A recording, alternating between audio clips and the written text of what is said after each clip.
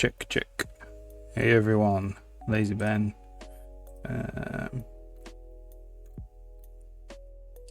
Okay. Tuesday stream.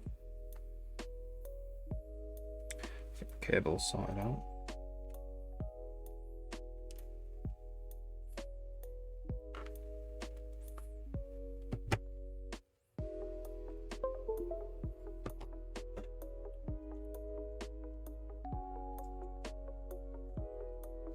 All right.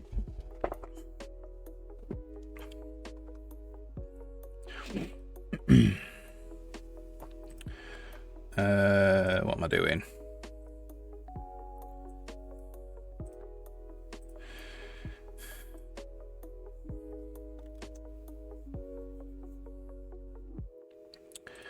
Let's just upload the last VOD to YouTube.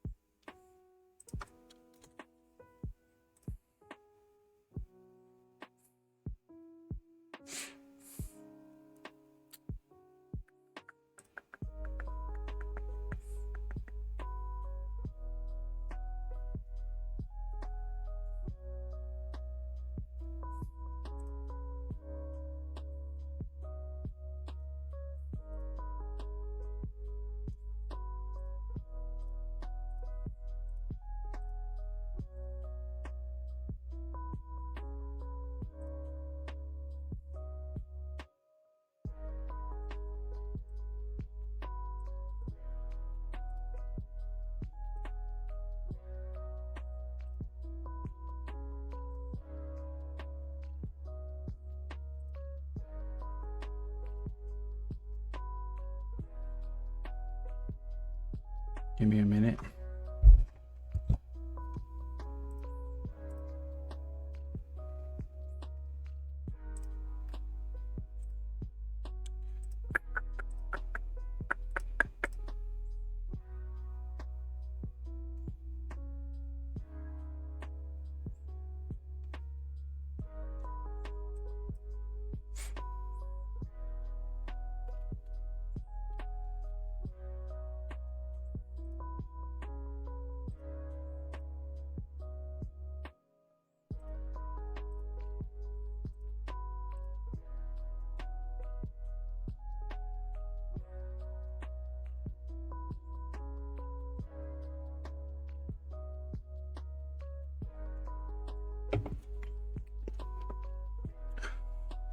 Oh well, can't sort it.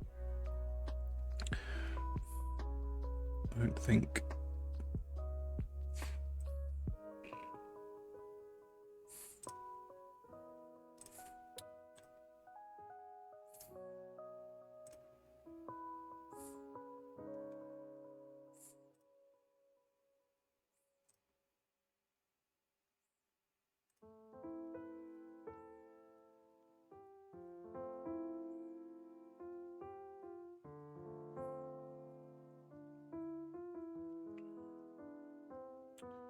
Um.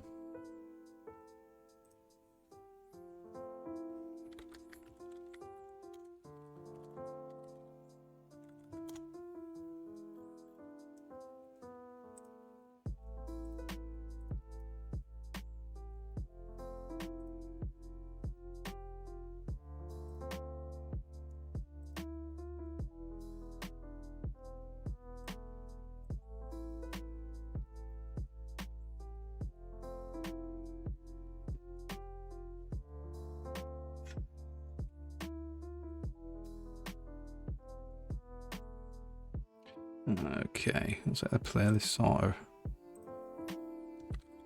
YouTube is broken.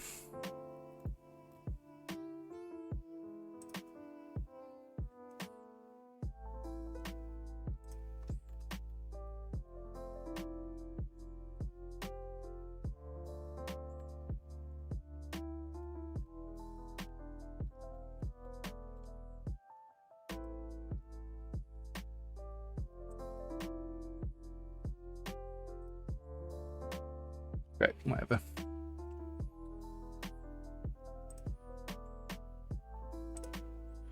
Unbjerg, hey, top of the morning to you. How's it going? Welcome back. Hope you're having a good summer. Hope you had a good weekend.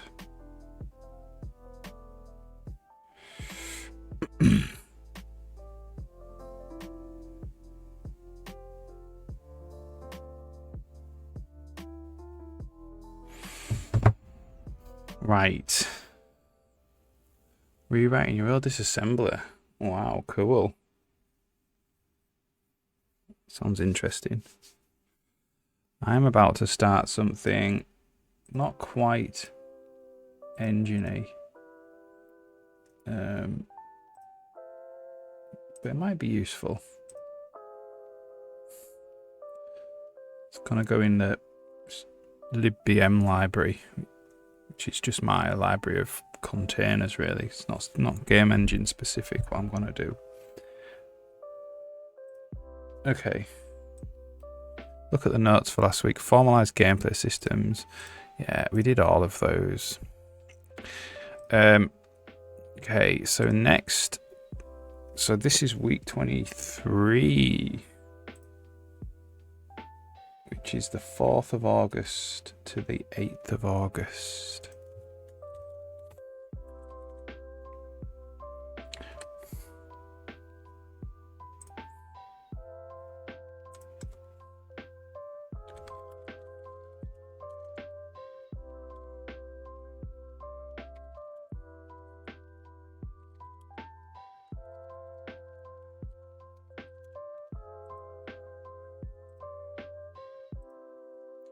Goals for this week. So, decompiler. Not ready to fit. Right. Yeah, it can be interesting reading old code. Yeah. The oldest code I have is from about 10 years ago. I don't unfortunately have any code from when I was a kid or anything, unfortunately. So, what I want to do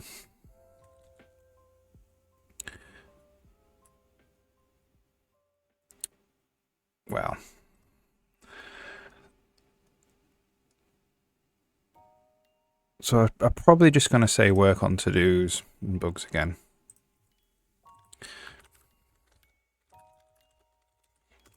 Really, I'm not going to do anything new. I've only got 2 days of streaming, well, 1.5 days. Compile and decompile can wait until I am more skilled. Because it is writing a compiler is one of those. It's difficult, but it's make you a lot better programmer for sure. Okay. So I'm actually going to a different solution. The LibBM solution. And I saw a really interesting thing online, which is to do something like, if we do like array of int i's equals 1, we'll say 0, 1, 2, 3, 4, 5, 6, 7, 8, 9. And you can do something like this. We'll go auto i's2 equals we'll say array int j's, and we'll do j's copy from if i's, and this, it takes like a lambda.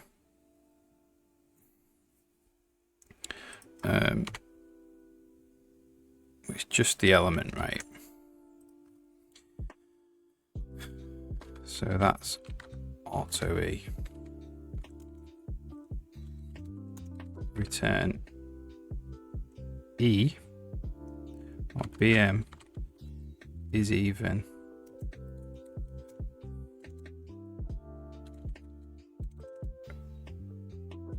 Well, we'll just say, let's do this, which is just even. Or odd even.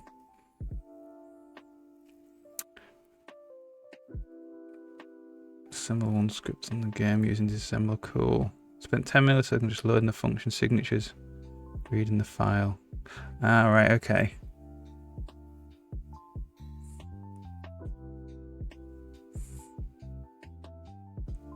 Yeah, nice one. Sounds interesting. So you like writing a scripting kind of engine.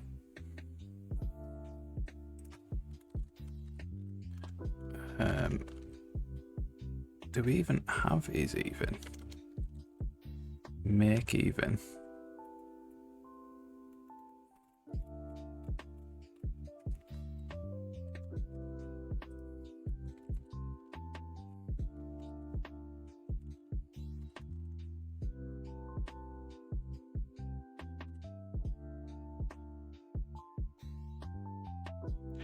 We probably won't do is even actually. What we'll do is we'll just say return e equals 1.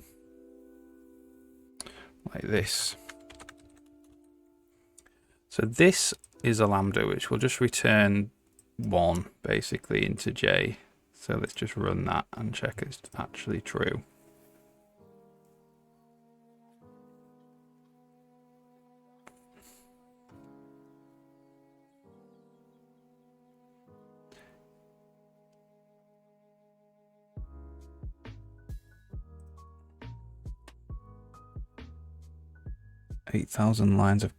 Lines of function signatures. Blooming heck, that's crazy, isn't it? That's a lot of functions. That's like 8,000 functions. Edit scripts for the game. Ah, cool. Making it easy for that. That's good. So it just puts 1 in there. Now, what I actually want to do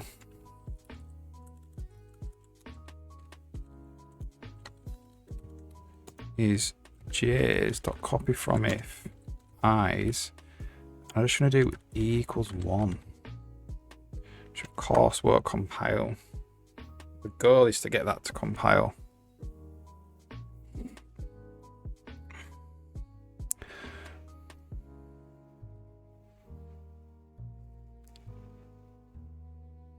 Right, okay.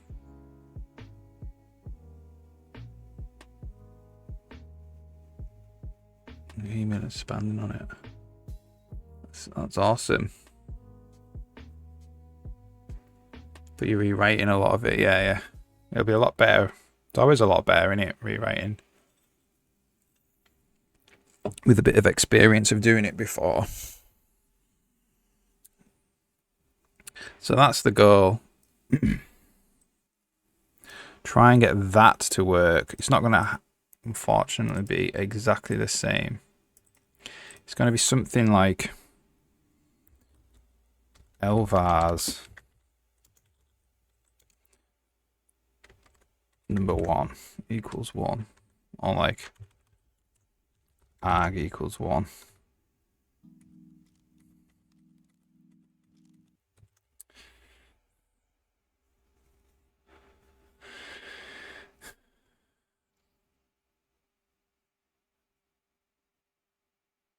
Won't deviate. How to handle custom data types and enums. So is this still for Pokemon? Was it Pokemon you were working on before? Yeah, cool.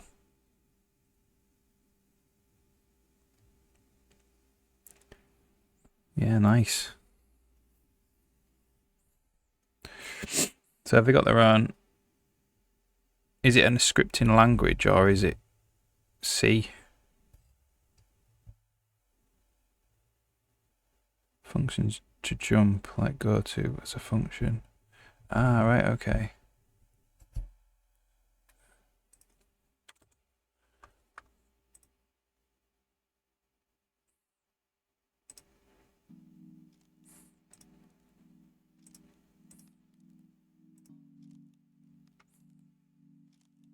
turn. Ah, right, okay. So it's just their own scripting thing. It's interpreted. Awesome. Okay. So what the first thing we need to do this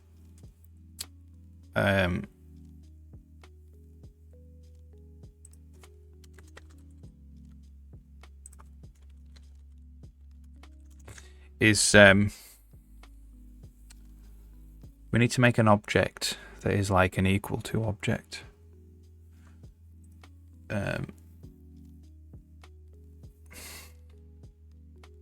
So how is this gonna work?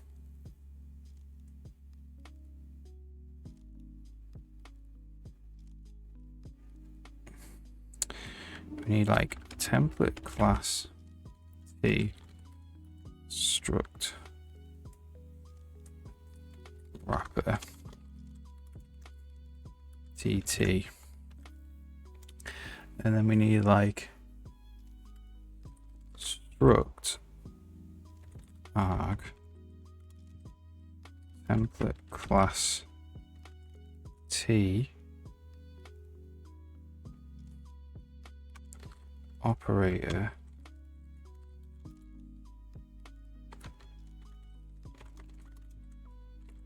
turn wrapper T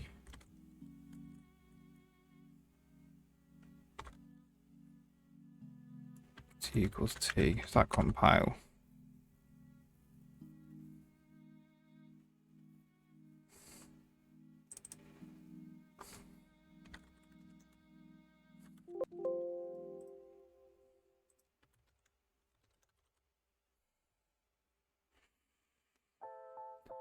First argument is the index of the function to call from an array in the game.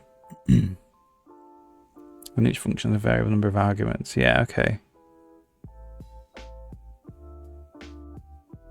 Right, okay. Interesting.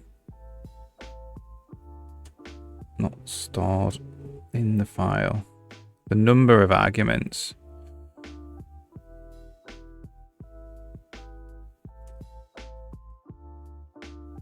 Right. So you're doing like VA args to get where you need to know the actual number of arguments, as opposed to a templated variadic template. Because if you had a variadic template, if you're doing it in C++, I'm not sure you are, you could get the number of arguments.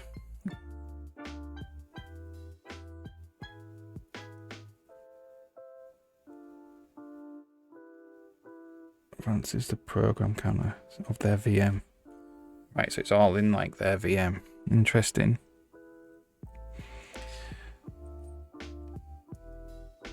Okay, so if I did arg,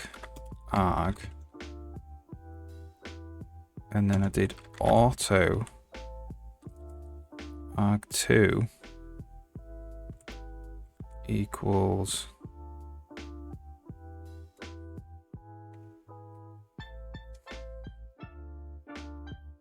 so that'd have to produce a type.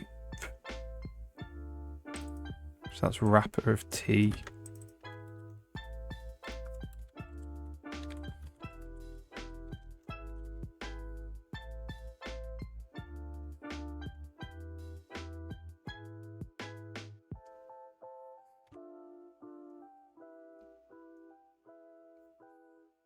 So that produces our actual. The type of arg is wrapper of int thing that we need a lambda on.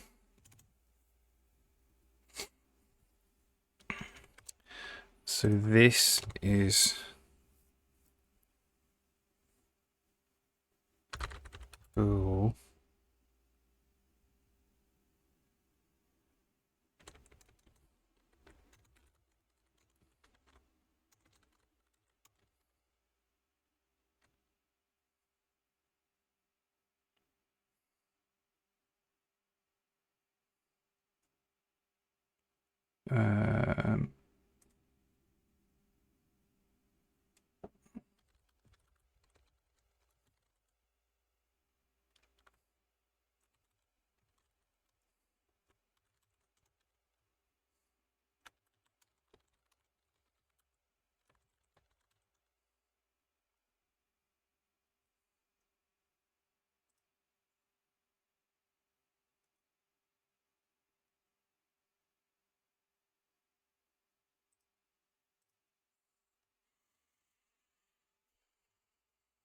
Mimics assembly.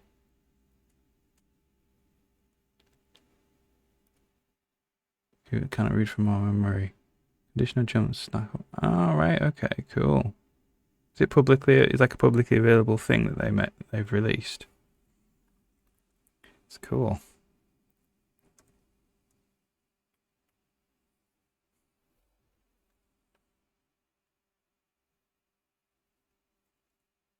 So I think this is actually.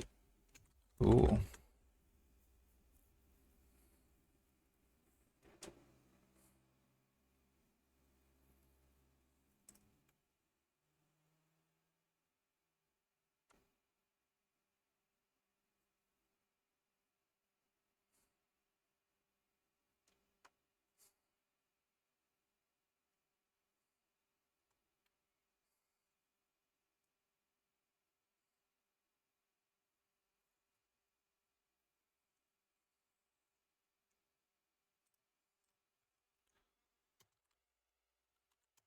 I like the ARG 2.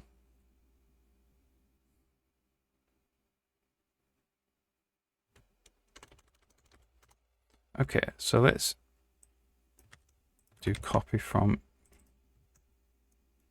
arg equals 1.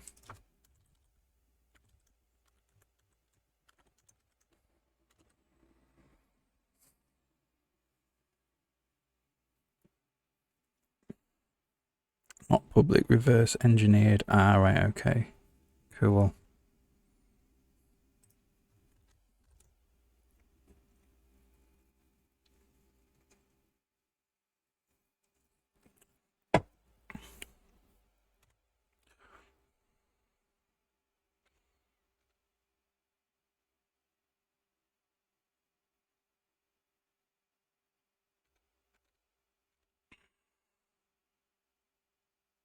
That did work, look.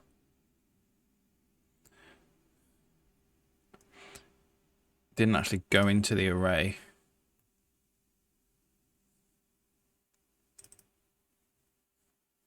Oh.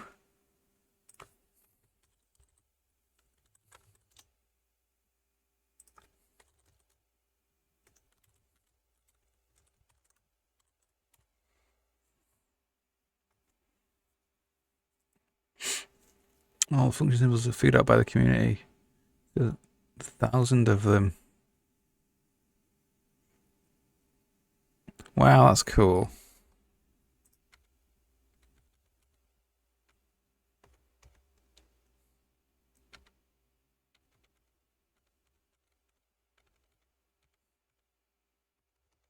That totally works. That totally works, which is cool. So we can say arg is 1. Or if we say arg is 2.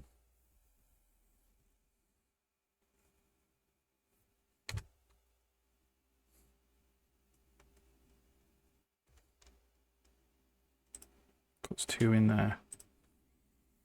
Okay. So let's do a greater than or equal to.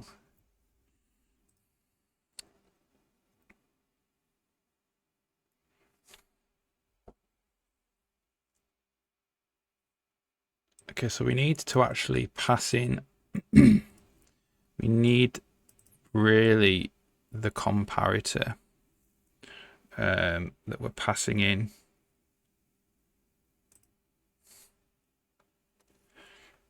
Because this could be different.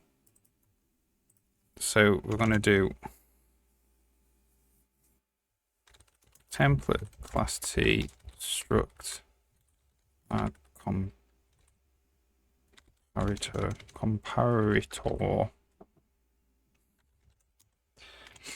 And we're just going to do struct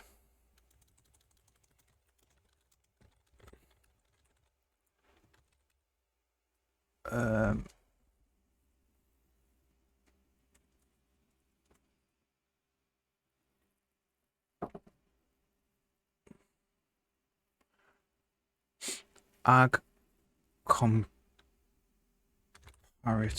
equals comparator for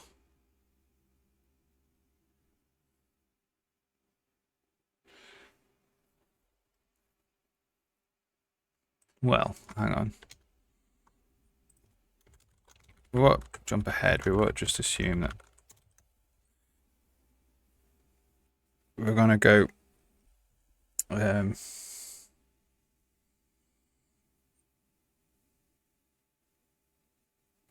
well,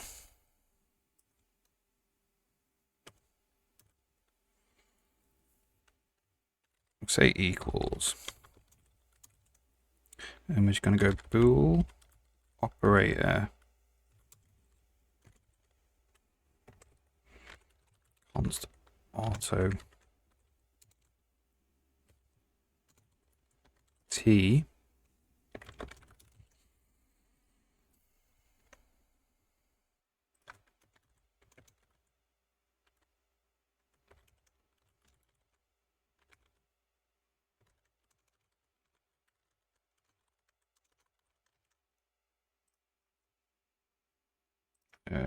that's the right hand side. So it's going to go return t is equal to the right hand side, and then what we want is we want a comparator.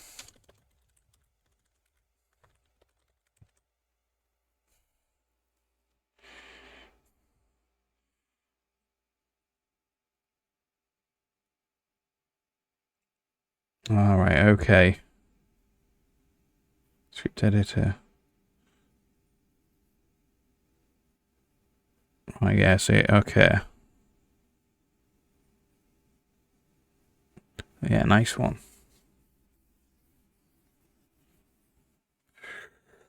Feel like a good project, that. So what we want is we just want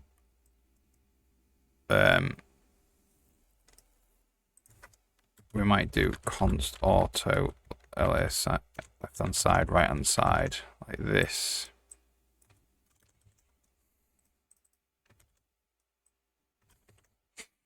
And then we're going to go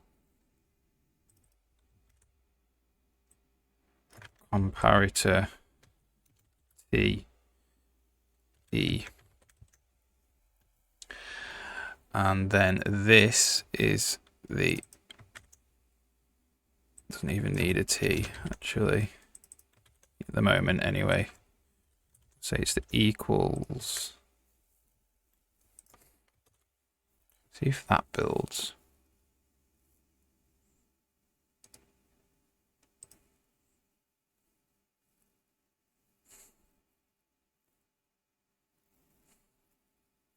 I want to make my own GUI for the out of interest. Yeah. Yeah, you can just release it and then add to it as time goes. Yeah, nice one.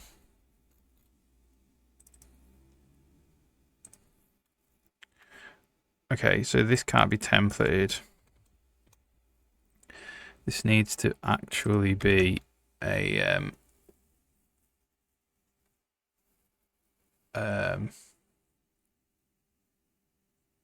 passed in somehow.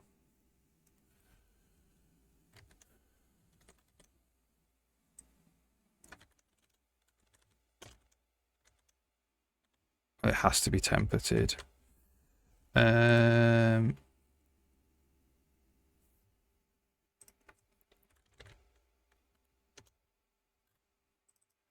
comparator equals.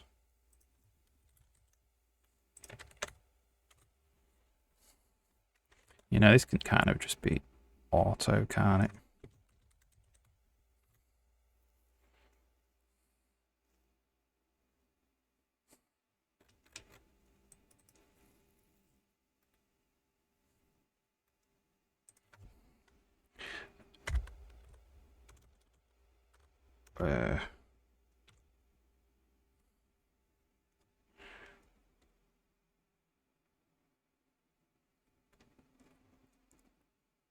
Well, okay, this can just be.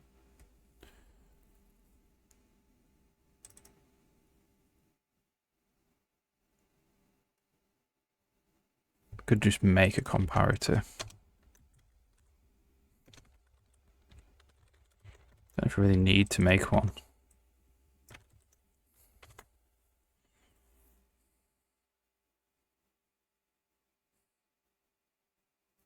All right.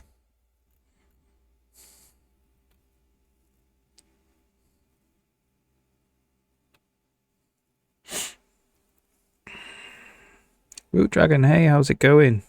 I haven't talked to you in a while.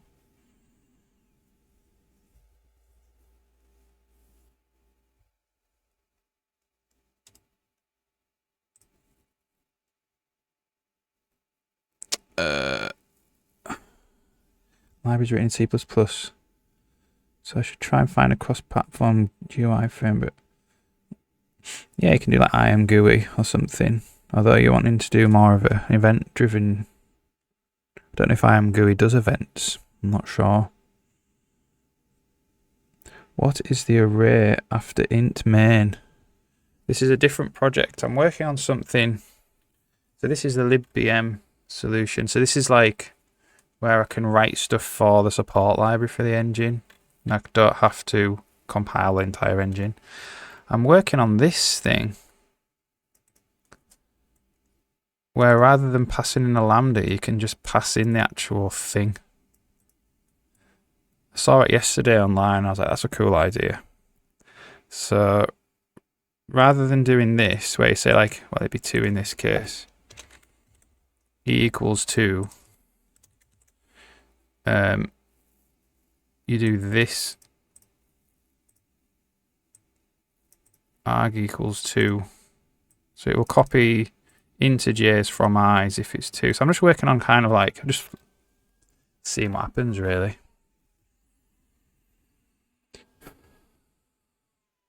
Autocomplete text editor console, put the errors.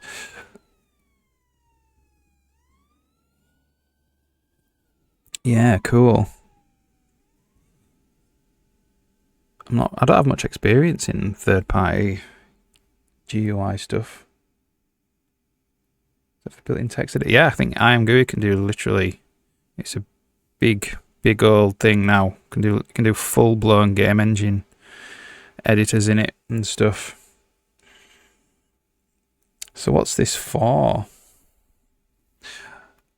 It's just to see, because this is quite nice. Rather than having to write the lambda, it's quite nice. I could just be like, well, arg is 3.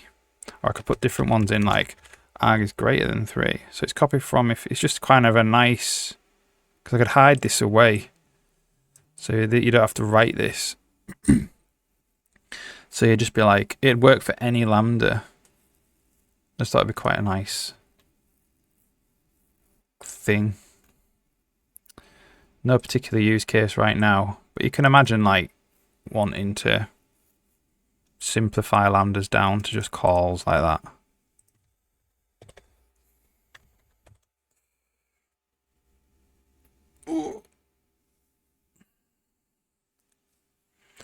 Don't know how to use C++ code in C#.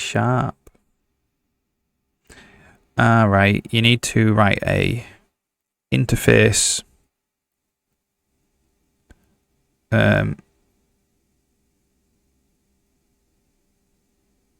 into a DLL, basically.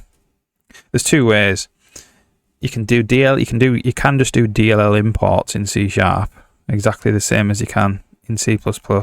If you don't want to do a DLL, you can write a little layer that sits between native C++ and C#, and that's written in the Microsoft's .NET C++, which can communicate with both C# and native C++. It's called Managed C++, I think.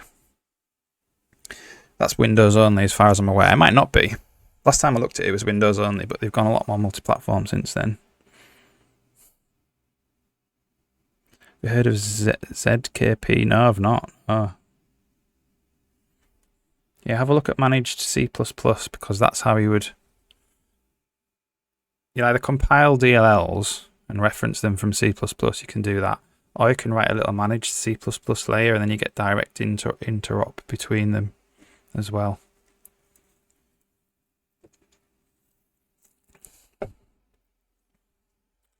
Yeah, okay, cool. Yeah, have a look at Manage C++. Because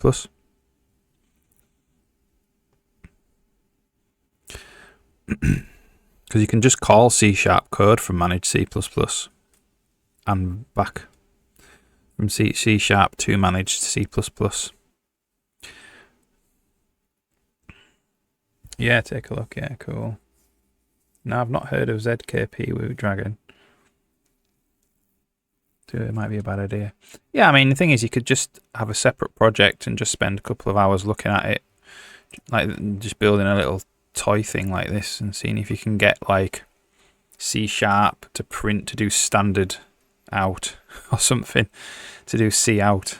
So you could do like C# print, write your own print that goes to managed C++ and then goes to native C++ and prints out the word. Just write a little toy thing like that.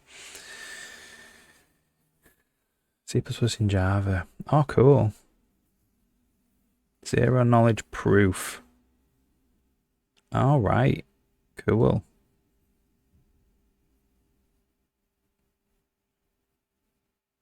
The word handshake better than OpenSSL. Ah, right. Okay. Got no experience in that, unfortunately. Sorry about that.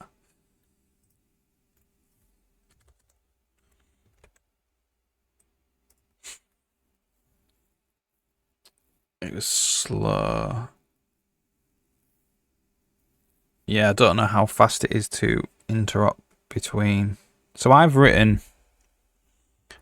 a game engine in C++ and I've written the editor in C#. And I have interrupt.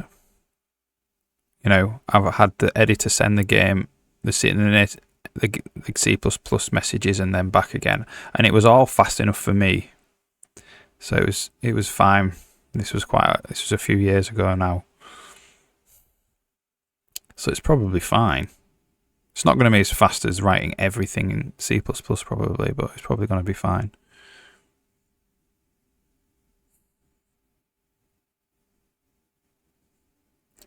There's a few entry points. So it would be... Alright, cool. There's a return value. Right, okay.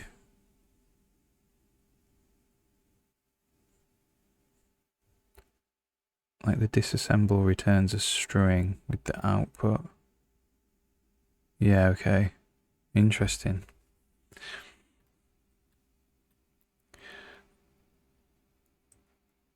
So let's do... This is kind of binary equals, really. Well, whatever. This is just equals. Let's do less than.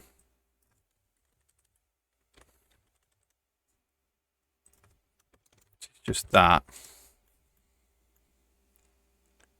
And then if we do this,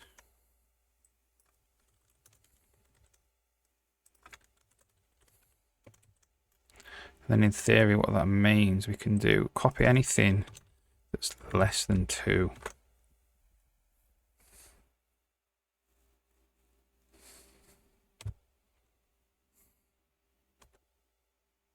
So J's now has got, so less than did greater than for some reason.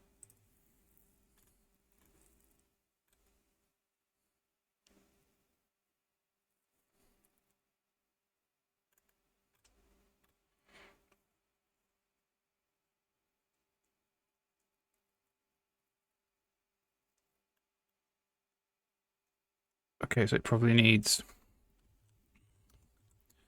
this.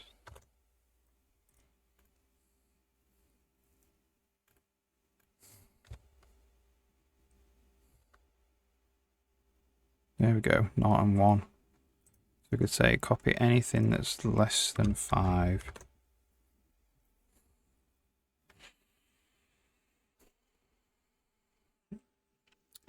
When I made a copy of C, I'm not very good at C#. I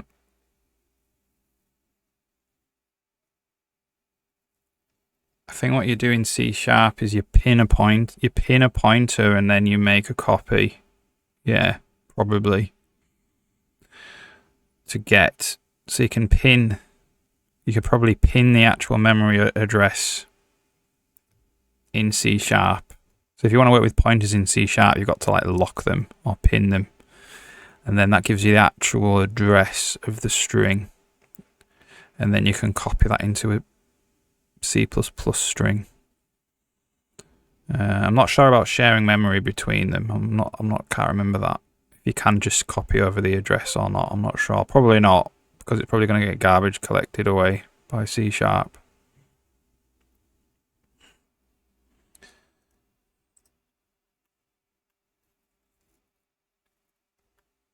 But yeah, you probably have to copy it, I would say. Copying a string's fast though. Once your client is in the enemy hands, they can fully decompile and recompile your protocol. Wow. So now you're trying to tackle an unsolvable problem. That sounds really hard.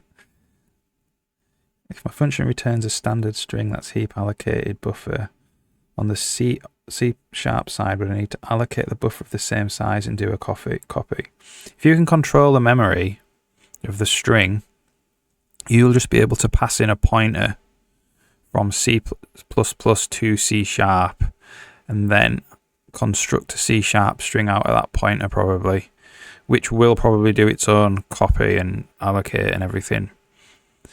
And then you will release that memory after you've done the call. But you can probably create strings with pointers in C# somehow.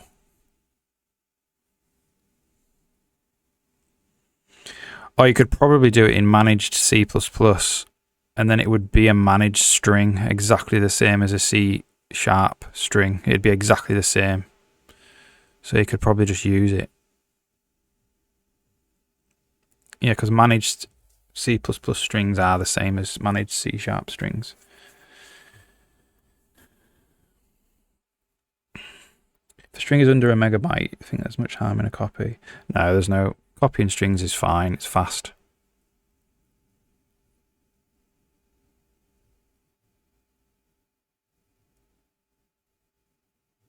$2,000 lines of code, yeah. Copying strings is a fast operation. It's just the same as copying an array, like an array that's of data.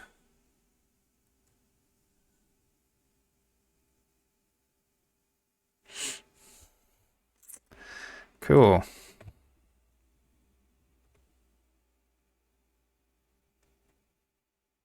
So let's have a look at size of arg as well. Where's my watch window?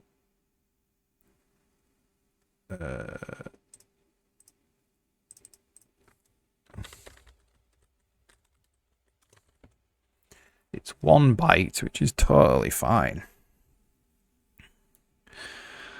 Okay, so we could do basically all of them then.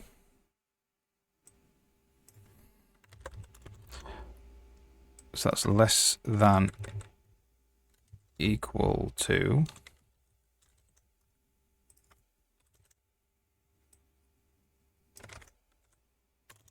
And then we got greater than equal to.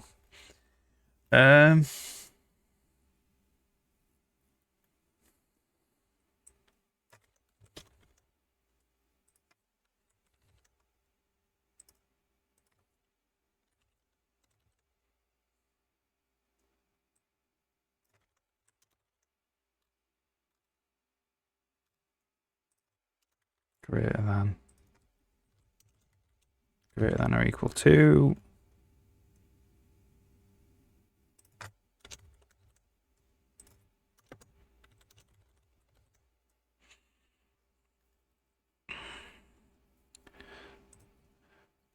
Does C# use native C++ to do the copy?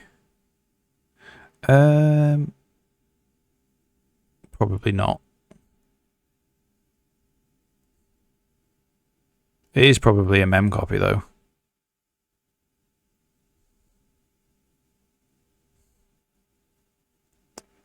I'm not entirely sure what I would do with it. It's free to do anything it wants with its memory. I'm not sure. You could do the native copy and manage C++ though, and then create. Well, it probably would copy it in if you just passed the pointer. It would. I don't think you can create a view or anything. That would be deemed unsafe probably by the language.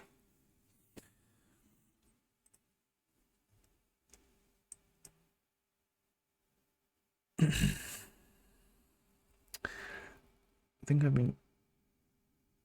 have solved the problem. Steganography. Signaling data with a special stamp or unique pattern. Okay. Interesting.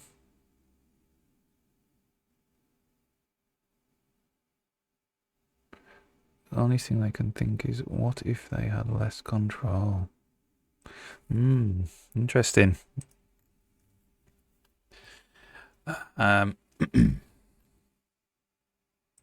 So we're just gonna do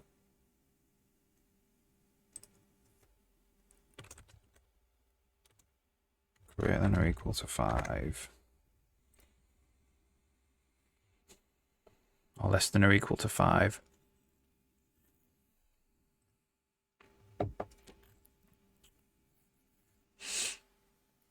Somehow. Stack compare 7. Yeah. Custom data type or an enum or something.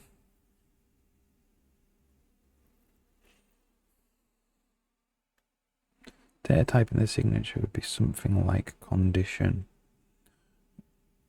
Right, okay.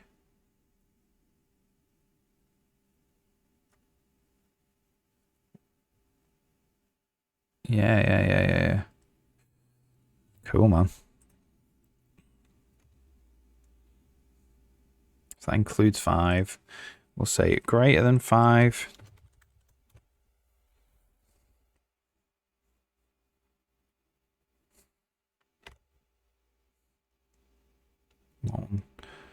Okay, so that didn't work.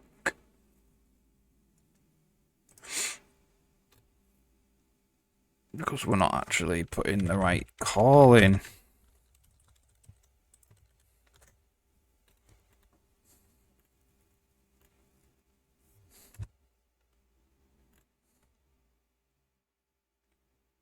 Cool. Greater than or equal to 5.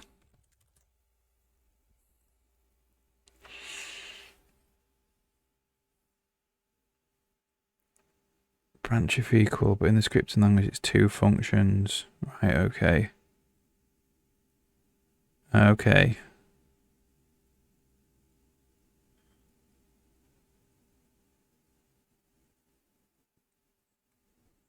Checks the stack result and pops off the stack. Okay, cool. Sounds like a low level for a scripting language, this.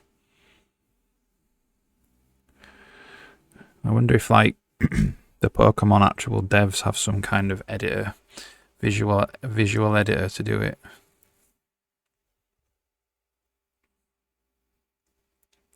Okay, so we'll do not equals.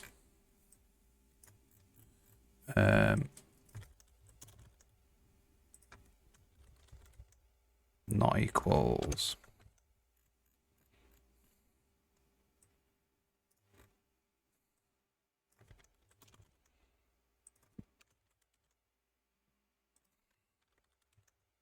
So now we want everything that's not equal to 5.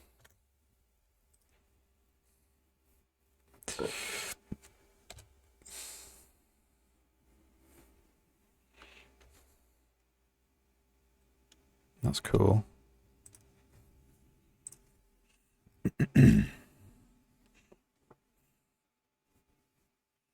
Yeah, low-level scripting language. Probably, yeah.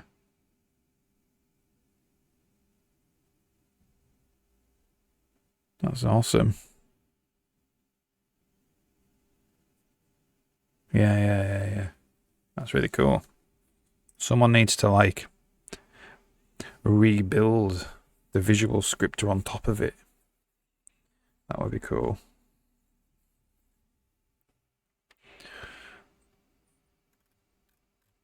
Someone in the community. Yeah, nice one. All right, so let's do something like a custom one. How would you do a custom one?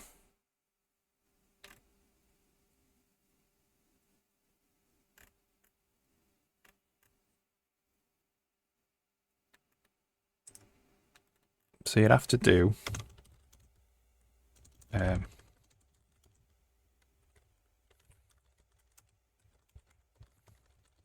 custom comparator like this.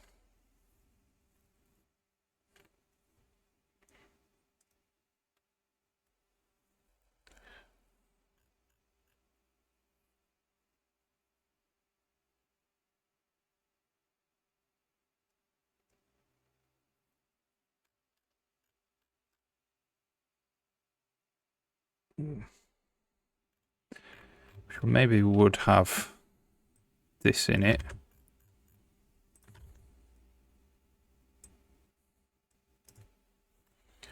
Well,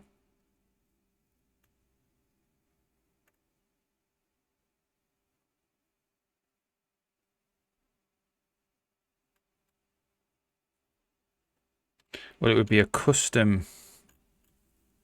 It's not a comparator really. It'd be like a custom, I don't know, op. And we could just say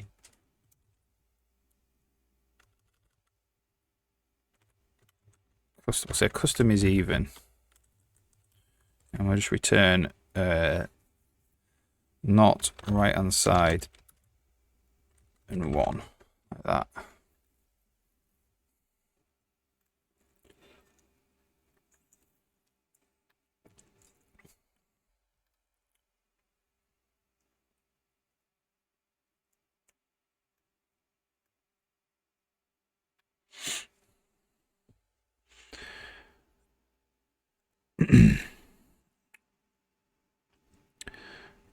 Used an arena allocator for immediate representation. Ah, right, okay, cool. 100 times faster, that's awesome, well done.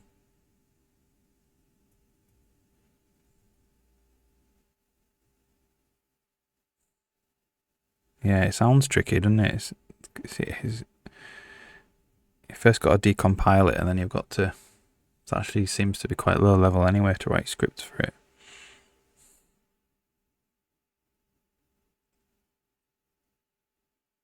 Nice one.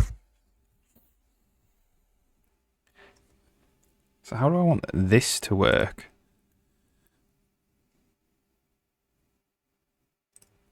I think I want it to be like... Well,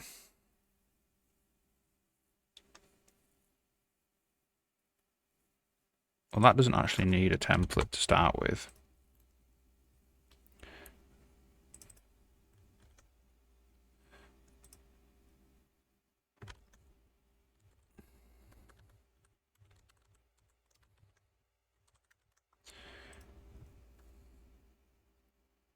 Like that will just work like that probably anyway.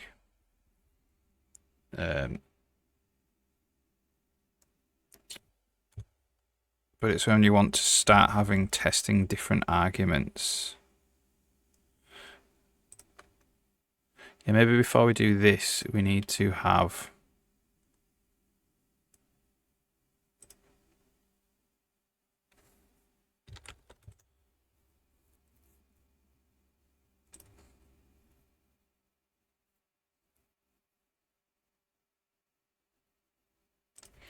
We need to think about different args actually.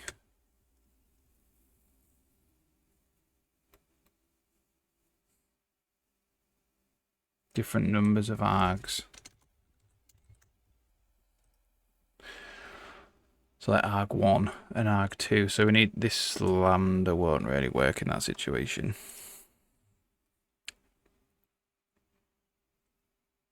The other program was in Java. Yeah.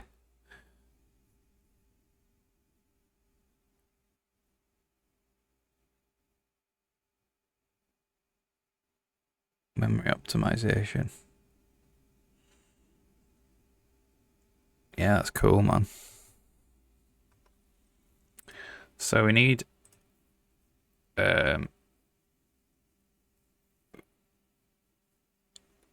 basically everything you could kind of do with one. Well, all arithmetic.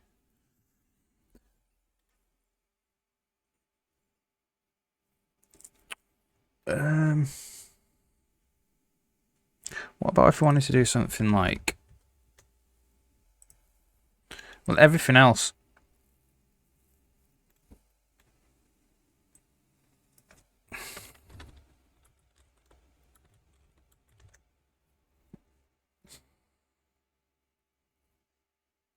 So what about plus equals 1? Arg plus equals 1. Could try and do something like that. So I'll just add 1 to every. So that's not copy from if. Would generate.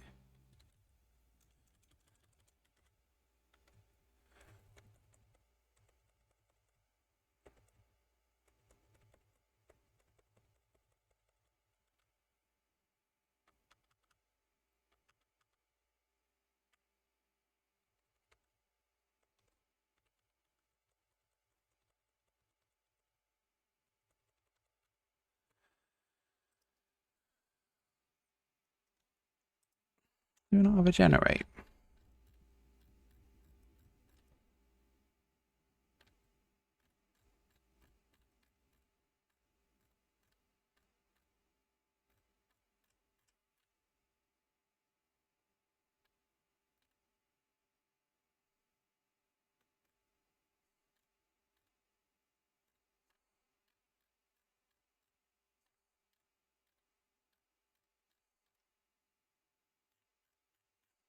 I think is it copy from?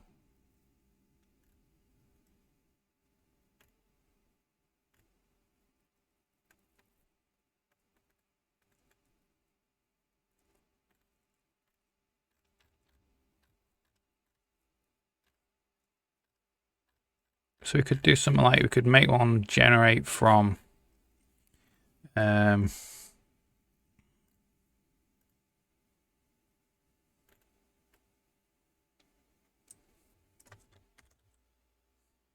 let's make a generate from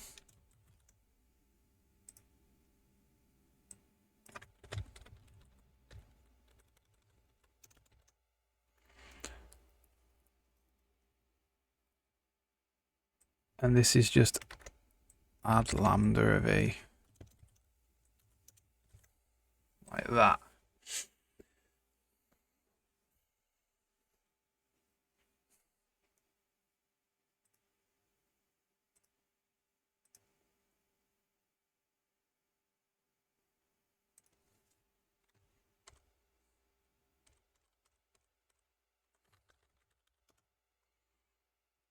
So this would be args j.generate from. Obviously arg plus equals 1 doesn't make sense at the moment. Let's write the actual lambda first. This is return e plus 1. Check that the generator works. Dragon, so I'm making a DLL. No, I'm just messing about. I'm just seeing if we can get. This might end up getting put into the actual library, the libbm library. So the libbm is also included by the engine, you see. And we could start doing stuff like this if we needed to, where we just like do a comparator there instead of having to write the lambda. It's only because I found it interesting. So I'm just going to see if I can do something like this. I thought, like, I saw it online and I was like, oh yeah, that's a really cool idea. So you don't have to write out. So the goal is to replace this, which will just say, like, it'll go get everything in I's and add 1 to it and put it in J's, right? Is to replace it just with this arg plus 1 or plus equals 1. Like that. And it will just add 1 to the arg. So you don't have to actually write the full lambda. What's the goal?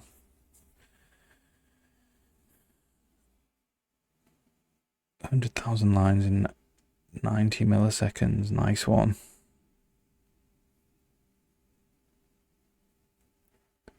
So it does its own mathematical operations. It's kind of like it's wrapping the operation, the operators or the comparators, I've called them. It's like syntactic sugar. That's the best way to say it. It's just faster to write and easier to read. That's not necessarily easy to read, but like copy from if, and then arg is not equal to 3. So that's just like copy from if arg is not equal to 3. And then this will get hidden away somewhere, so arg won't even be there. And this will probably be like something like, I don't know, L lambda args, L args, arg 0. And then we might have arg 1, arg 2, arg 3. So you could chain them eventually, maybe.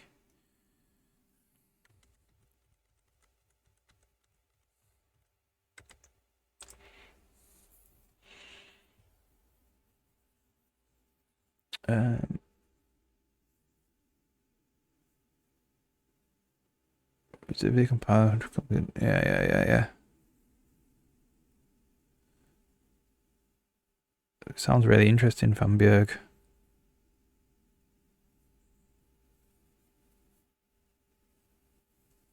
No need for any bounds check. Ah, right.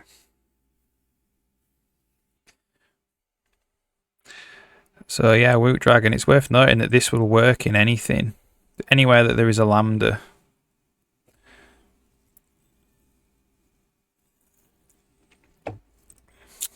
So it doesn't have to be in arrays. Anywhere when you're operating on just one element in a lambda.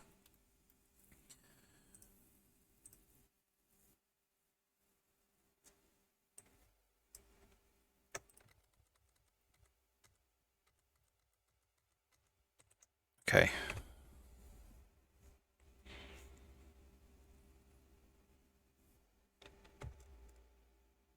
Okay, so that's added 1. So the goal is to just do arg plus equals 1. There.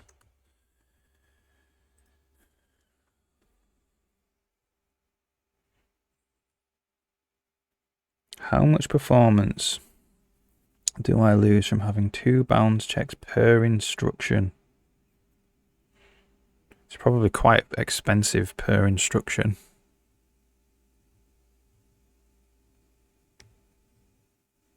You'd have to time it, really.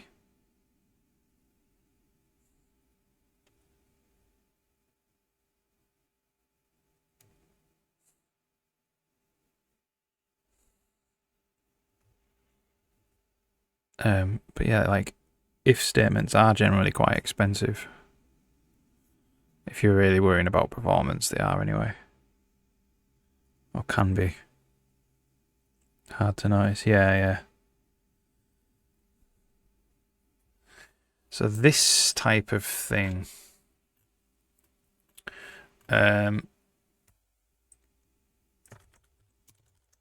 this is the plus equals. And then this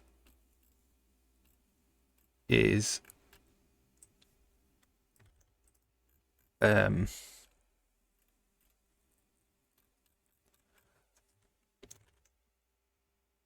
I can't remember what our comparator plus equals. I'm going to call this argot plus equals.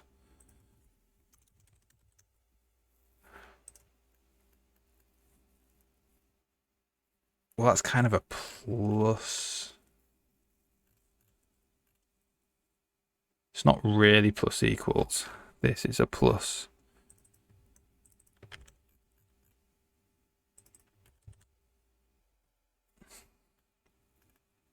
But it is working on the plus equals operator. We'll call this plus.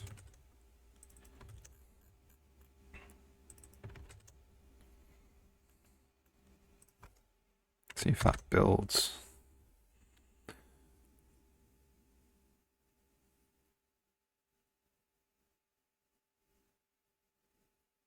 The first bound check is required to make sure there is at least 2 bytes left of the file to read the function index. So you're looking, you need to know the space to read.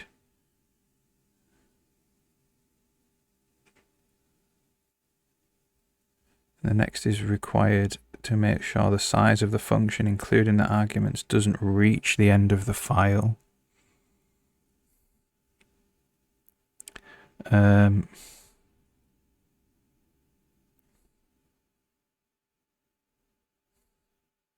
Yeah.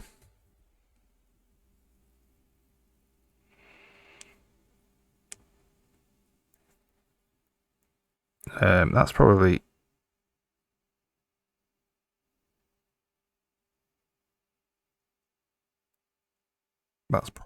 fine. Evil necessary.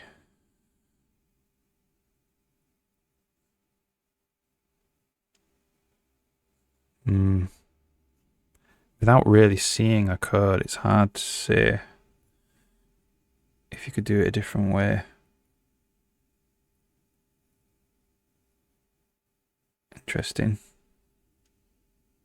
What do I do?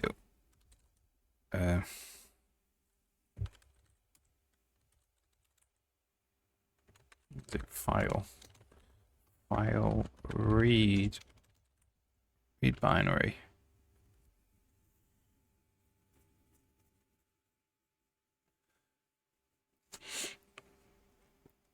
Well, I'll just read it all into a buffer, so that's not what I want. What do I want?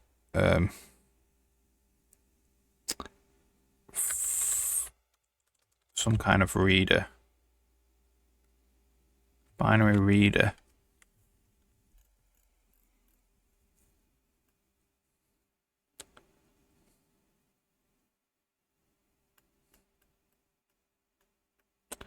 Oh, I get bytes out at a time. Bunches of bytes out at a time. And they're all based on get8, which does an assert to check we're not at the end of the file.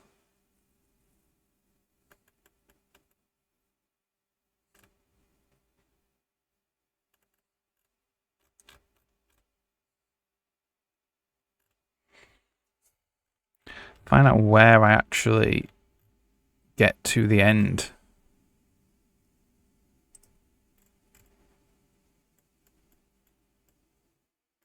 Oh, I think the way that because I know the structures of the binary files, I implicitly know. I don't have to do the check because I implicitly know what's in them. Like, this file contains sound of this size. And then I just read it all. And then what I do when I actually load the file is I verify using a checksum that the contents of the file is what I expect it to be. I think that's the way I do it. So I don't actually have to do the check. I put a checksum at the beginning of the file. So first I'll read out the checksum. And then I'll checksum I'll actually hash all the file to get the checksum. And I'll check they're equal. And if they're equal, I assume that no one's tampered with the file. And I know implicitly what is in the file. So I don't have to do the check. I just read it out. or point to it, or whatever you want to do.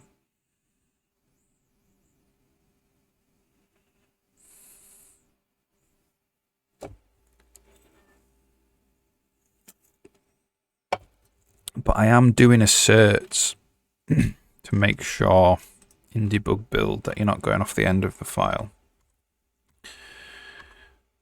Obviously that approach is only works if you know what's in the file. If you're expecting a certain type of data in the file.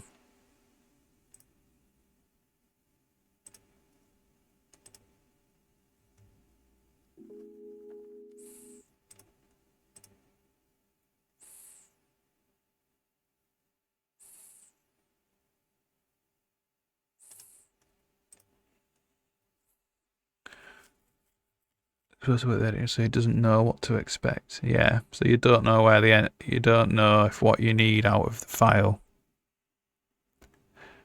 And you can't checksum it. It doesn't come with a checksum. That would require whoever's prepared the file to have put a checksum on it, which may or may not be there. I'm not sure.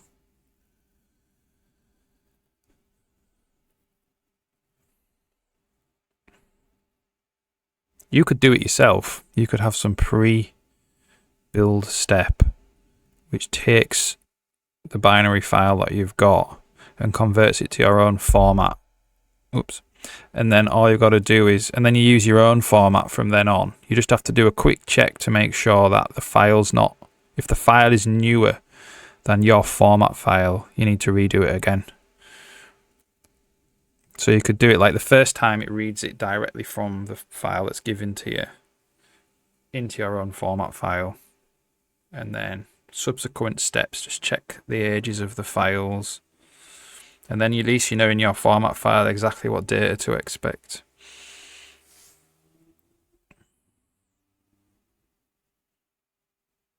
Yeah, cool. Yeah, like just get it working with checks first. And then you can see if you can do a checkless version. Well, that built, which is good. It put one everywhere, which is not great.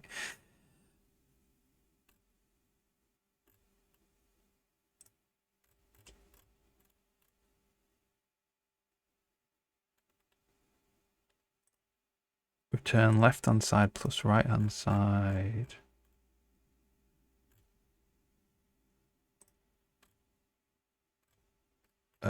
So what is going on here? Oh, it's returning a bool. This needs to be auto.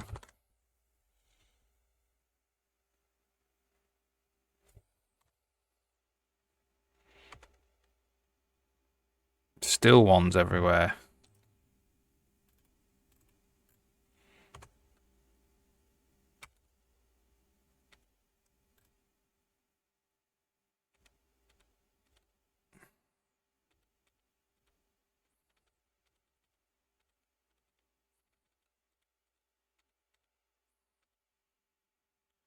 Zero and one.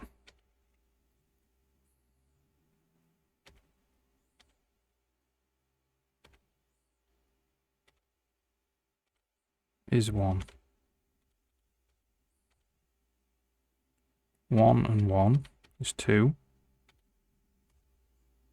Still returning 1. It still thinks it's a bool.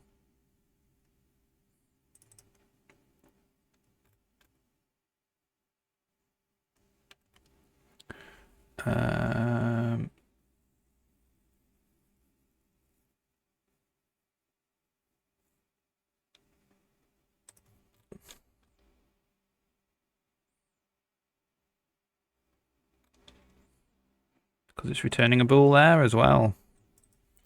That's auto. These are all kind of auto, really.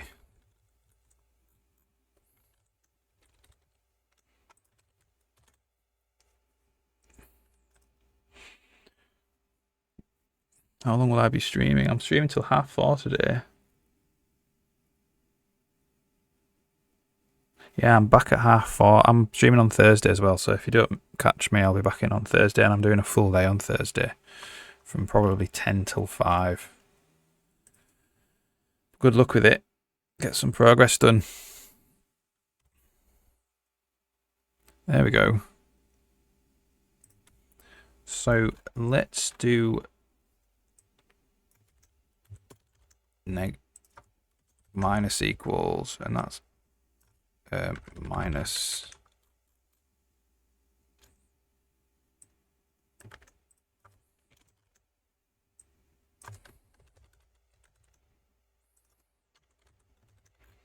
So the great thing about this is we can actually put 2 in. So we could put 2 to each one.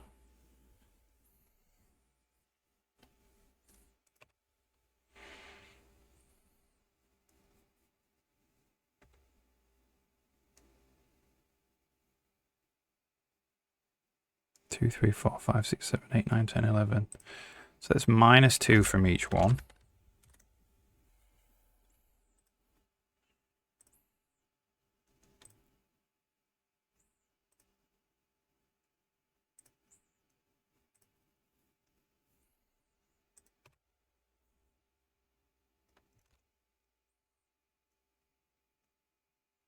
Yeah, this is cool. This is working quite nice.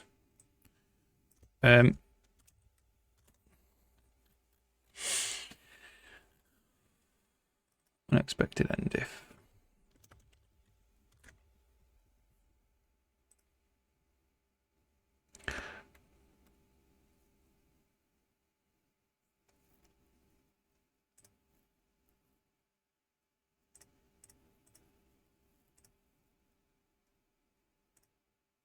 Try and get some music playing. Someone else is using my.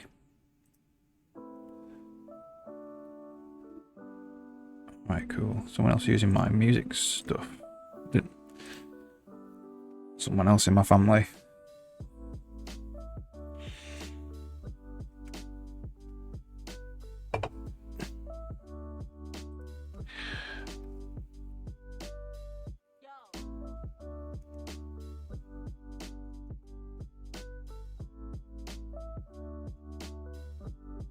So we might have like, it might be nice to actually make like a generator thing that works on an array.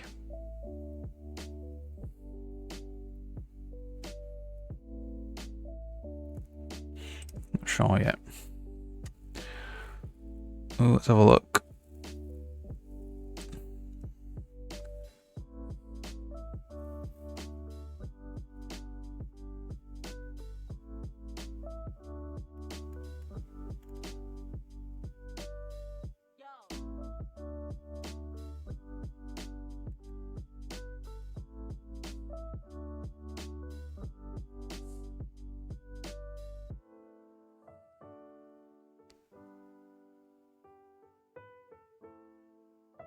Reading from bytecode.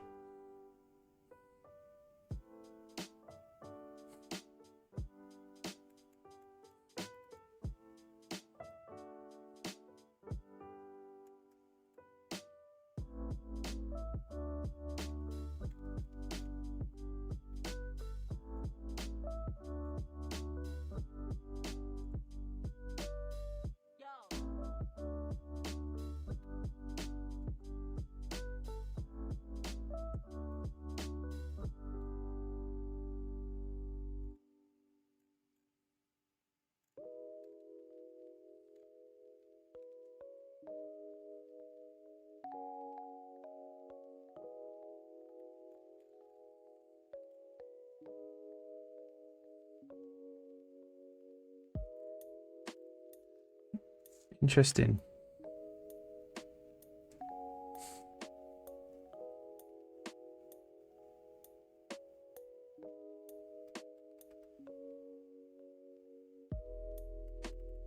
It's like building an interpreter.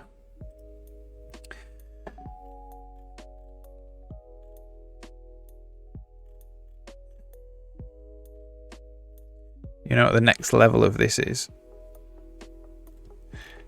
if you could jit it, kind of. Not really. Like, what do I mean? rather than do this, actually get a buffer of actual byte codes, x64 byte codes. Do you know what I mean? That's probably what like Unreal Engine does. And then execute it actually on the CPU as bytecodes on the CPU, and that would be banging. So read it in, and rather than actually doing the result there, push onto the bytecode or the actual assembly. You know, that'd be cool. The bytecodes, that'd be awesome. Yeah, it's good work that.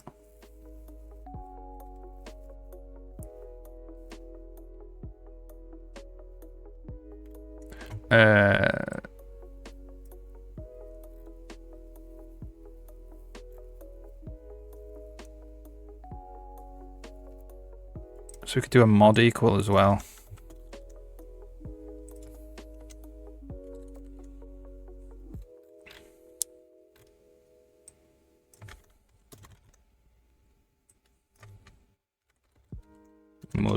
Mod.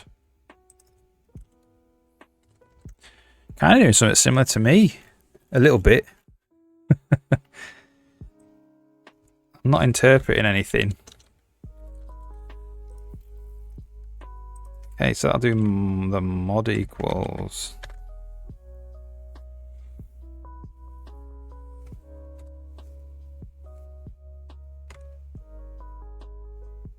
Not one. But I could do like mod equals 5.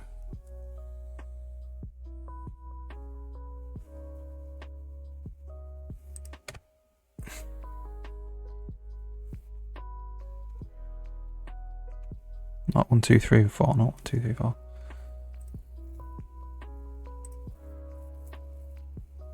It would be nice to actually have a generate array. Actually,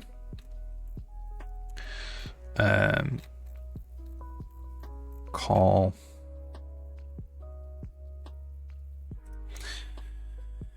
so that'd be like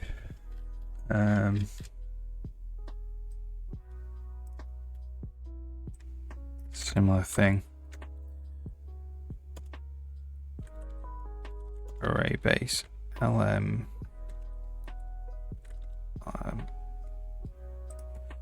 allocator generate array.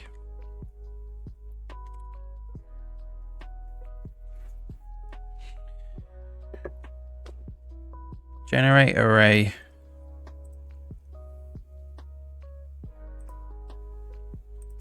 and we could just do like const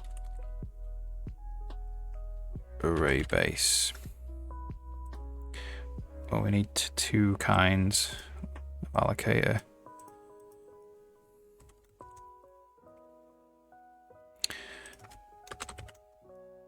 So they might come from 2 different allocators. Need the same. Let them have the same LM for now.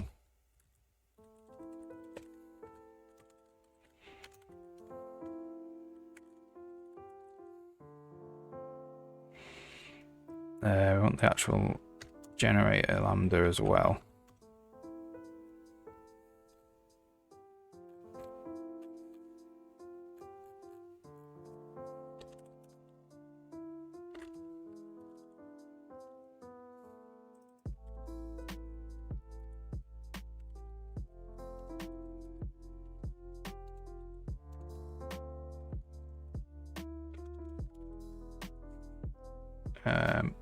And this returns, this is allocator 0.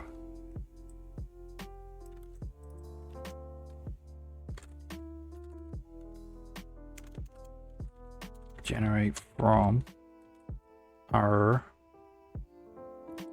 lam.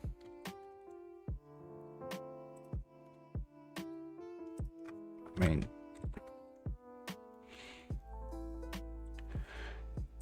this could probably just be const.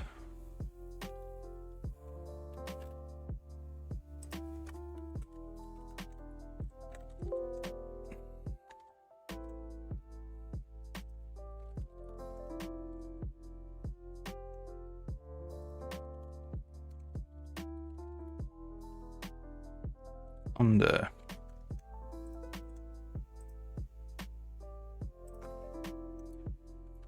if that even compiles. Do I mean actual CPU instructions? Yeah. And bytecodes, CPU bytecodes, yeah.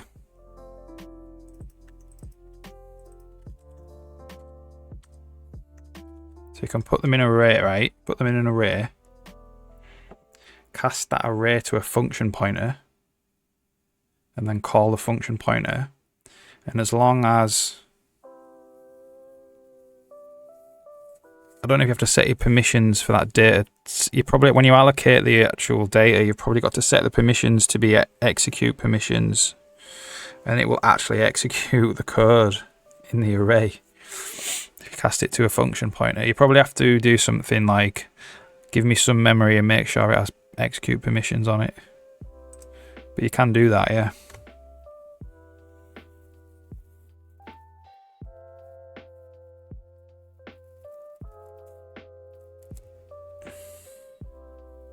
No, it can't be assembly.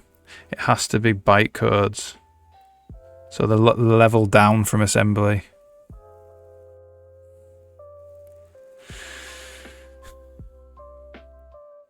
So it is like hex codes. It's like lower level than assembly.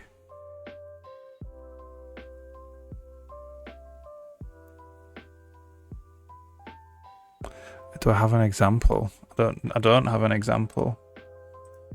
x64 bytecodes.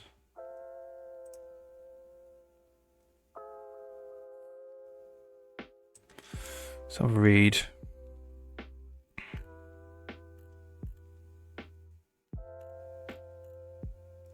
What are the x64 bytecodes? Instruction encoding.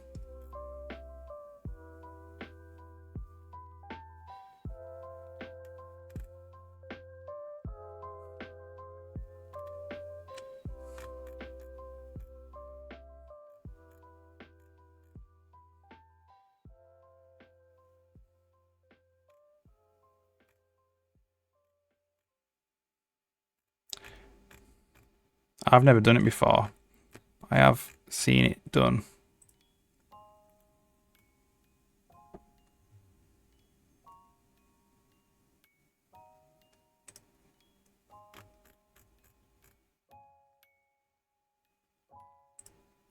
But yeah, it's like the one level down from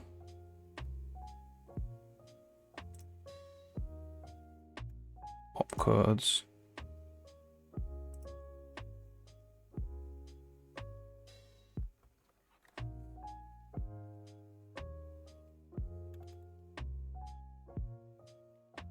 It's like this stuff.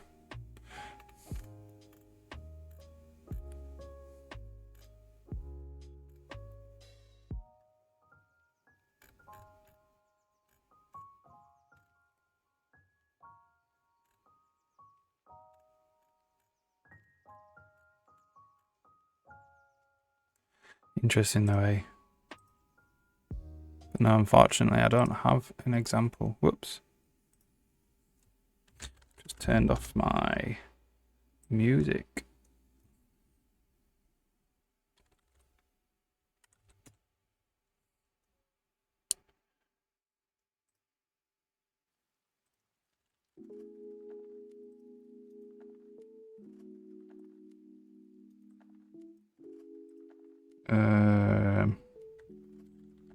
Opcodes table. You'll have to read this and try and make sense of it. It is all super low level. And I'm not pretending that I really understand it.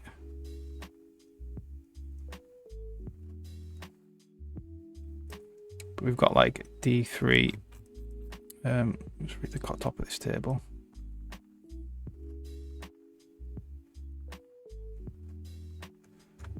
Cool though. But anyway, you get like basically in a buffer of opcodes, or just like bytecodes for your CPU, and then cast it to a function pointer, and call the function, and it will call the actual. It will run what's in the buffer as code, as like it execute it on the CPU.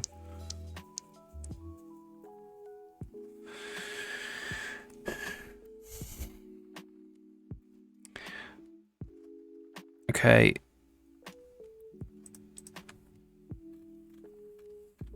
What were we working on? Oh, the generator.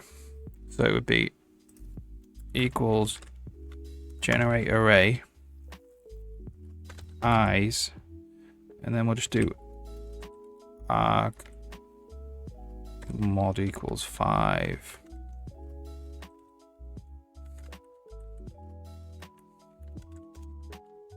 See if that builds.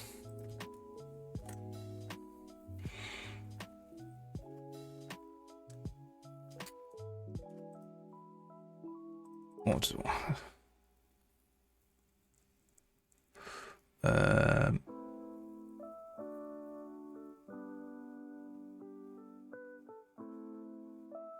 We need to pass the actual allocator, so we actually need, this is generate array base really. So this is template class lm concept static allocator other allocator.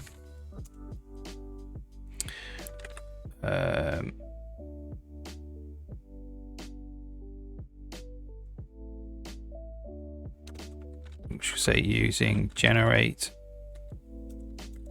array equals generate array base lm allocator 0 is a global heap. That's the other allocator, and we do need the lambda as well.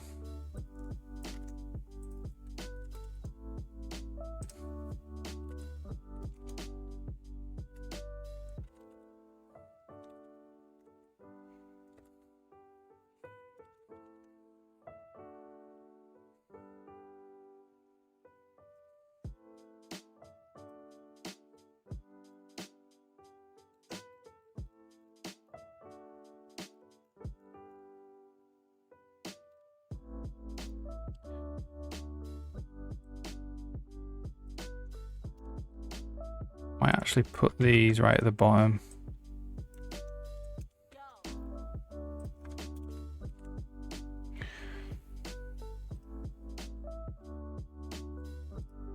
So this is actually just, so now we can just call generate array. It's not a type though, is it?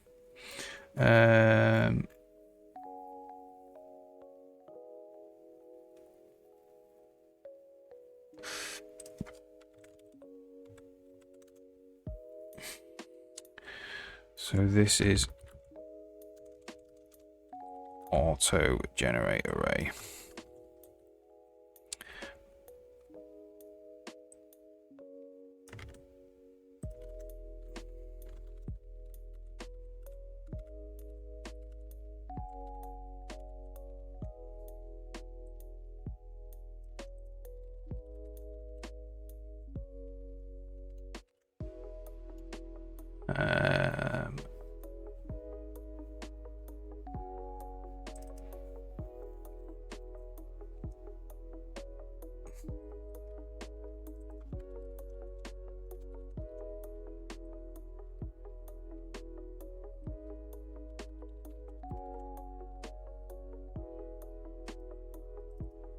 Don't actually need to do this.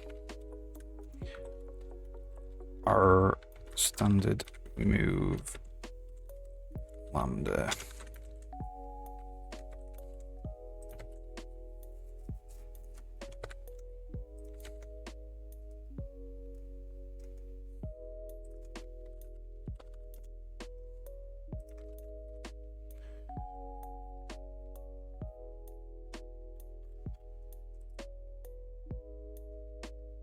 This is other allocator.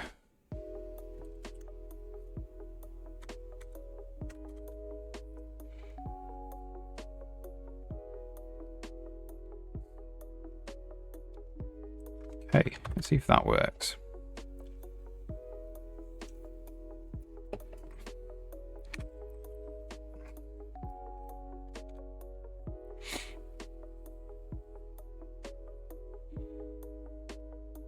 Did not work.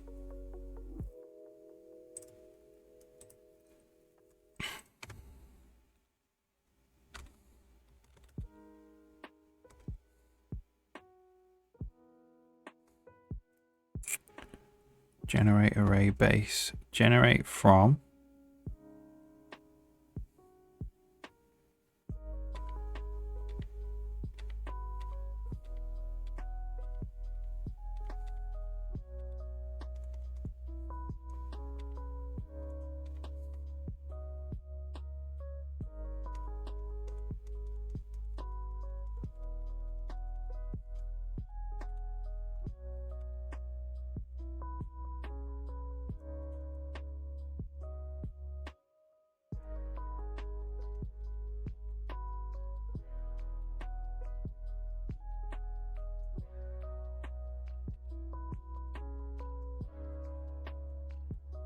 Okay, it's not doing RVO there.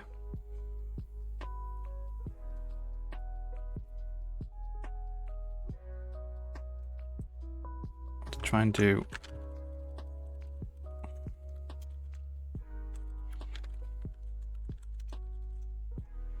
I'll do result get count.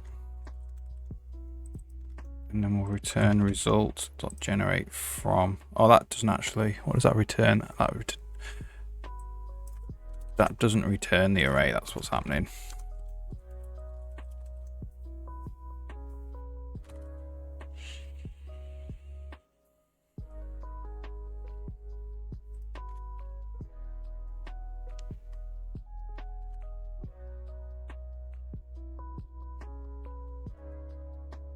There we go. Let's just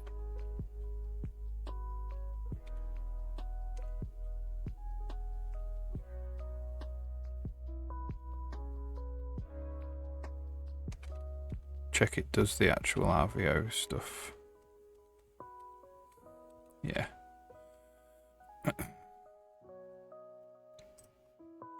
So you could actually, you know, standard generate, standard ranges, generate.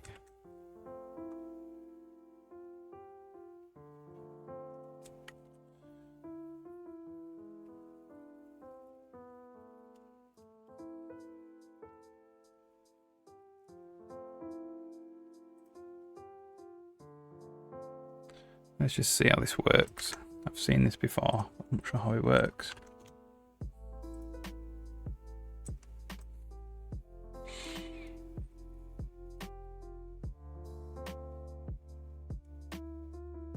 Ah, right. Different type of thing.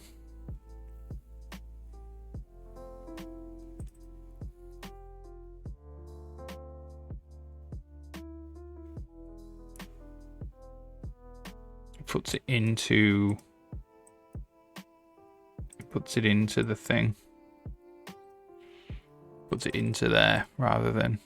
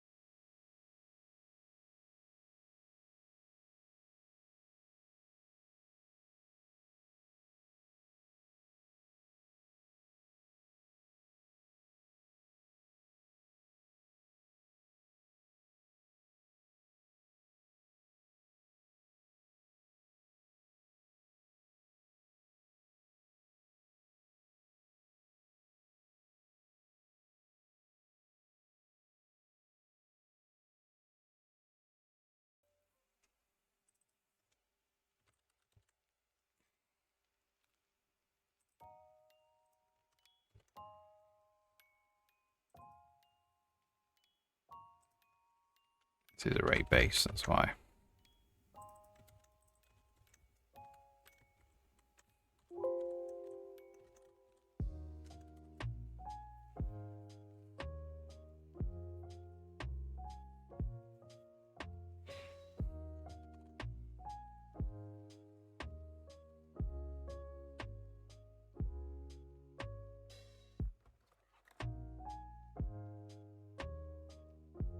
Generate 2 is a pretty terrible name.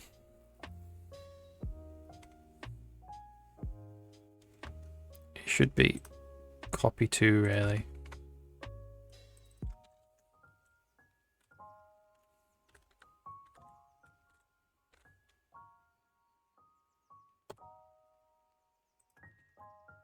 Should have one with one without a lambda.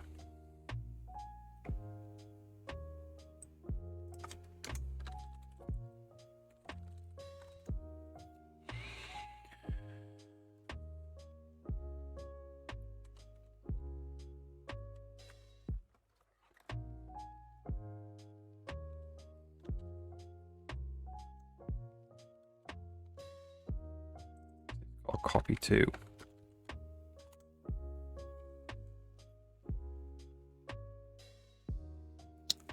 Okay.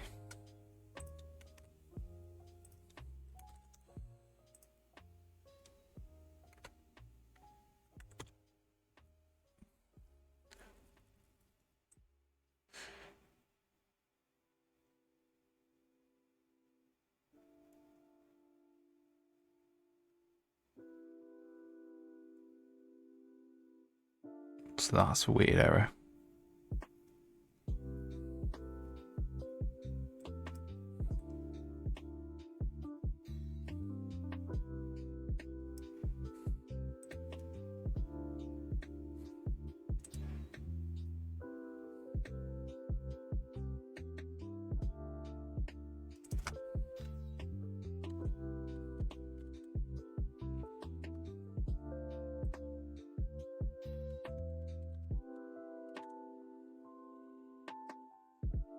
Improved version.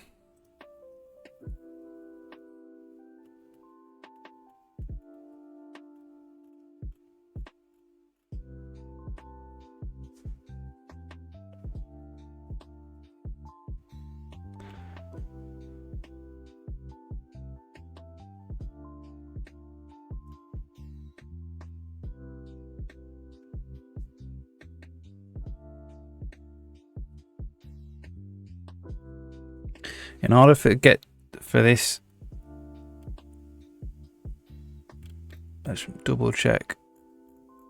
In order for this to do what you want, you need to. So this is using SIMD. You need to pop off 4 bytes at once, and obviously they all have to.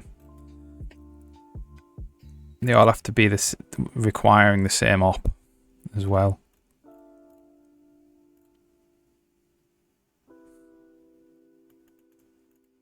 This is probably not going to be faster than your original one, I wouldn't say.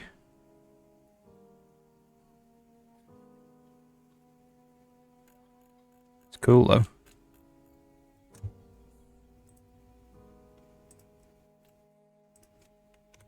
I have a funny error, linker error to do with malloc, which is weird.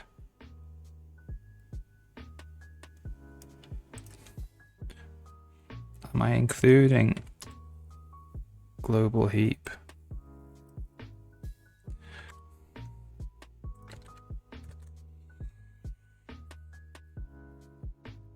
And the point wasn't being faster. Alright, okay. Harder to understand. I don't know if that's necessarily harder to understand. That's probably not harder to understand. Obviously it's like more characters, but if you know what you're looking at, it's fine.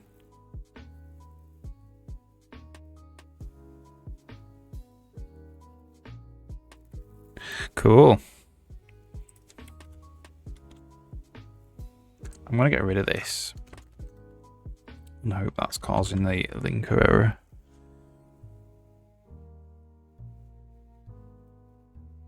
not. What is causing that linker error? That is such a weird error.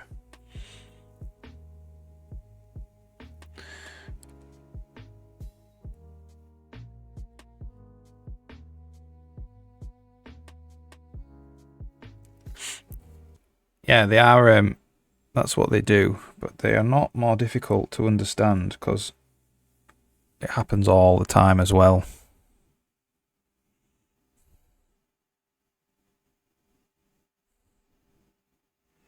It happens all the time as well. Not just ad, not just more than ad. SIMD is very common.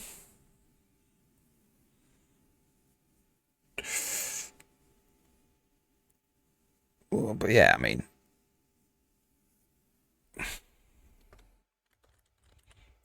well, I've absolutely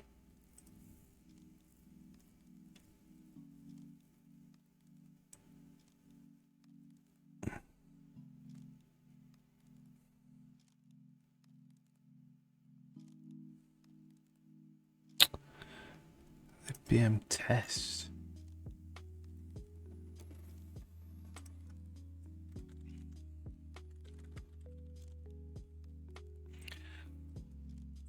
Does that include global heap?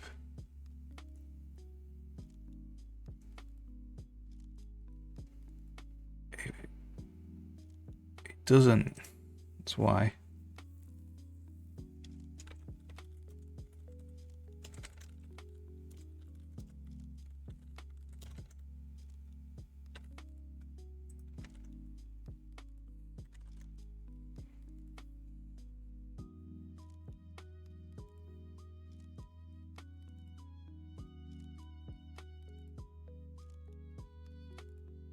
Okay, cool.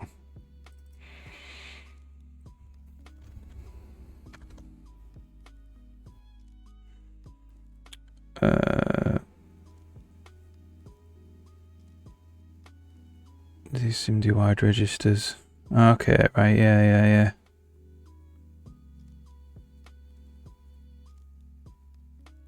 So they're more difficult to actually reverse engineer.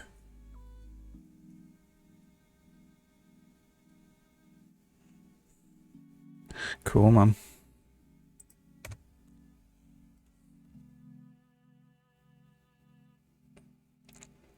So we can just say like copy to if the arg is greater than or equal to 6.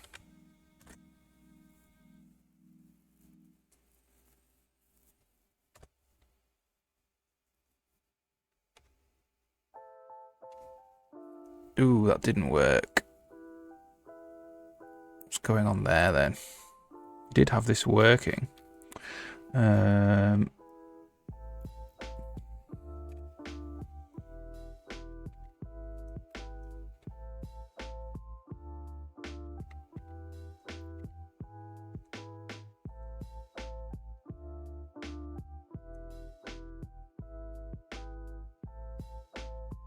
Don't necessarily know if we need to forward. I need to reserve the memory there actually.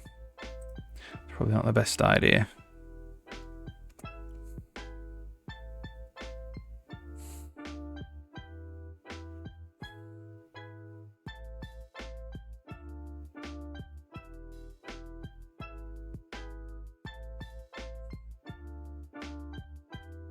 Should hold 4 integers.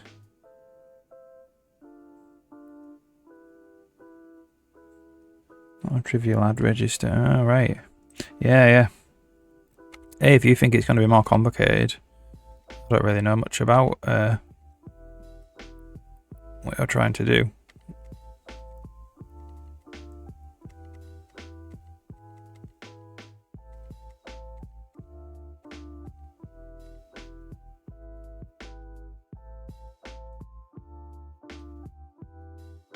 Oh, it's because we're generating.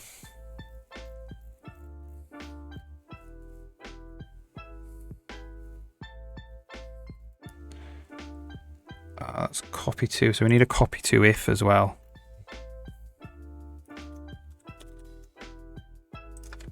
Which is slightly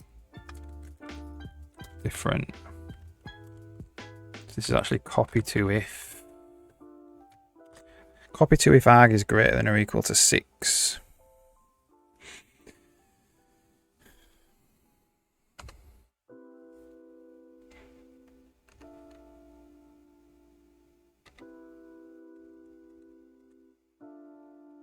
Six, 7, 8, 9. Cool.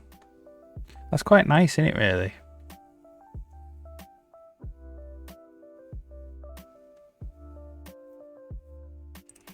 So we do something like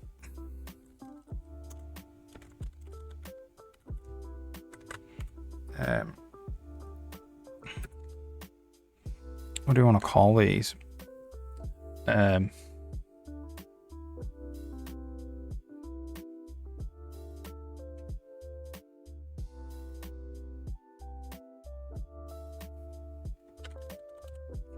Logs? Lambda rags?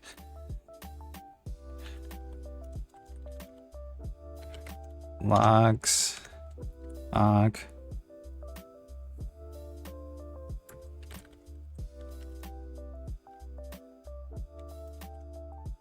arg. So this would be like logs, arg. And that being static inline.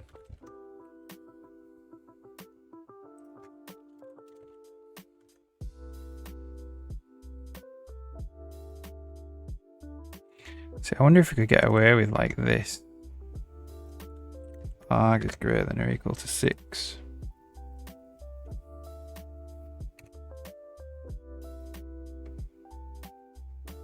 That works as well.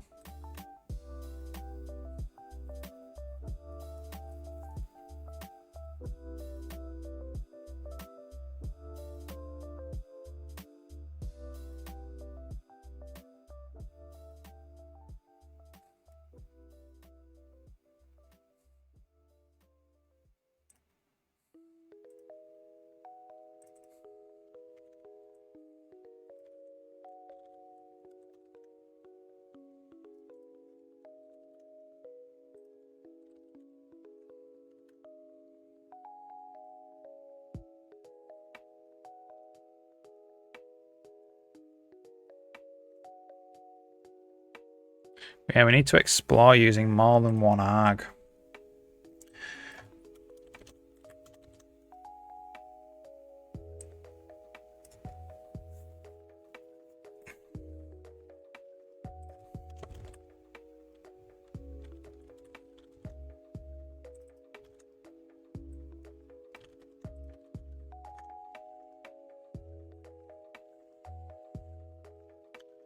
Just doing a normal A plus B. Should be more complicated.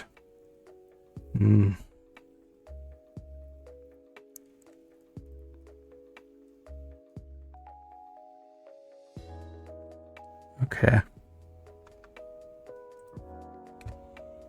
Yeah, so let's do arg is greater than 6.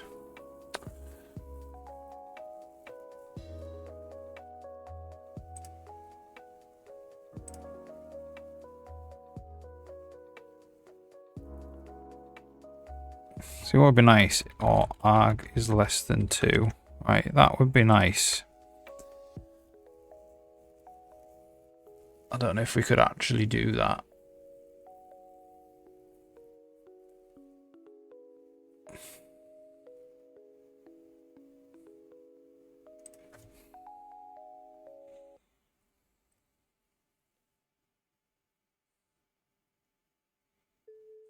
It'd have to be like or arg is greater than 6. Arg is less than 2. Well, actually, ooh. Let's try doing it this way first.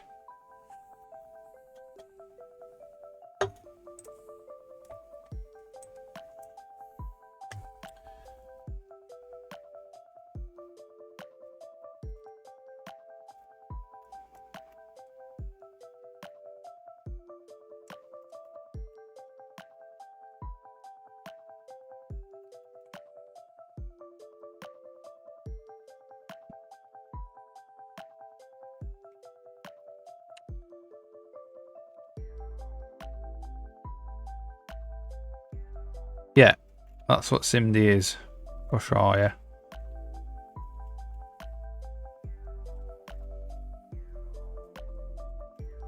Like, I don't know if it would make it harder or the same to decompile. Like, I would know.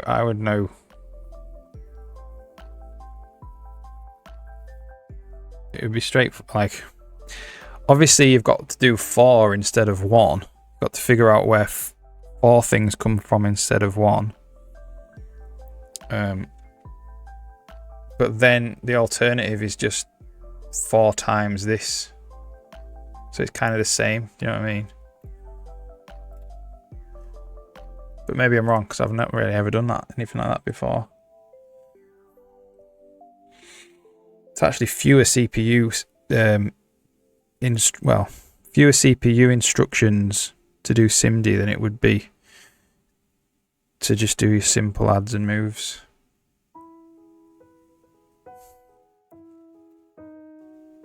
The program would be smaller in terms of instructions.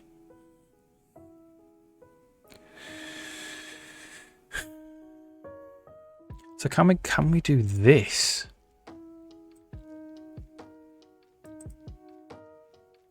Right, I'm gonna take. I'll take 2 minutes. I'll just read your comment. I'll take 2 minutes. I'll make a cup of coffee. And recognize SIMD instructions. Yeah, I would say SIMD instructions have been around for a long time. So you would think that they would, and you would think that a lot of games use them as well. A lot of, not just games, loads of things use them. They're very common. I wonder if we can find any here. I'm not even trying to use SIMD here, but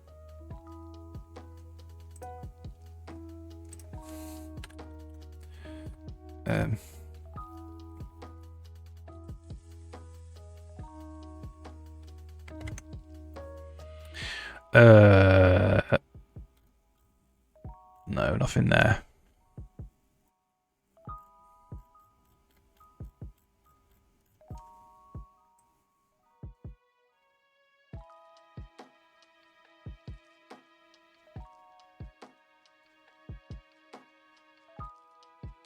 Maybe in the array.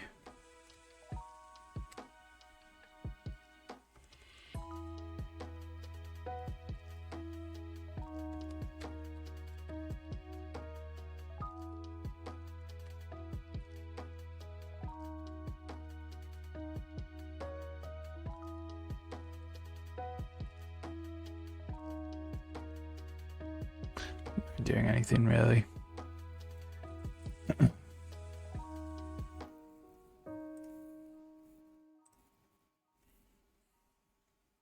Still less trivial. So you'd have to, there'll probably be extra code that's been put into pack the U32s into their lanes.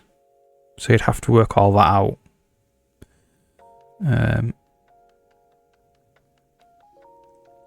If it's a maths library, you know, if say it's a vec4 and a matrix 4 multiplication, that should be immediately obvious to a decompiler that is what's happening. And that would probably all is going to be in SIMD.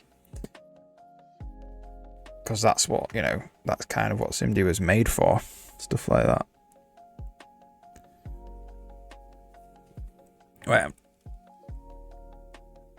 Yeah. Like SSE.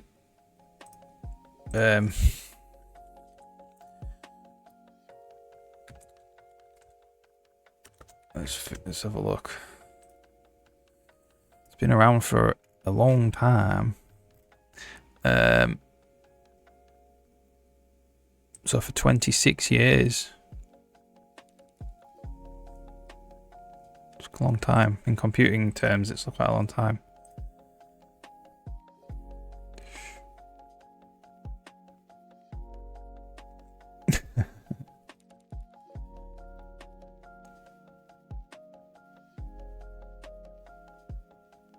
I don't know if the optimizer would do SIMD as well. The optimizer might look and see where it can do SIMD and stuff.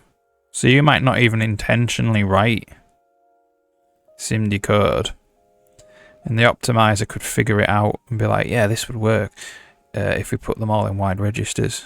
It'd be faster. It might actually happen without the actual code and knowing about it, unless they looked at the disassembly. Optimizers are pretty good.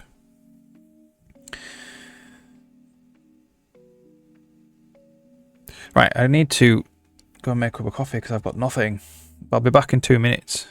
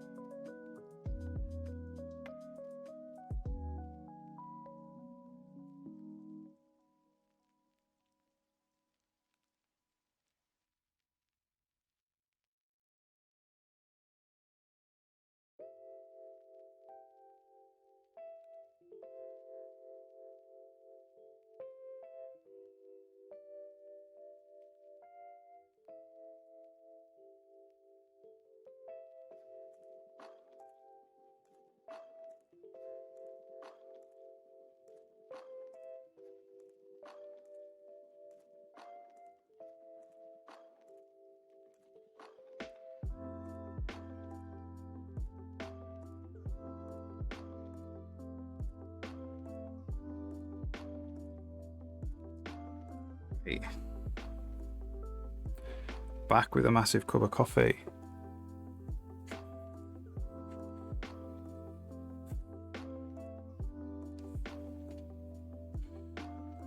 All right.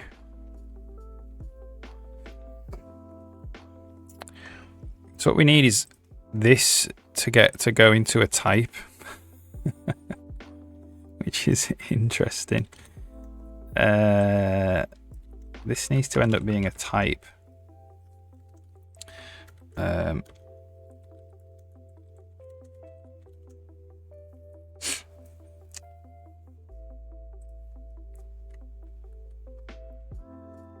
So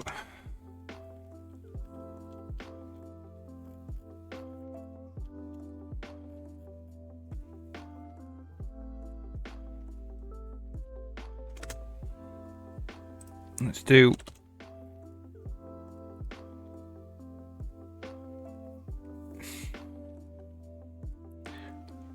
auto operator R.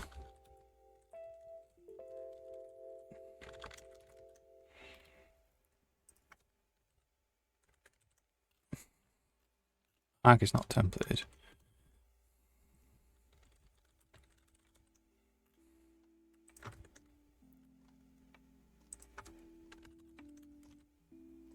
Does that actually work?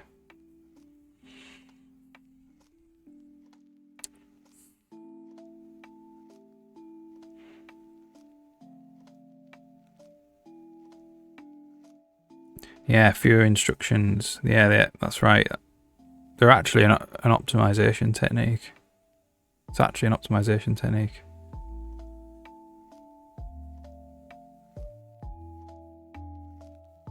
It may be harder. I'm not sure. It's an extra layer of complexity. Don't know if it's going to be hard. It depends on the person, doesn't it? Which takes a left-hand side.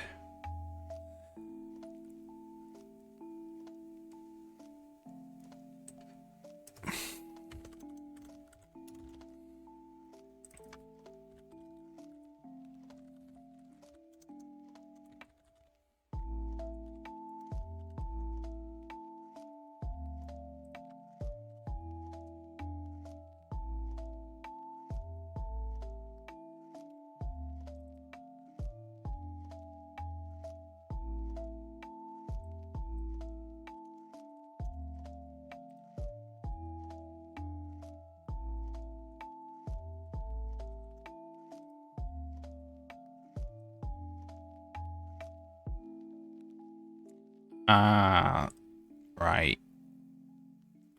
It's the wrapper that needs the operator on it.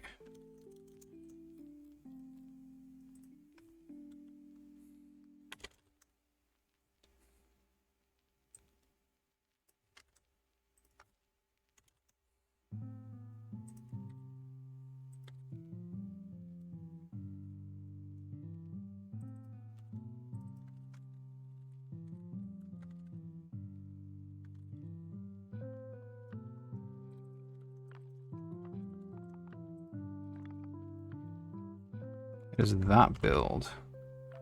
It actually knows about it. Ooh, it does.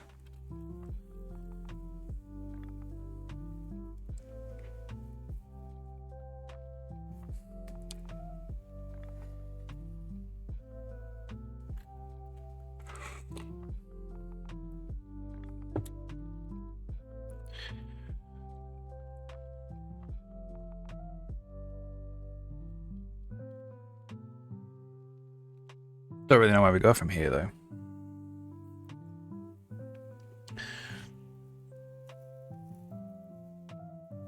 Not trivial to reverse engineer. Right, okay. Yeah, I believe you if that's what you say, that's fine.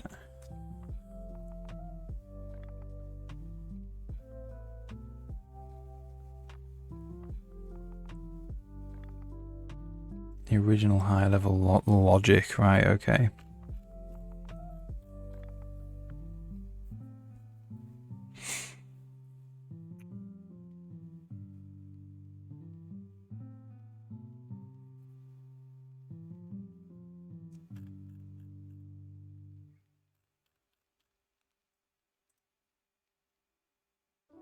So that needs to make another type, really.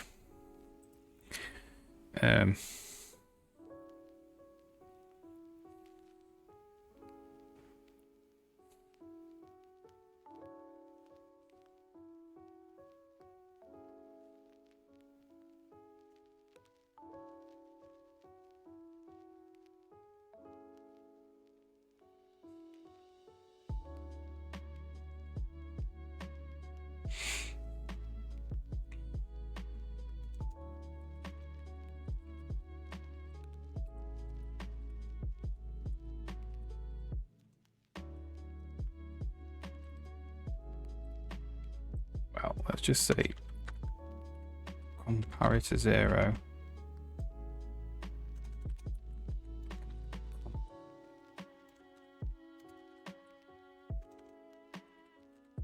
To 1. Struct or wrapper.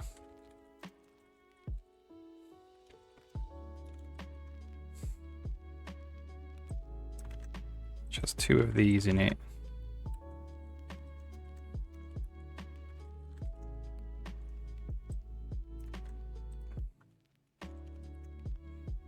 And that's just C0 or C1. returns the OR comparator, the OR wrapper. Dot. So they're like just references, really.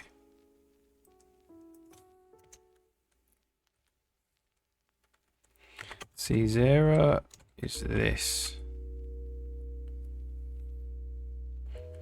Dot C1 is the other.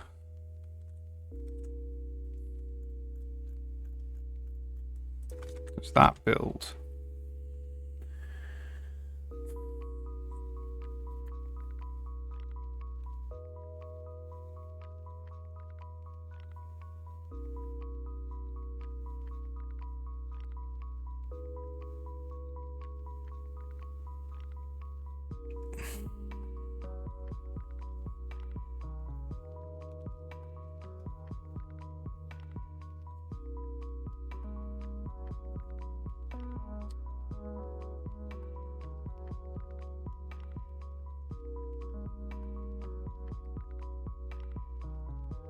I think it's kind of saying like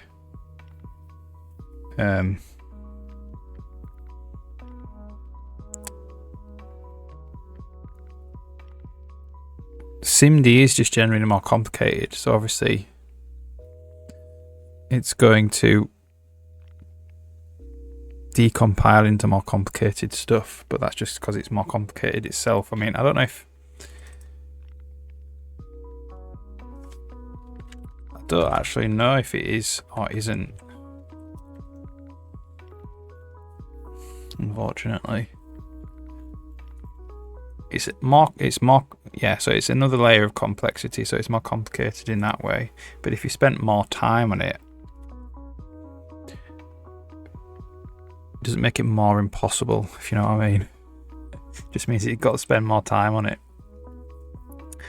Okay, so we don't have T. So this is C0 dot comparator. C0 dot T. C1 dot comparator. C1 dot T.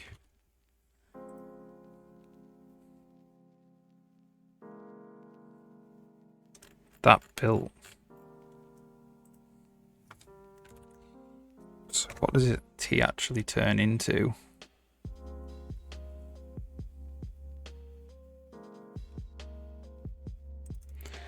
Okay, so let's see if this actually works.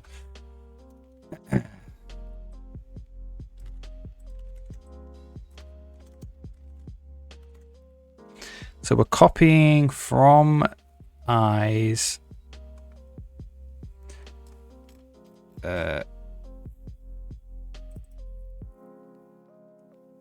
Okay, kind of from const comparator.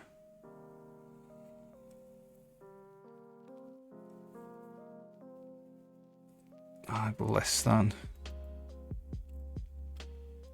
Interestingly, only there, because this is const.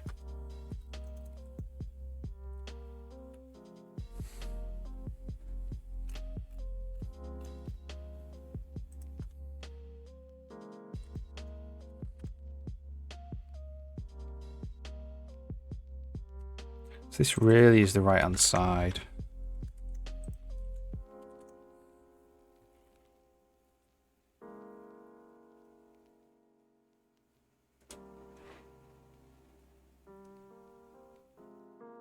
Yeah, the reverse engineer. Yeah, you might need to actually have human eyes on it.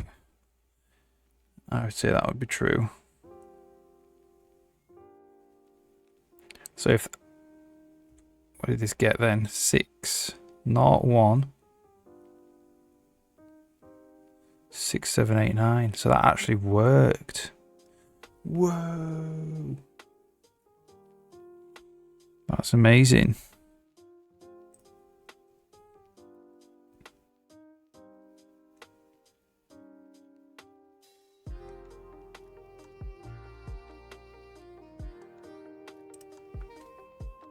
Can we say or arg equals 5 and do 3 together? No.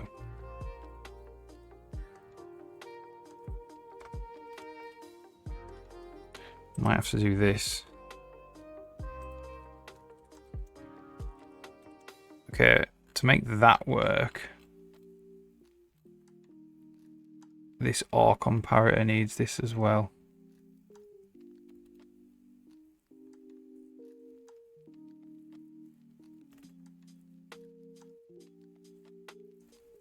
This OR wrapper thing.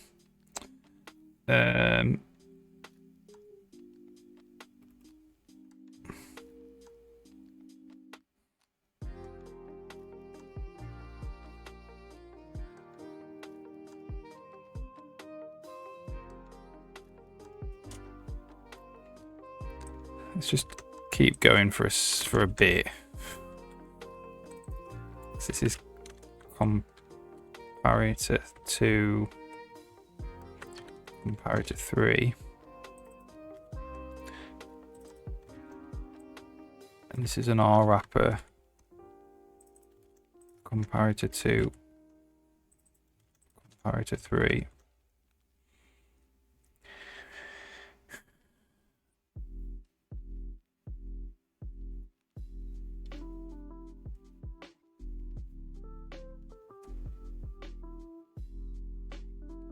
I don't know if we can keep going.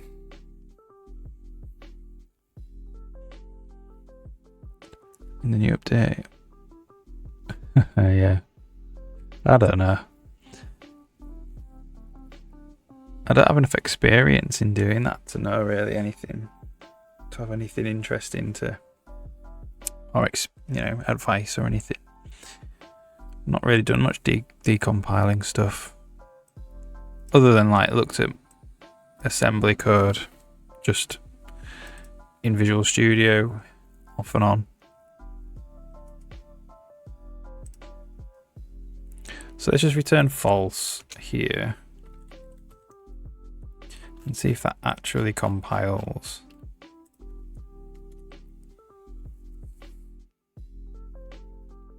If you can work it out, what about if we do this? So that's actually, so it's not actually an R wrapper, it is literally a wrapper. It is literally just that.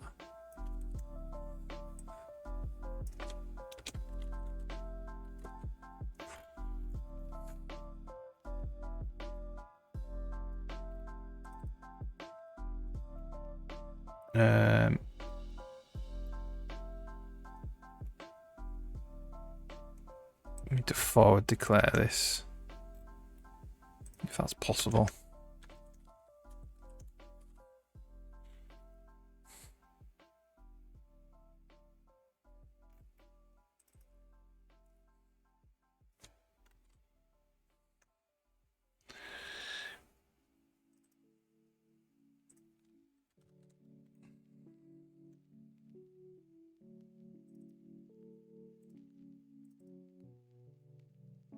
Did work, look.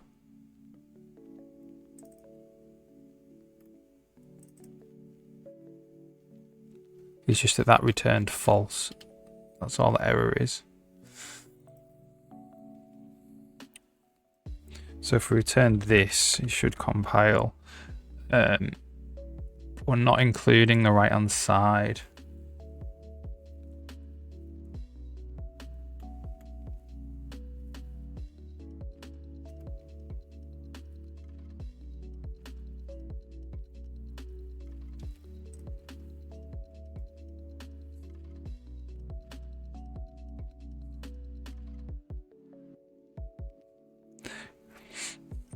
I mean, it would be awesome to be able to chain them together like that.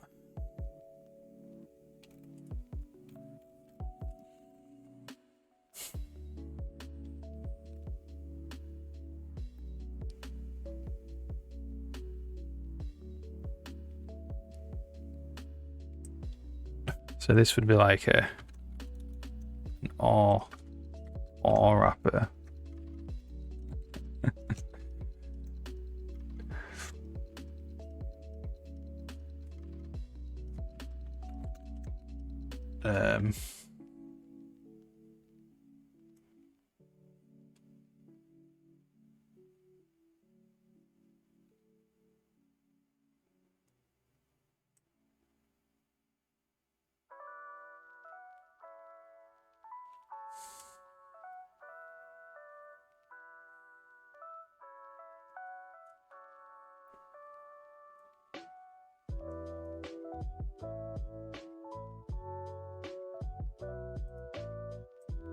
And that needs to do.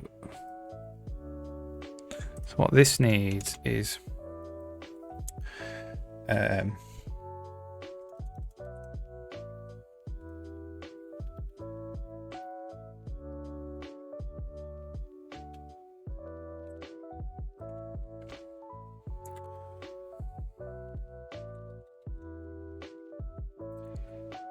so this returns like an or wrapper.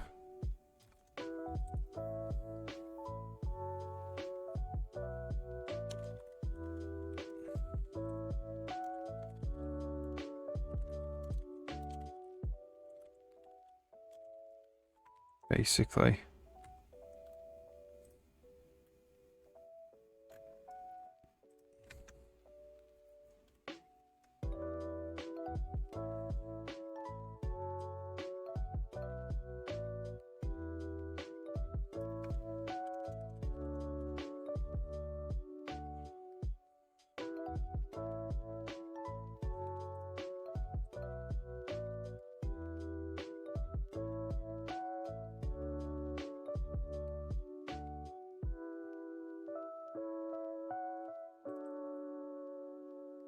So we do return C0 E or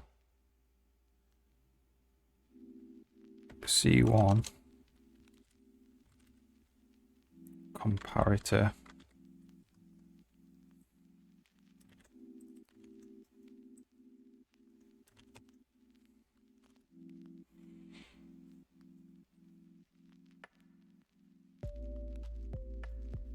Let's see if that actually works then.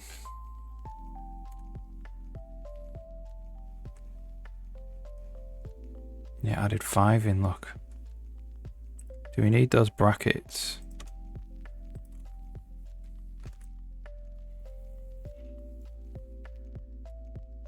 We don't. That's pretty cool. So in theory, oh, it is kind of recursive. We need to solve this without the recursion. So now we would need to do an or wrapper.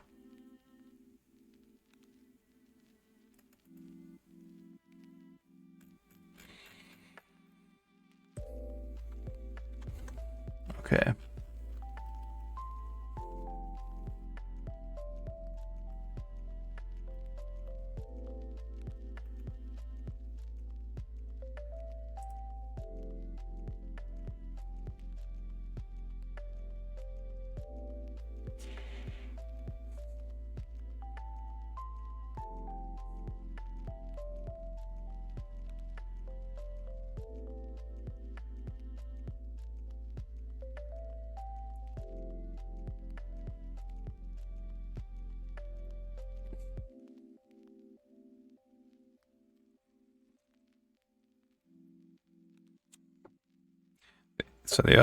So this right, we get rid of the or wrapper because it's going to be, don't want it to be recursive. This is just an or wrapper and we pass this in. So that means that this can't work on the comparator.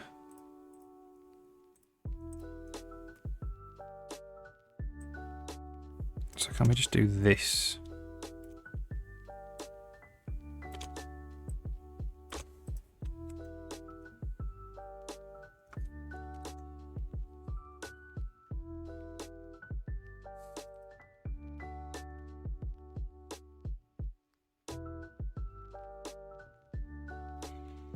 So let's just make a constructor for this, because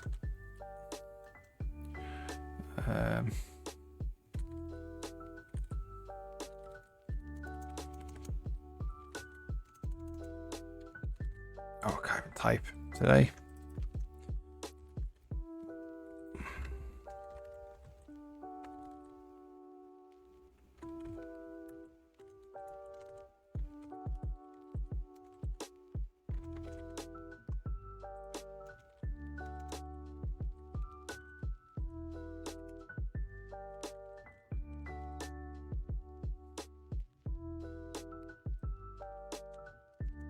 So that's this on the right hand side.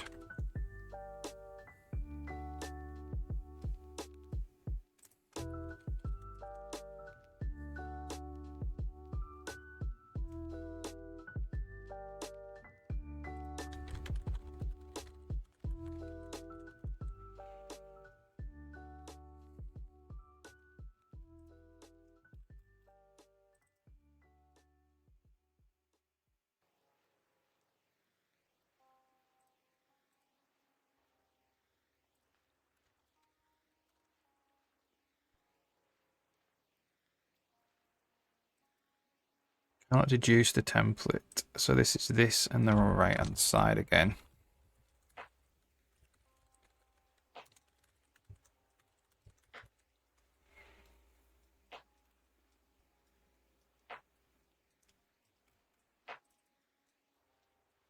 Now it's this on the right hand side.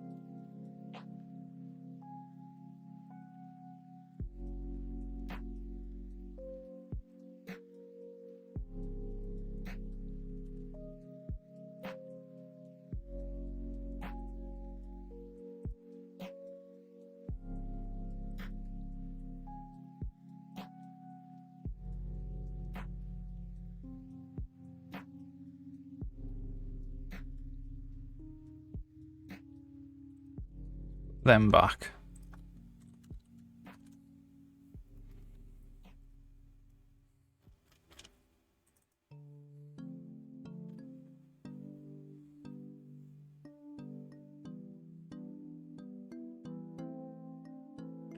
It's a different type of R wrapper, isn't it?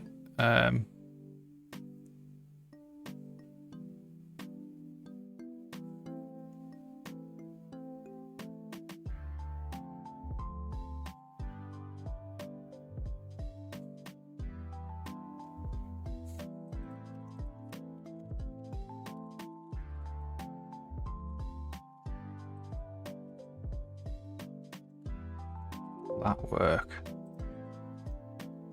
I think it's assuming that this. Oh. Okay, so we'll have to do.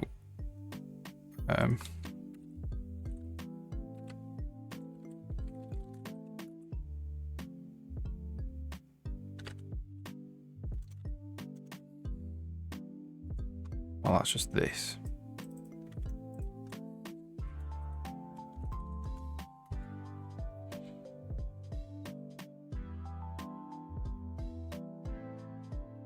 That built. That's pretty cool.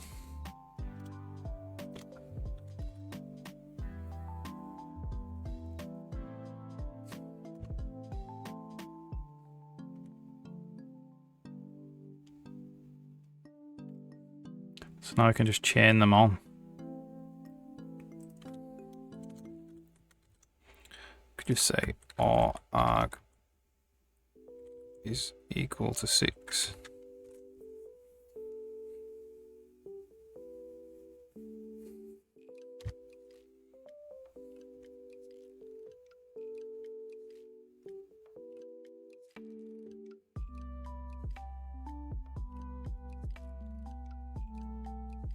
It's really cool. Okay.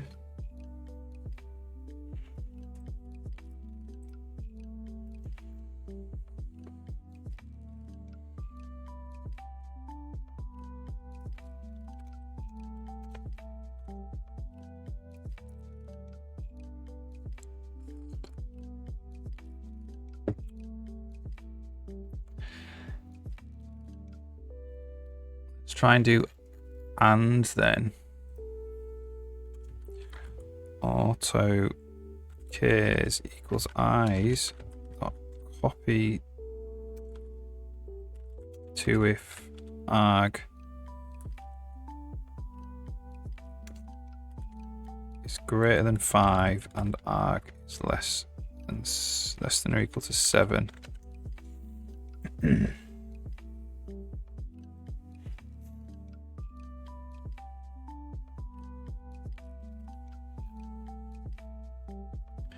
So we just need an AND wrapper, basically.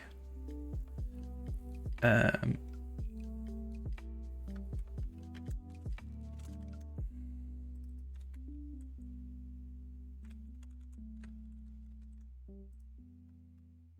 just does AND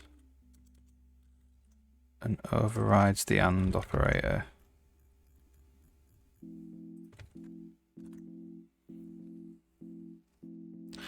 And then we need and that's the AND wrapper.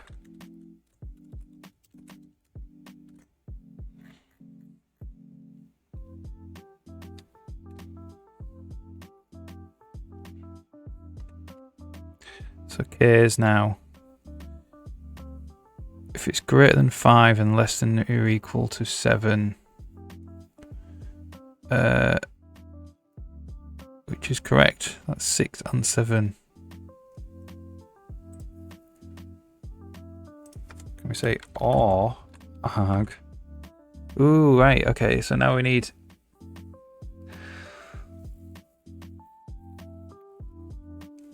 So the AND has to actually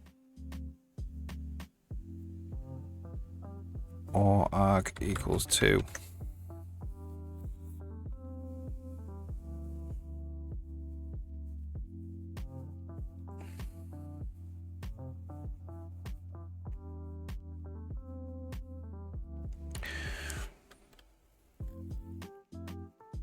So that means that AND needs an OR. They might end up being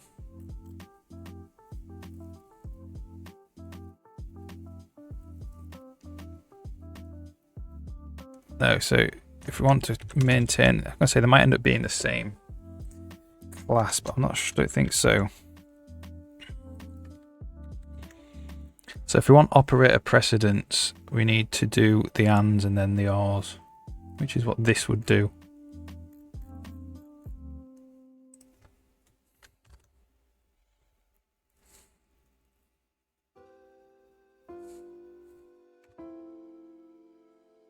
So this should, in theory, what would this do?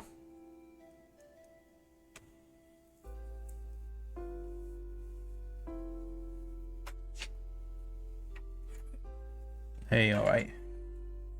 Yeah, not bad, thank you.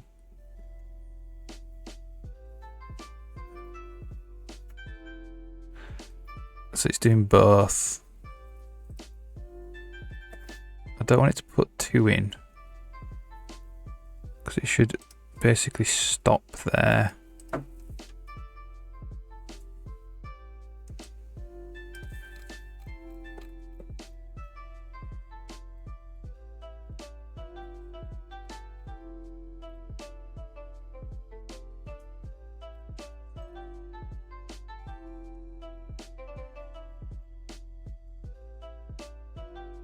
Let's see what's going on there. Do we want to get this to lazily evaluate?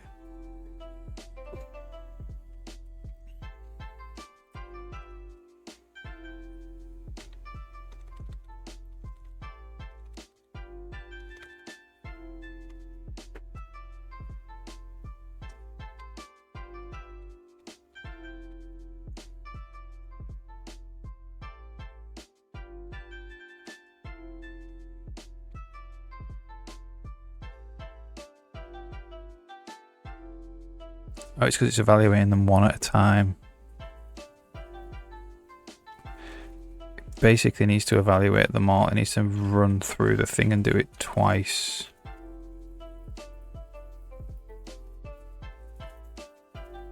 Which you can't really do, I don't think. What's basically happening is it's evaluating this condition on number 0, this condition on number 1. Well, both these conditions. And then when it gets to number 2, this fails, so it does this one. And adds it in.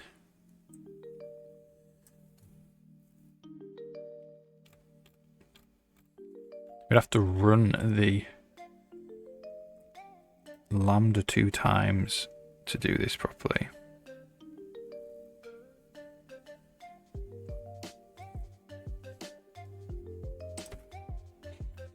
We may as well put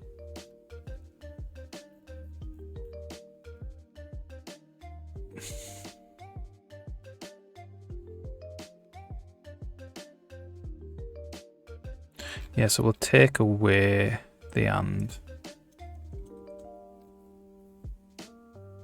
Not from there.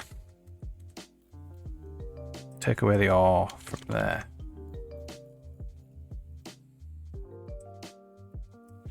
That would have to be an and. It still kind of logically makes sense.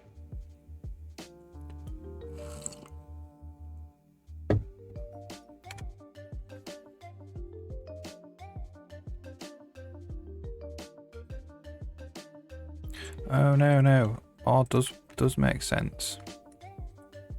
2 separate conditions.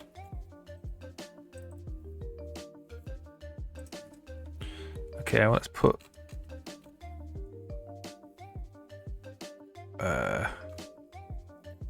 the and in as well then.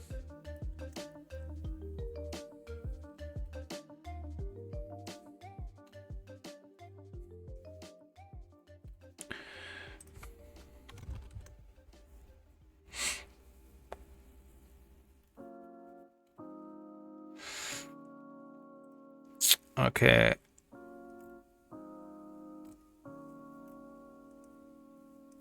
This actually needs to be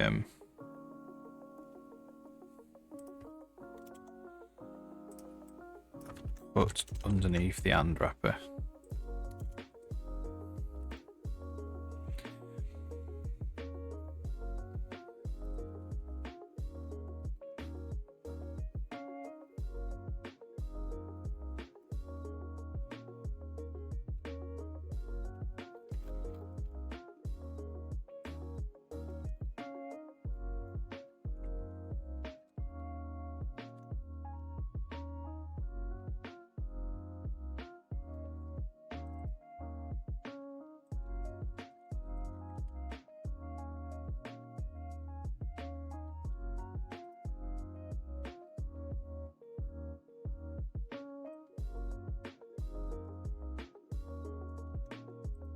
How does this work?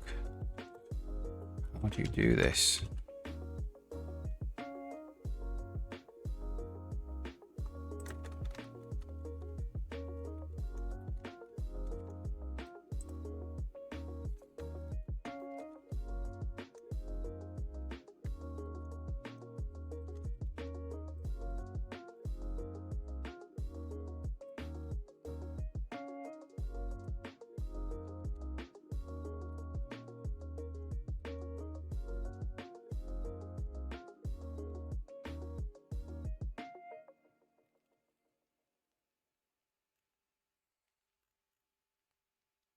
The thing is, I need to put an and wrapper here, but it won't be there.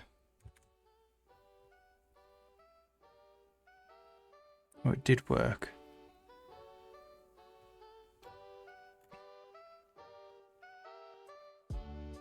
Oh, I know, I need to put this here.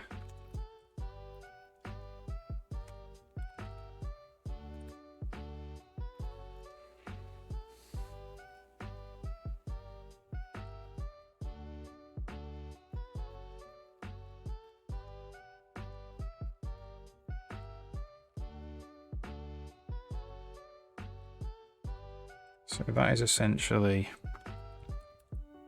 and x arg equals 5.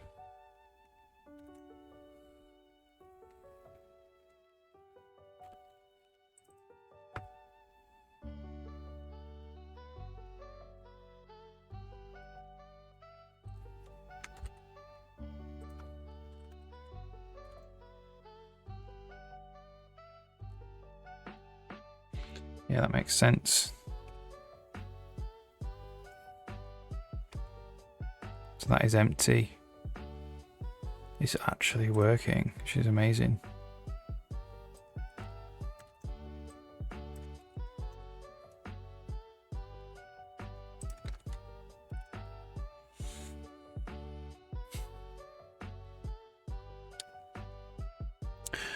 Okay, cool.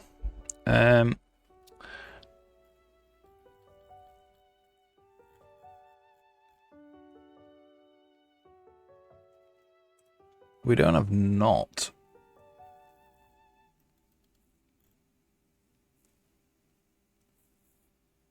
We'll try doing not.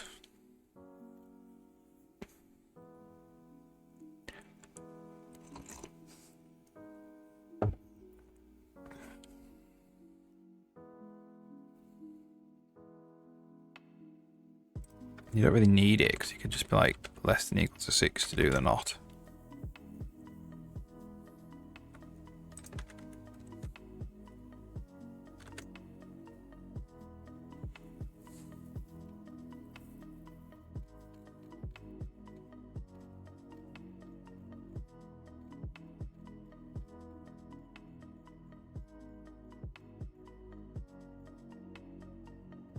Yeah, it's cool.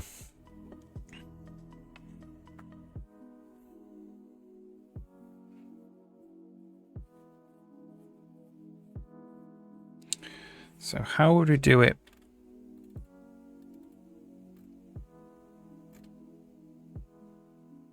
If we had multiple ones of these?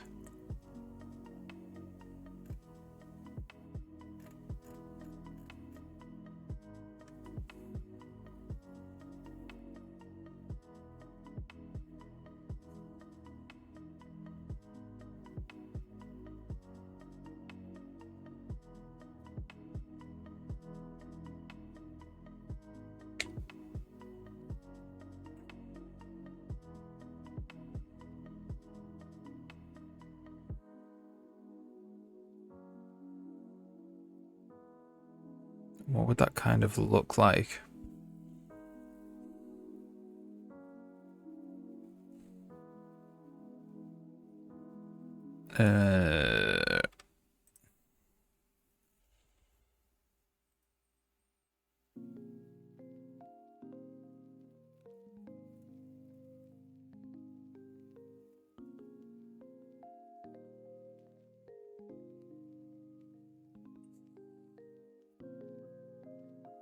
So it'd be like, let's just try.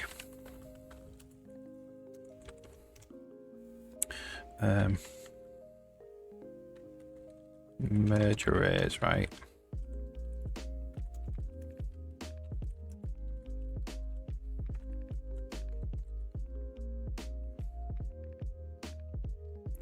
And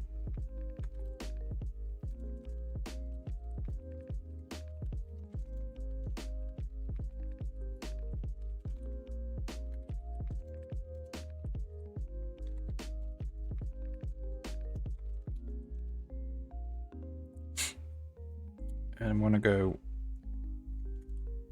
array int results.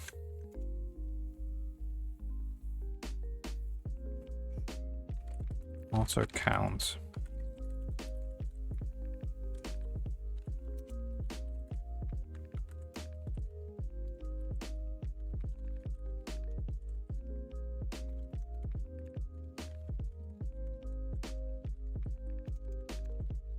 Or seeing count result add lambda. So we need to pass the lambda.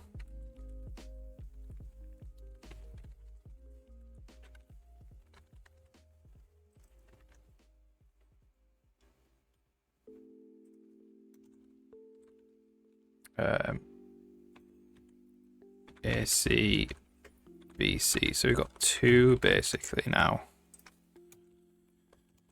So our lambda that accepts 2 arguments.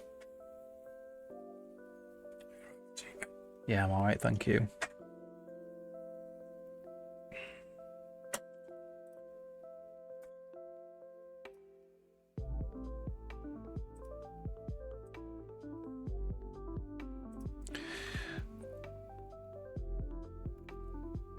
So we do something like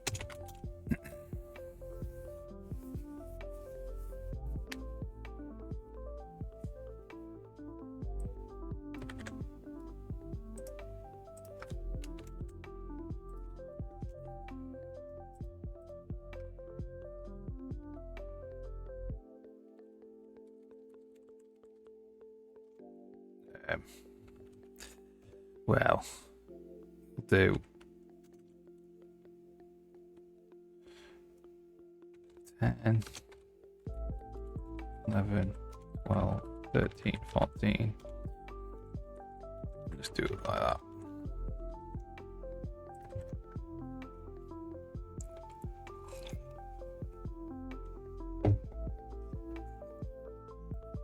So we'll do something like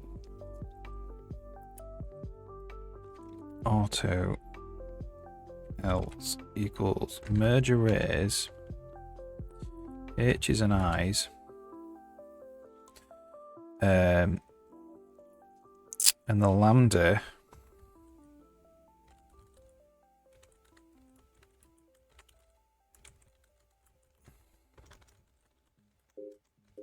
just return A plus B, so we'll add them together.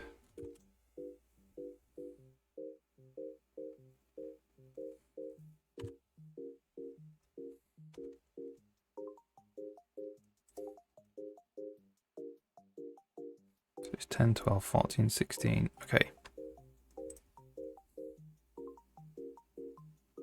That seems reasonable.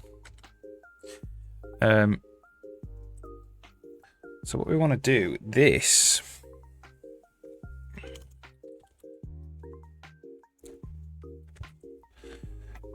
be okay. How's it going? Welcome back. I've got this thing working really well, look. You can go copy i's to k's and you can say if arg is greater than 5 and arg is less than or equal to 7 or arg equals 2. Which is really cool. So that actually creates a lambda to do that. Check that expression. So now k's is 2, 6 or 7.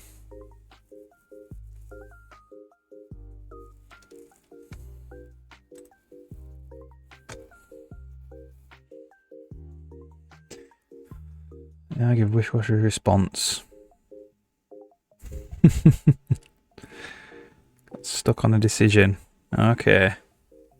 I'll help you if I can.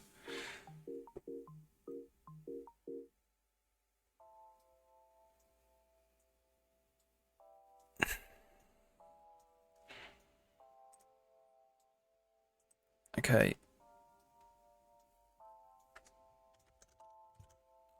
So I'm just going to put arg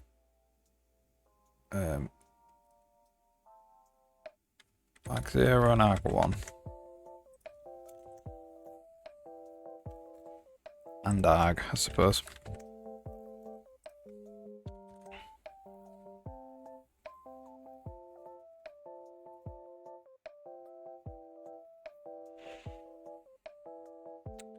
Should we give some context? Ah, right, okay. No problem, no problem.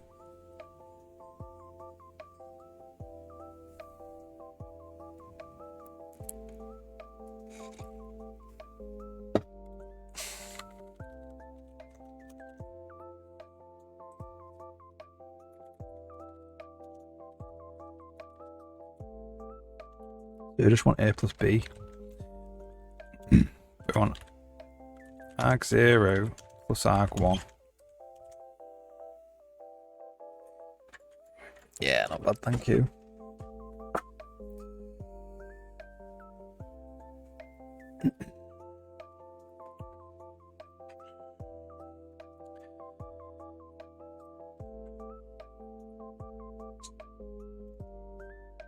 Like this.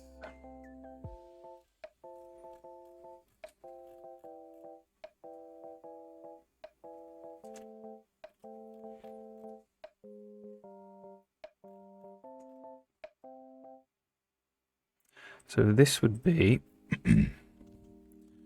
template class T auto operator plus const arg right hand side, and then we need a plus one argot plus, so that needs to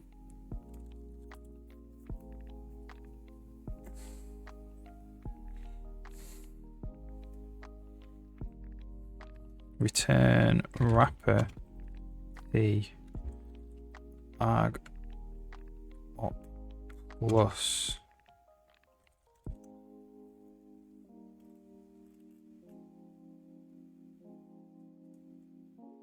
with no arguments.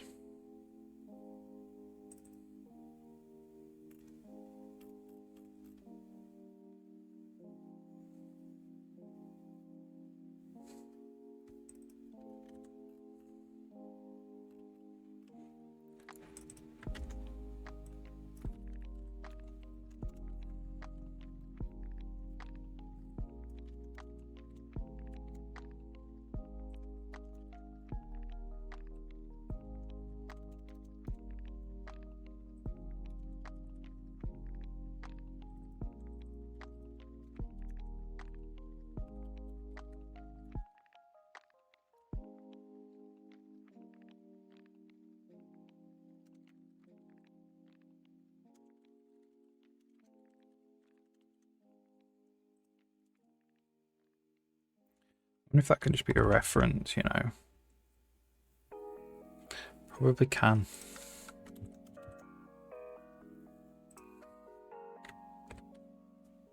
Just T.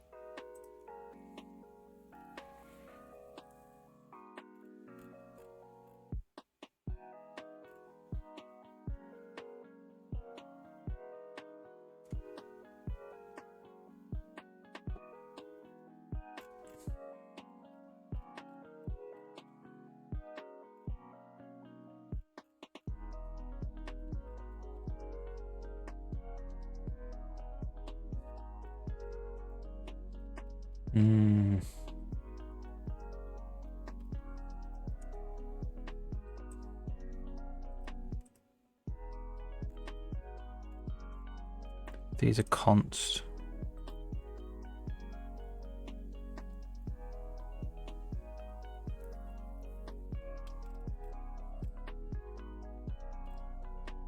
We need to do right hand side versions. We won't make it a reference for now.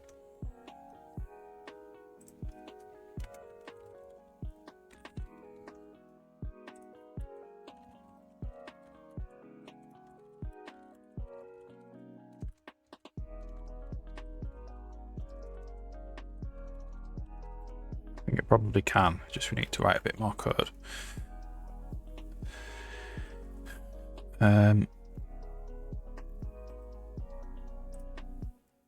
So all this now, all this stuff is T.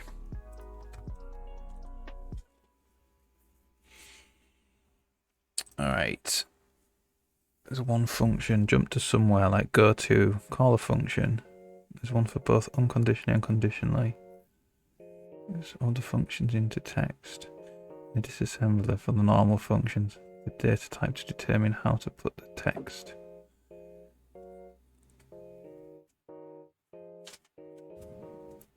Is the relative distance.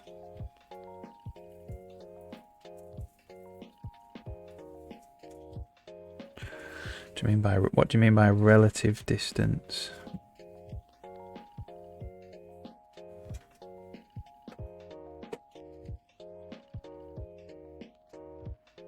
Different function types associated with each function. Oh, yeah. You can. Like I've got here.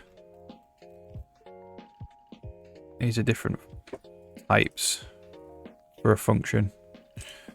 That's the function signature, and that's the type.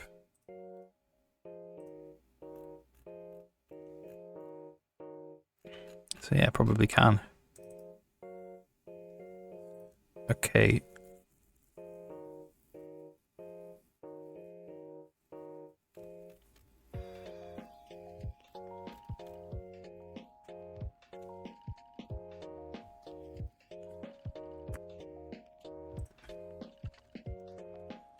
Try and get the plus operator compiling first.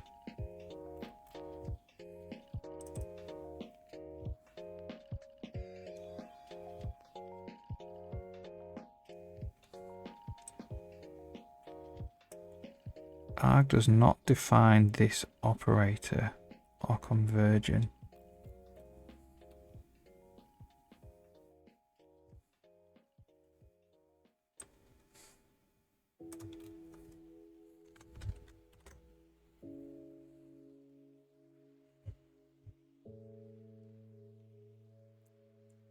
Yeah, cool.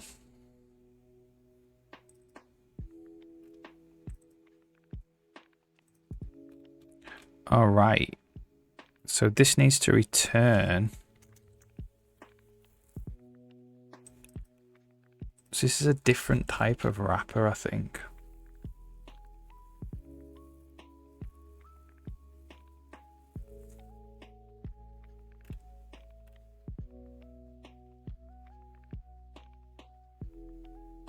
This is like a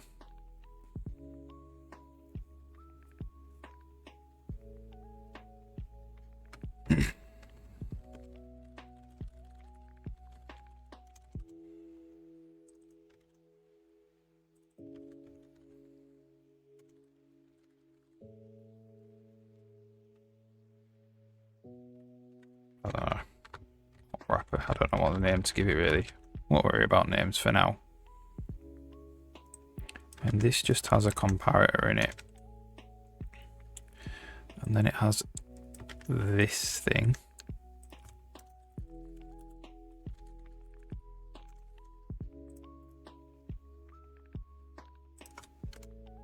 AB. So this is an op wrapper. Well, we'll make this a type wrapper.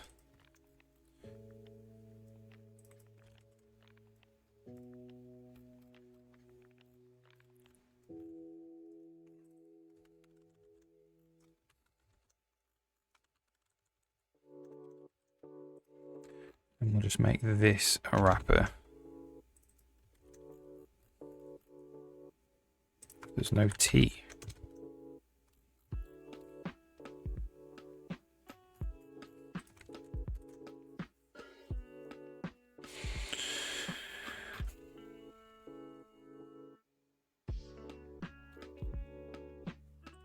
Actually forward declared wrapper somewhere there for some reason. Don't think we need to.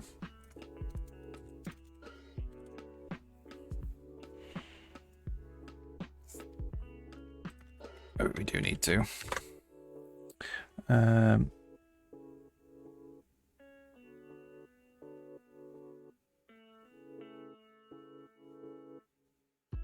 Takes in the index of a Pokemon.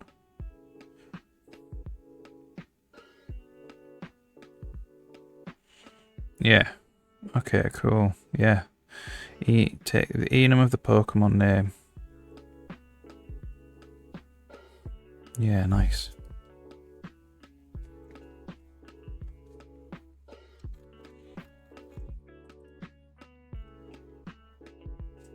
These are type wrappers as well.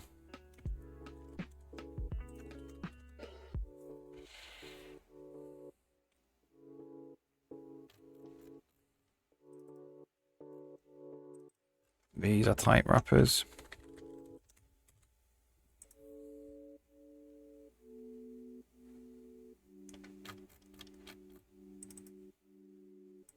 These are also type wrappers.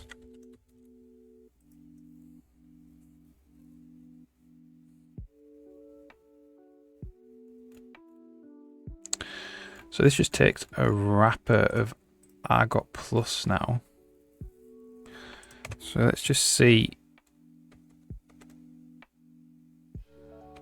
What does that give us? The same result. So Arg0 plus Arg1.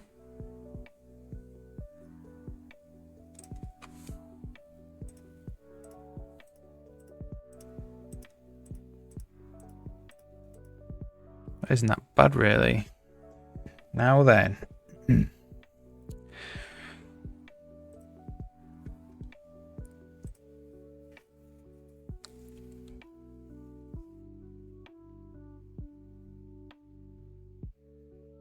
There's no Arg3.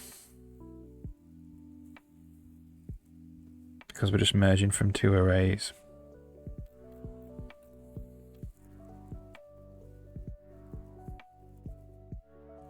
This could just be the general one, so we could just do template class args.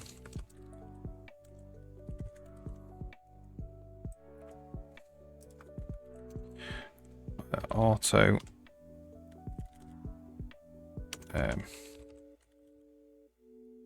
what's this? Args. And this can just be standard forward args. That could just be the general wrapper.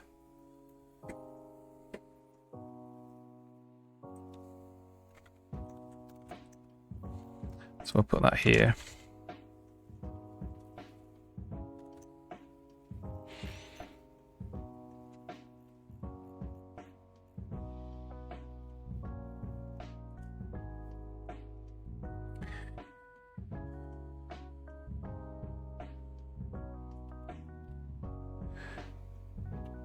So in theory, right now, if we do arg3,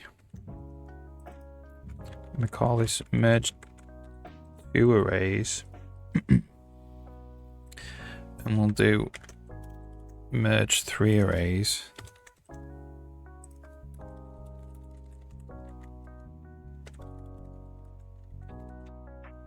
We do, oh, there's another C there.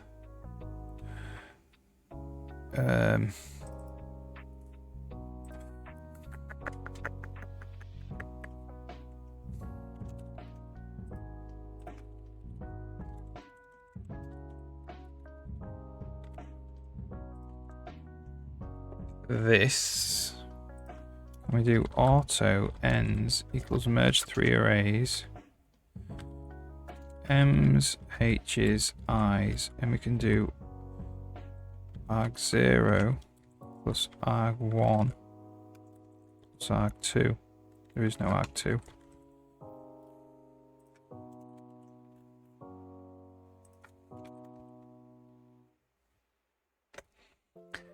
And then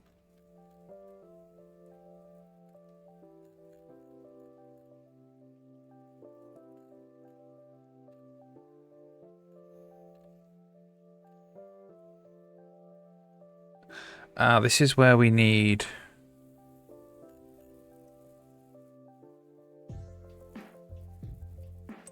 I don't think that's going to compile.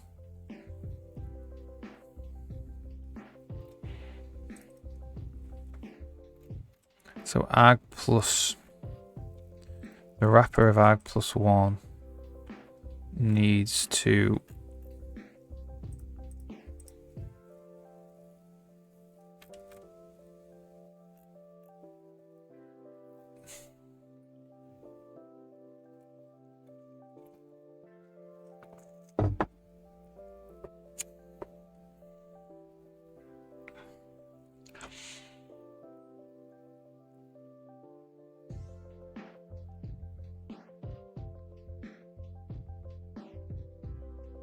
Yeah, it won't actually generally work.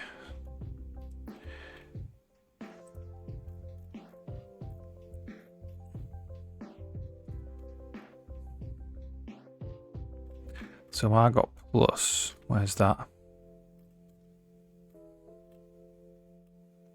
It actually needs, this needs to be again.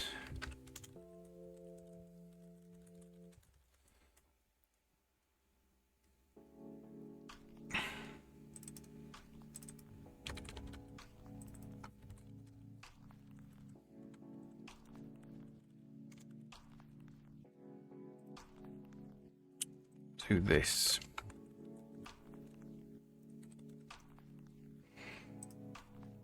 And then we need to go through each argument.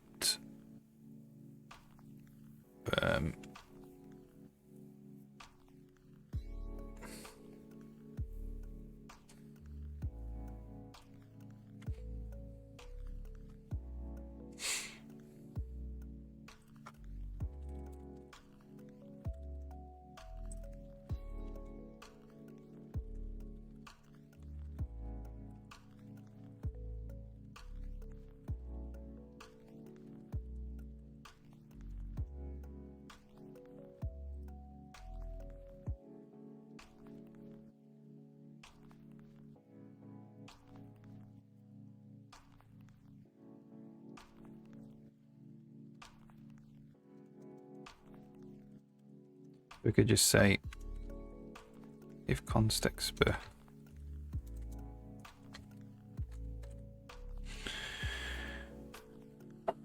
Having defines.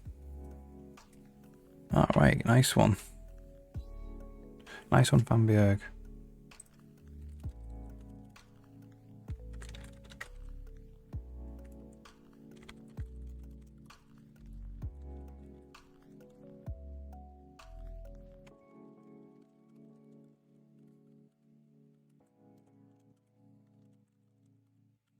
Return first.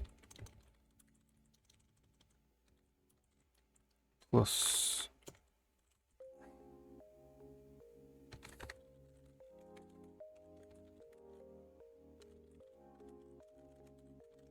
We do that. That's a very generic add.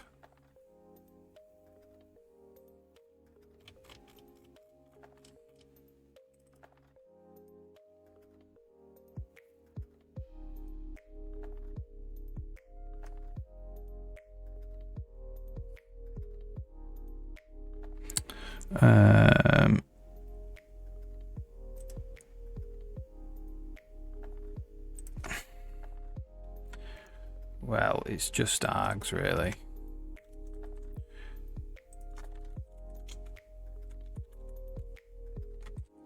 Could do this.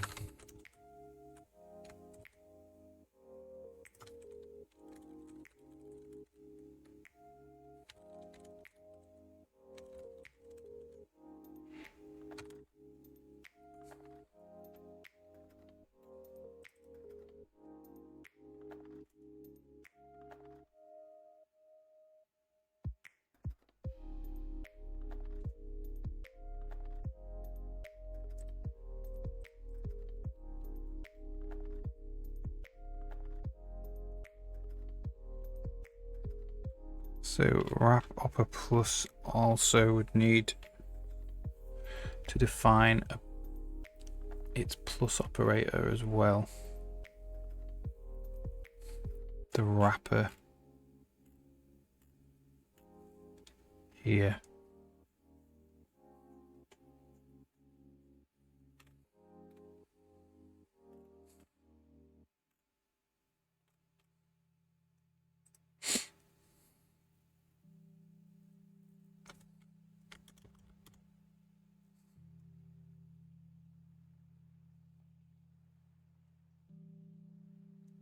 So that would be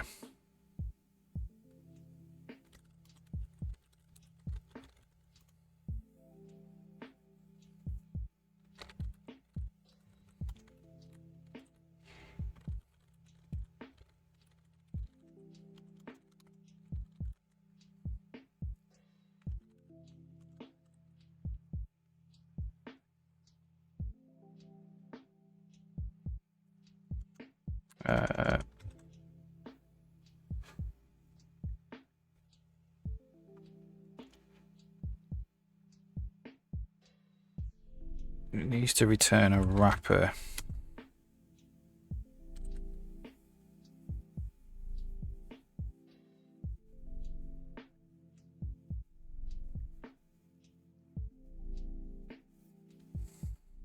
Ooh.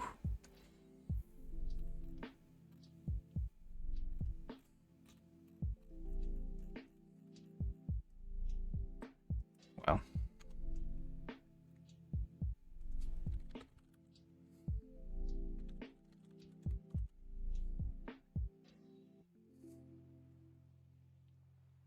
Let's just return this.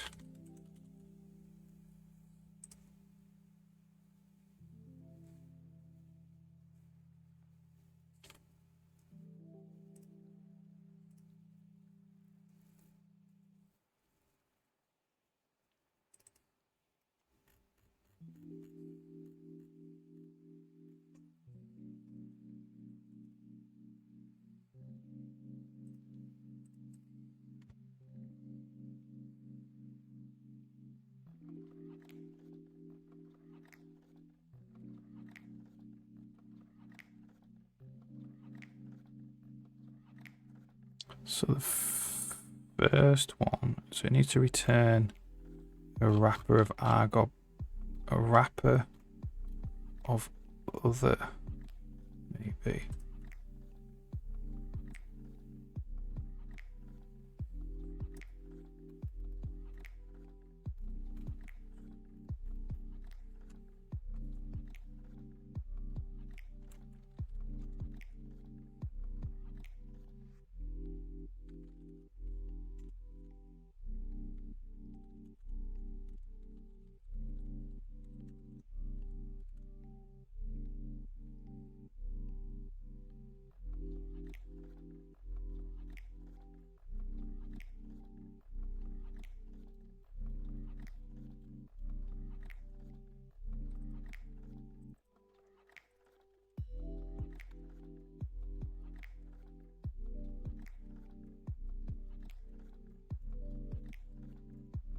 See what happens there.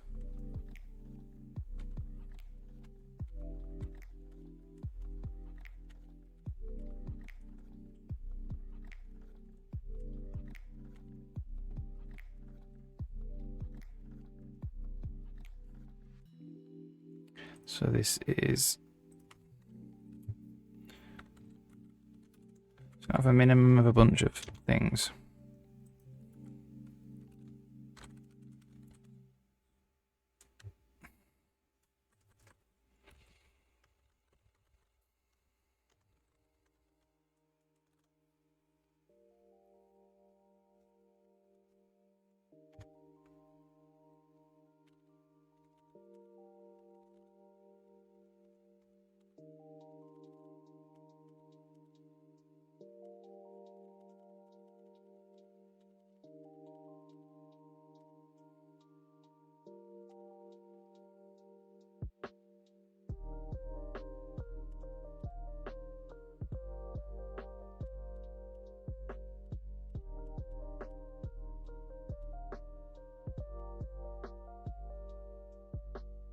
So 10 plus 10 plus naught, so that might be working.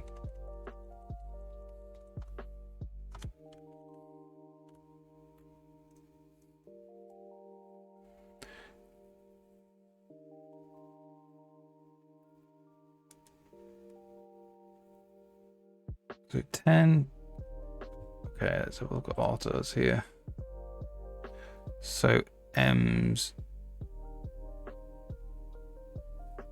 So we've got M's, H's, and I's. So we've got 20, and we've got 24. I think that is actually working. 20, 24, 28. Okay, so that seems to be working. What happens if we put arg2 here? I'm hoping for a compile error. It did.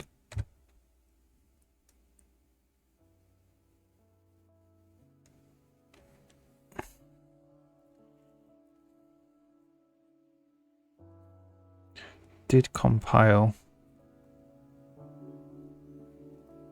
10, 12, 14. It compiled to the right thing.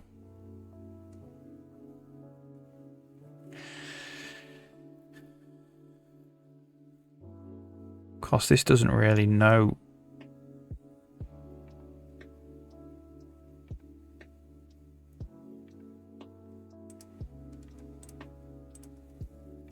So we could actually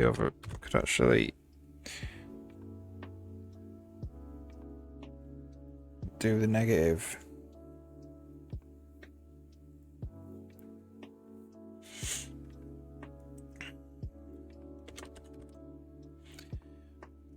Ooh, this is cool.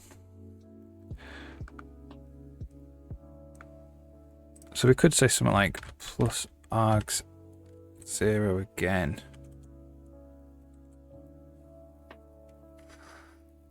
Arg 0.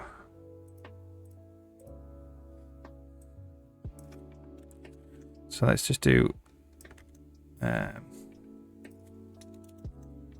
LMNs bars plus arg1 or something again.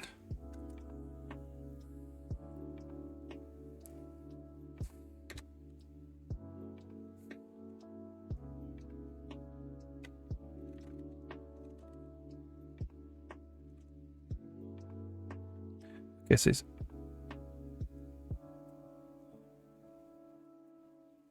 only going to call it with 2.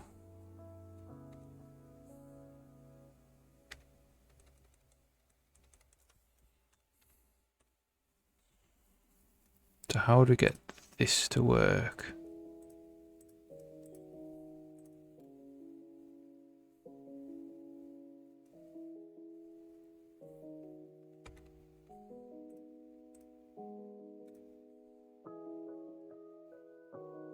My Fu Manchu, hey, how's it going?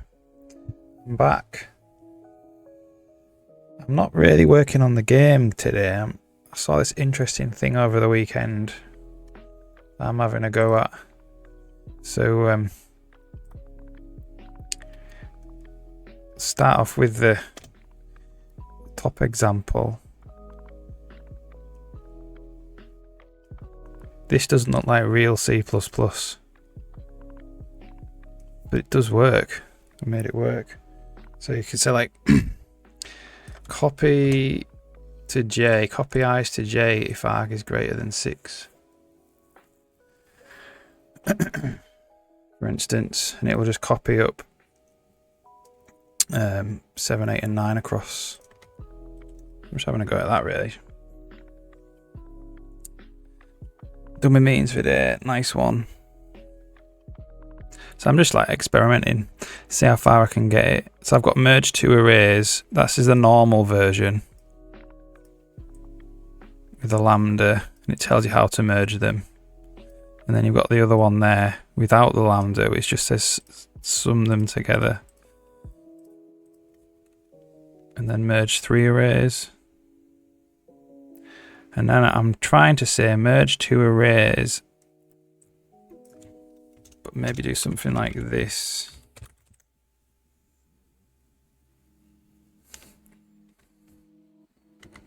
Or that. I'm not sure which one.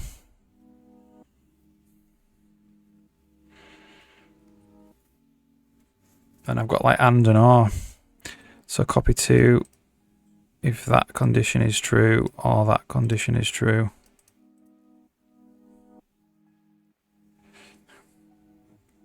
I don't know if it's really going to be useful. I just thought it was quite interesting syntactically.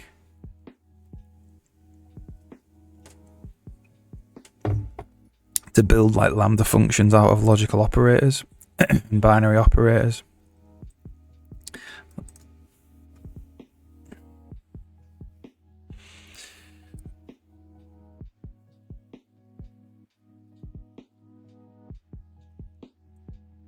So I think it's going to make most sense if that is the way that this works.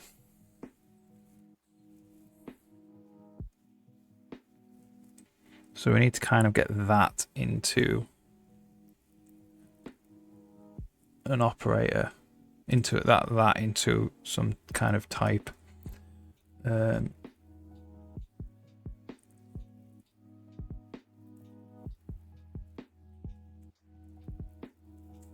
So do we have, before we do the merge, can we do the eyes.generate from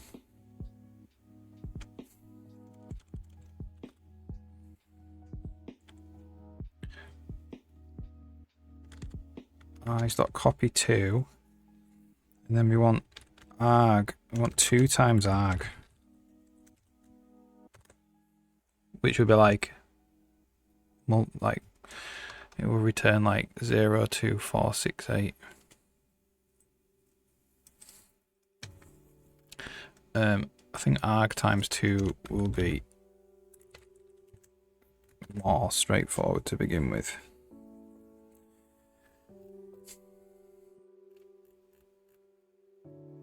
Or times equals 2, because we've already done plus equals. So we'll do the times equals.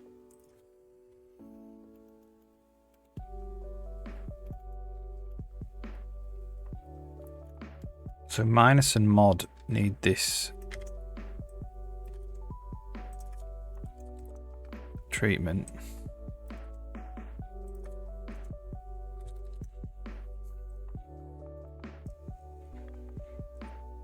And then times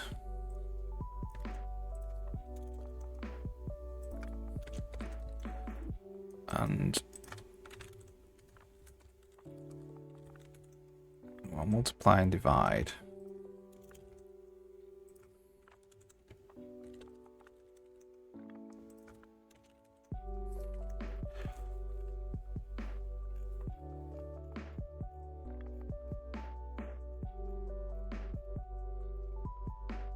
So we'll do times equal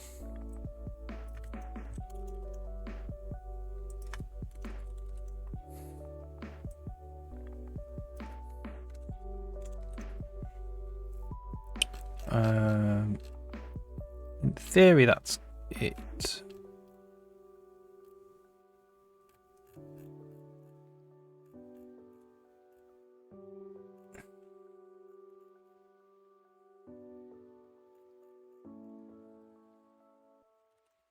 See anyway.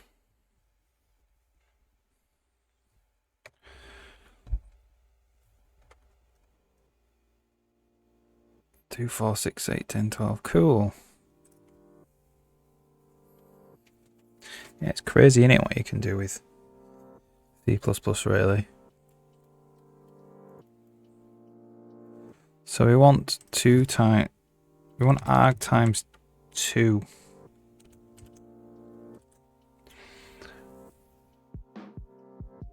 As well. There's no times for a type.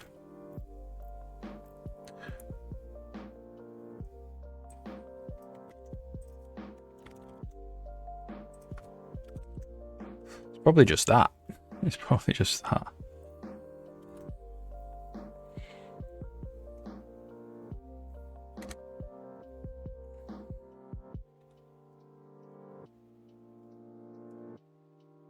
Yeah. And then we want 2 times.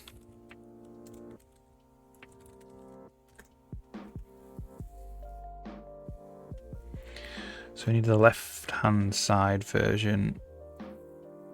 I've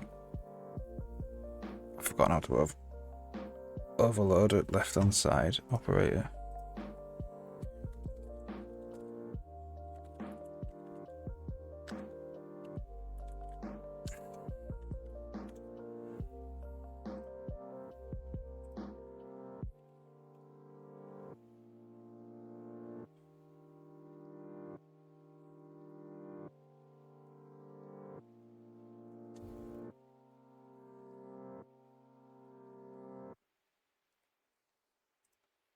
It's the friend.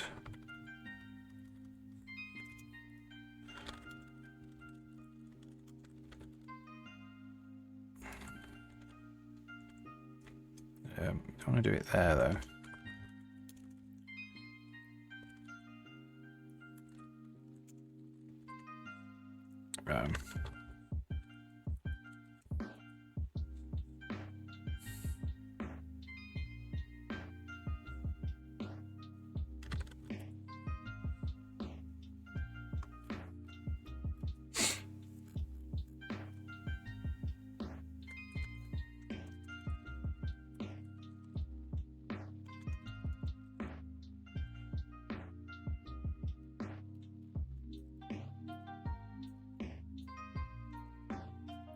It's just return type wrapper. The argot multiply. The on left hand side. I think that's it.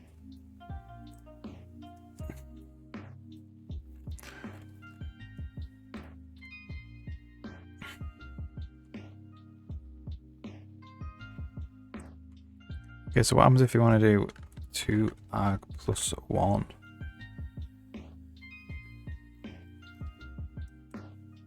That means the type wrapper needs to overload the plus.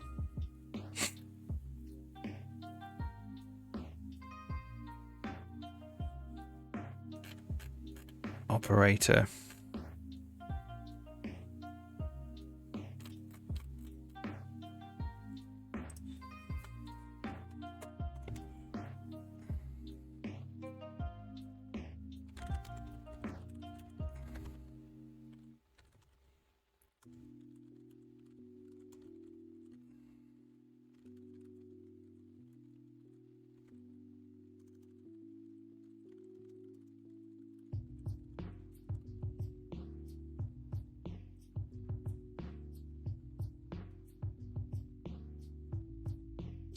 So that needs to return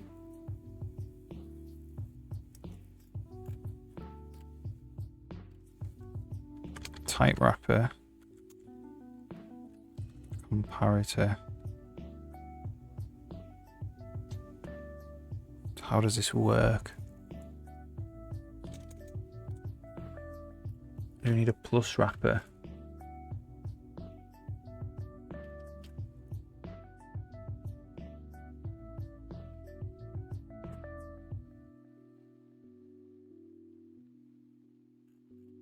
We're only adding on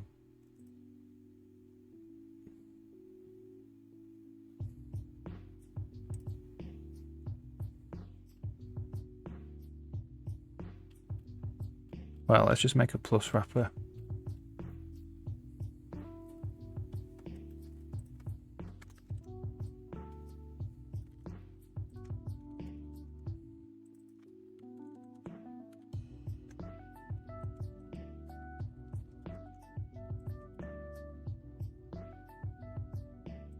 And we'll get rid of that.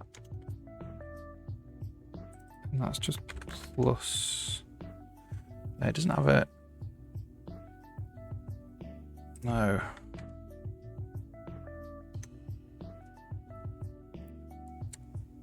It's not. It's not. It's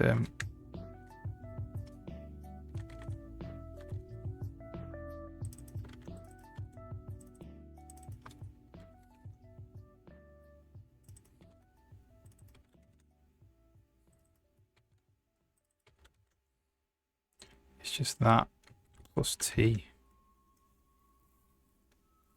So this is actually a type plus wrapper.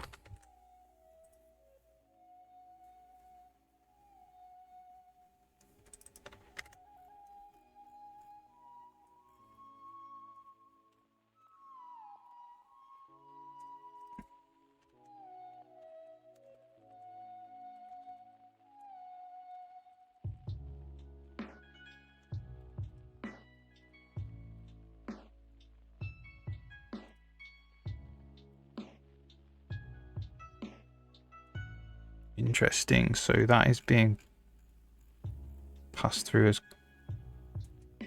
Where are we? I've lost my spot now.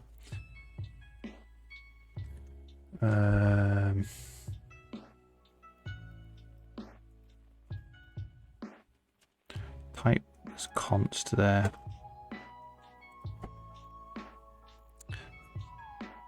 So it has to be const, really.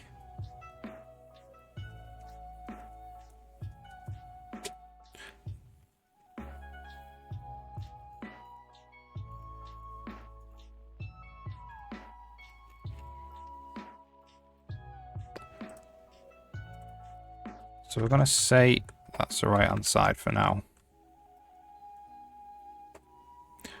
Oh, we could just do standard forward, actually.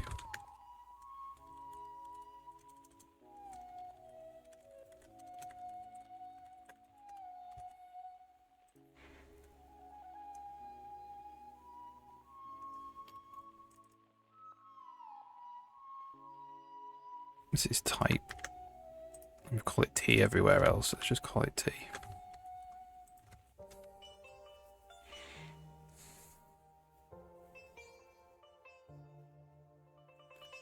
All right.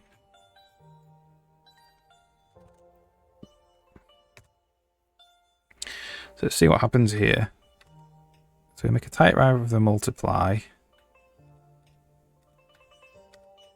And then we do a type plus wrapper. The right hand side is just 1.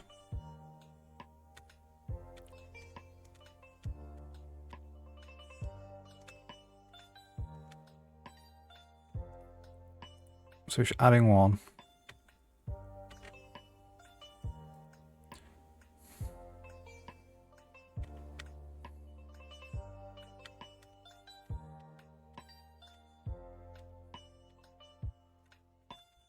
Did that work? 13579. Yeah, that's awesome. That's working.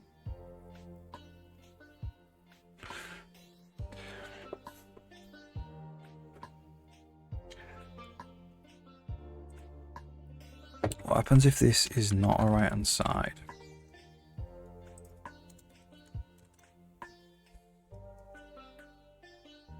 Doesn't work.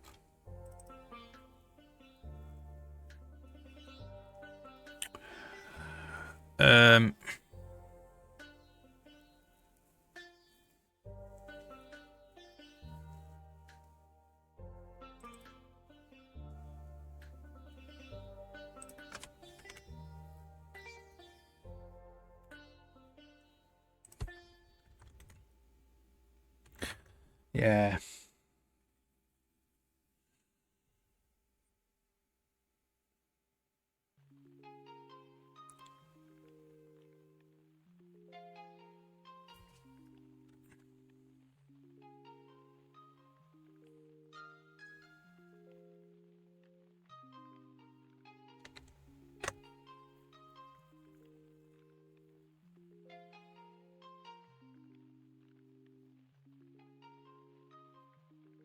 Has to be.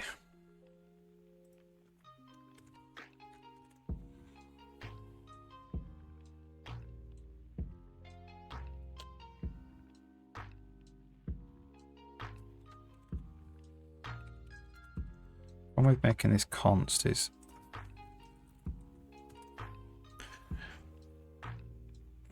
don't know.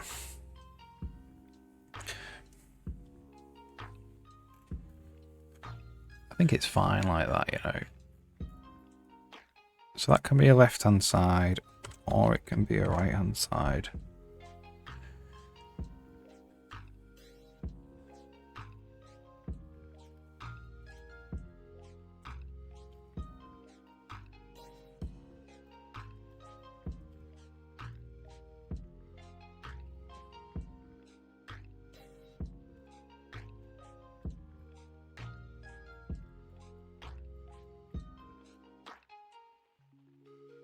Like you do want these to all work with left hand sides, don't you, as well?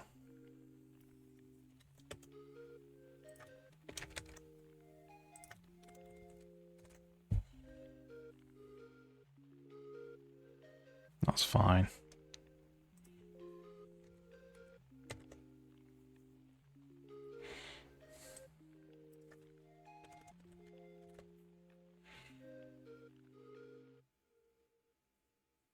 Okay, so we need the minus version. Or do you want the left-hand side version?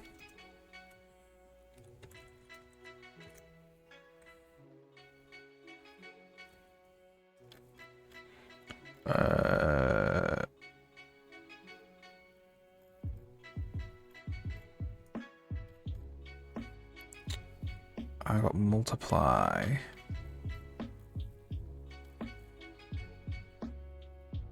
It's a type wrapper.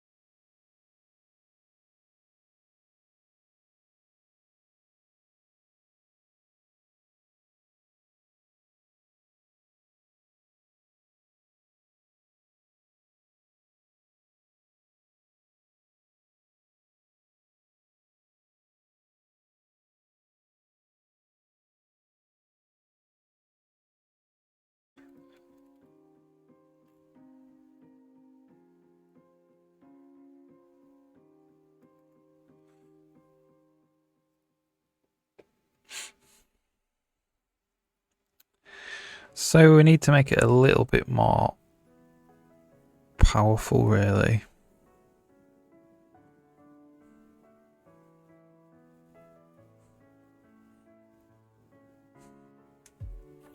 So we need to do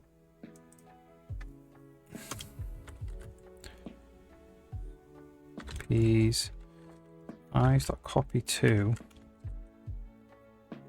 Oh, we're going to merge two arrays.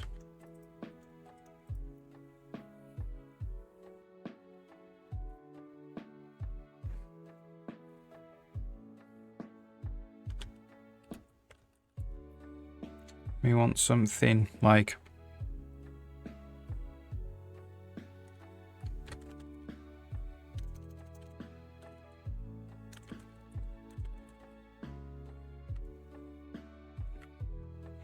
I'm going to wrap these. So we want something like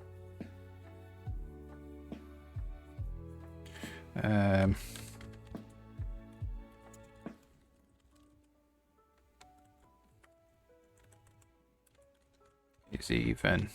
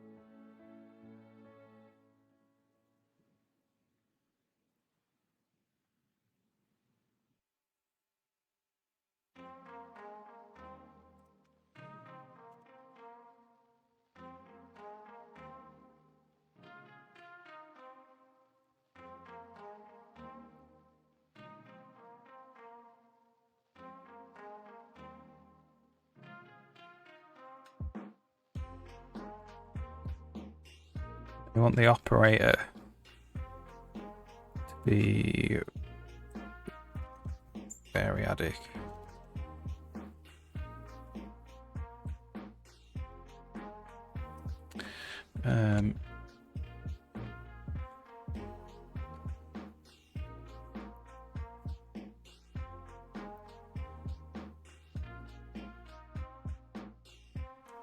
So now we need to know whether this is the first arg, the second arg, or the third arg. So really this is the index.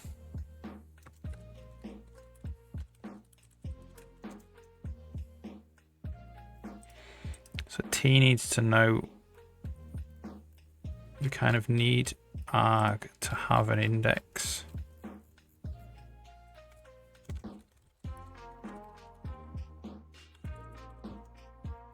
And that means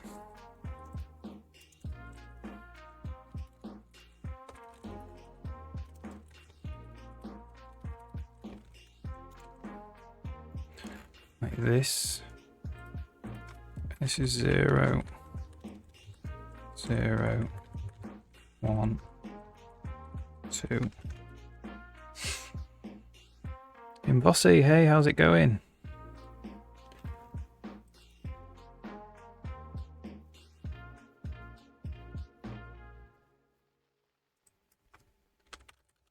And this is just t.index really. Hope you're alright. I'm working on this type of stuff. So this is like a lambda. Copy to, so copy from i's to j. If the arg's greater than 6 or the arg is less than 2. Which doesn't look like real C++. But it's making this work. This currently works. Pretty good, grabbing each render target from the game, hooking up. Oh, nice one. I'm doing alright, thanks, yeah. I'm not really working on a game today. I just saw this thing yesterday on the online and I was like, that's pretty cool. I wonder how that works. So for instance, like this, these two merge two arrays. This is the proper way to do it with the Lambda, where you just like sum the two elements in the array together. But I've written this shorthand here. So you could do this instead. Or merge three arrays. You can do this.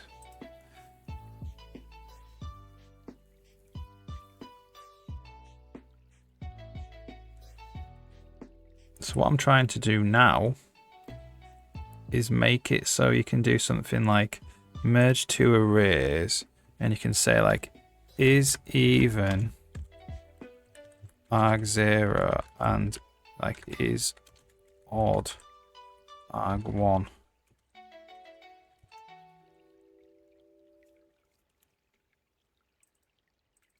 Or is odd.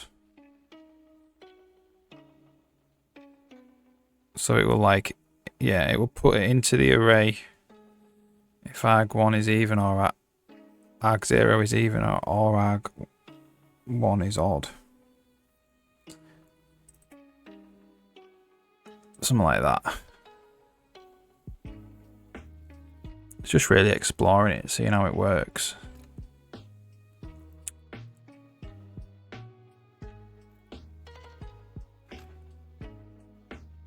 So is even. What we need to do is go through all of the args.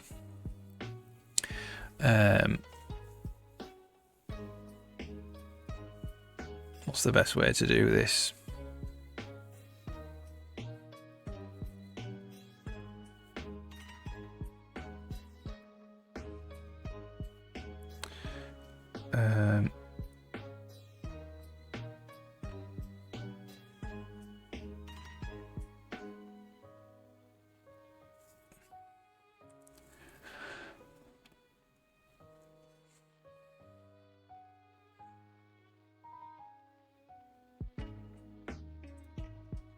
Probably just go.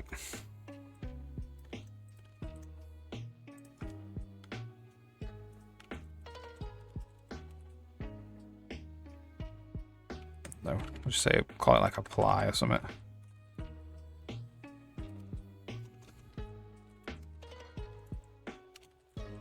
And we'll just say if counter equals index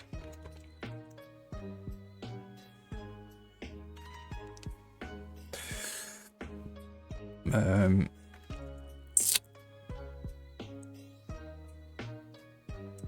going to say if size of args equals 0,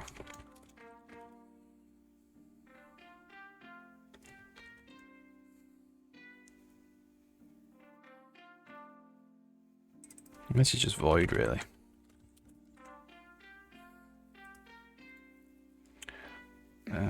We'll do standard get 0 args.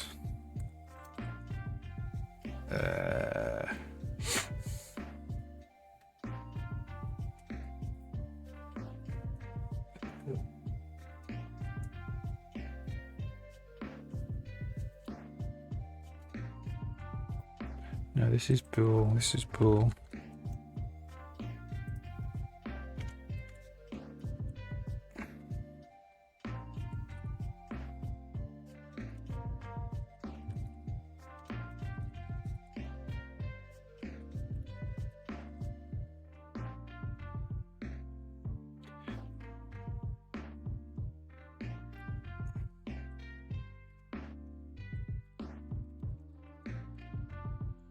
Monsters, hey, you've got amazing huge news. Oh, let us know. That sounds good.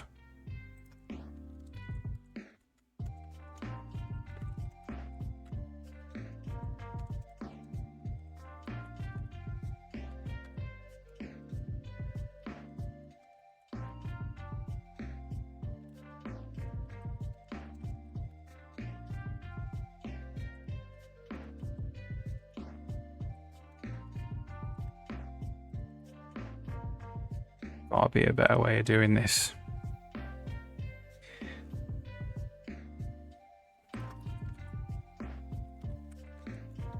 Sure there is. We'll be able to use an index sequence somewhere.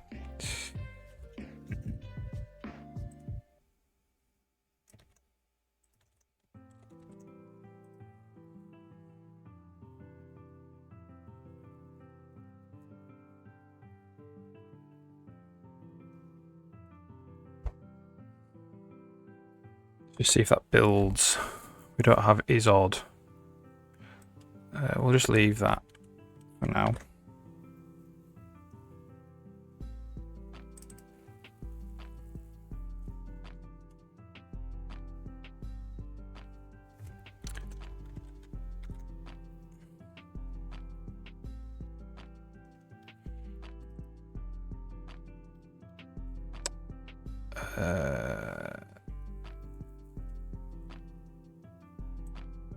Oh. Like that.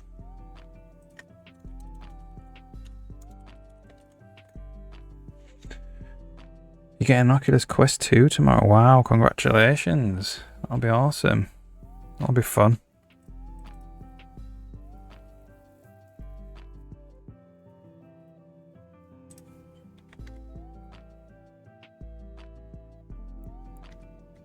sure it's that way around.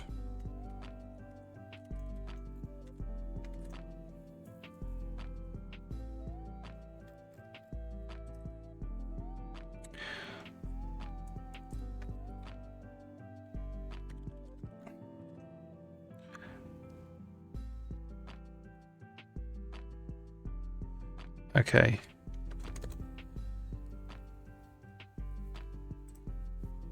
So this has to be first.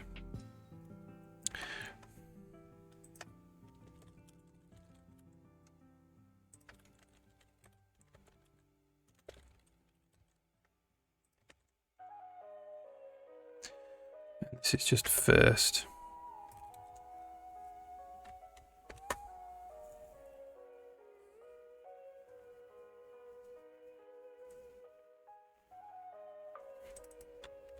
And this is first.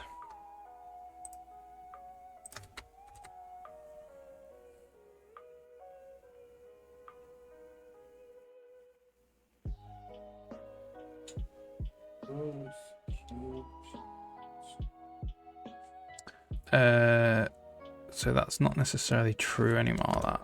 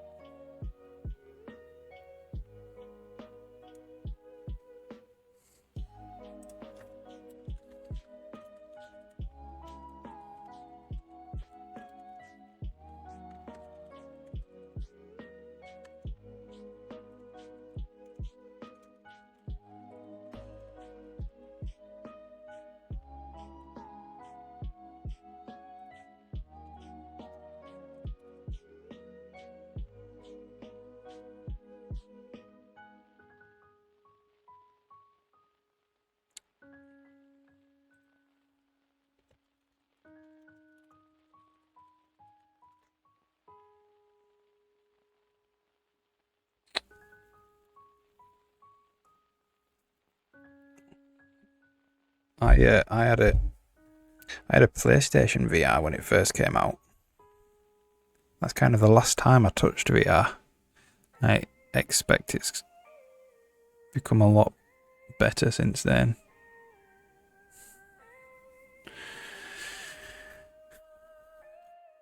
Right, so this is like incredibly complicated for a customization thing. So this needs to be super duper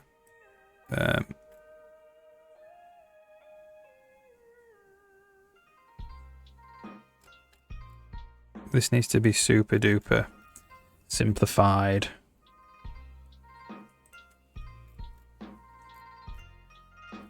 So this is like also a merge to arrays if as well.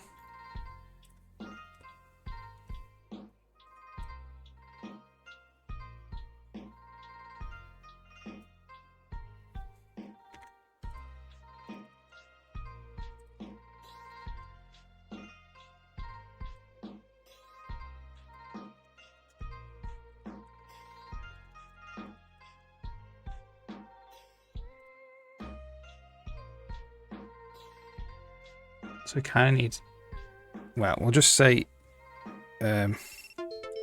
AC plus BC for now.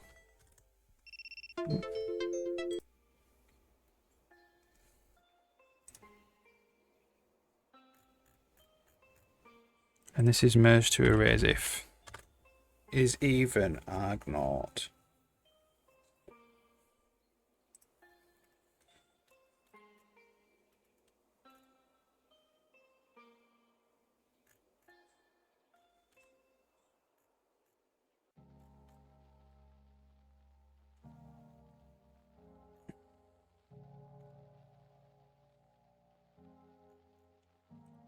Okay, let's see what happens. Arg0 being the numbers from 10 to 19.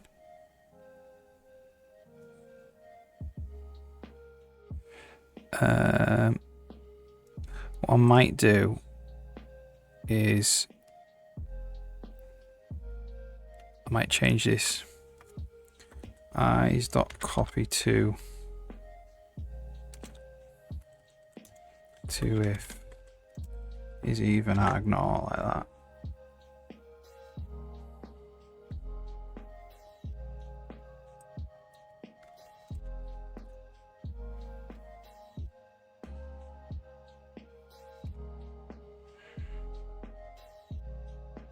Two things. Did you make a render abstraction for this game? Or are you using raw calls? Have I heard of Handmade Hero? I have heard of Handmade Hero and Casey. Yeah, he's a great programmer. A render abstraction. It's a pipeline more than an abstraction. You know what I mean?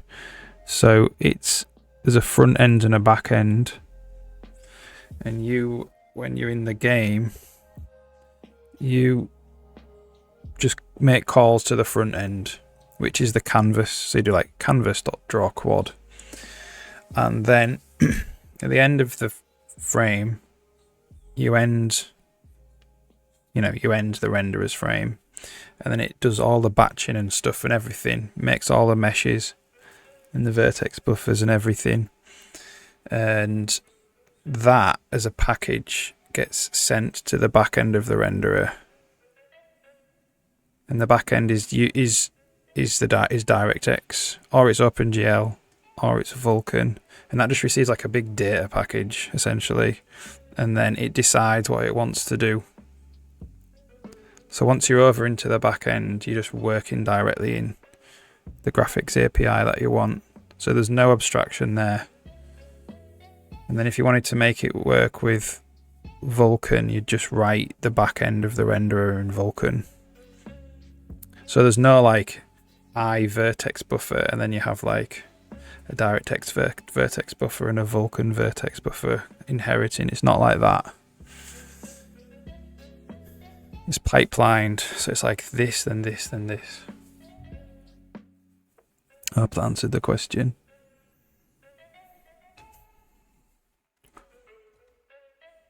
Yeah, Casey's awesome.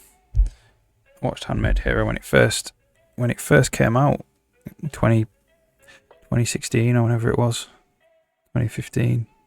Can't remember actually. It was a long time ago because I remember watching it in my old house.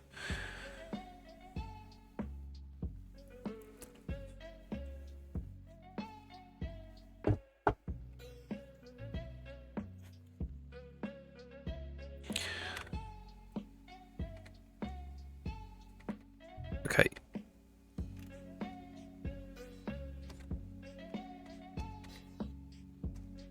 So we're going to recall apply. We should check if it's 0. So I think that's working.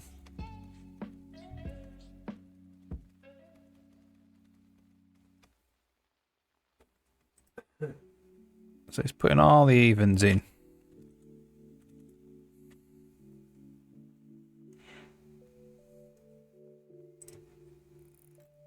Now I understand that you could just do this with an ordinary Lambda. However, this is going to get changed, so you can do something like merge two arrays.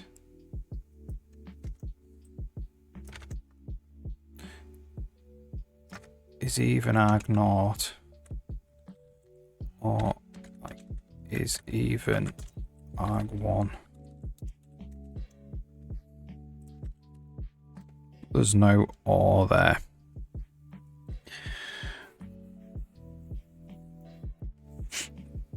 So essentially this needs to be quite heavily abstracted to make the or work and stuff.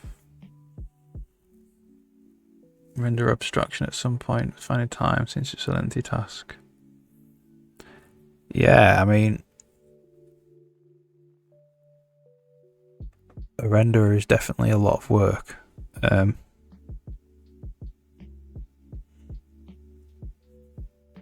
never really done it as an abstraction. By abstraction, I assume you mean you have interfaces, and then you implement the interfaces Like you derive off the interfaces depending on whether you're using OpenGL or DirectX. I've never really done it that way.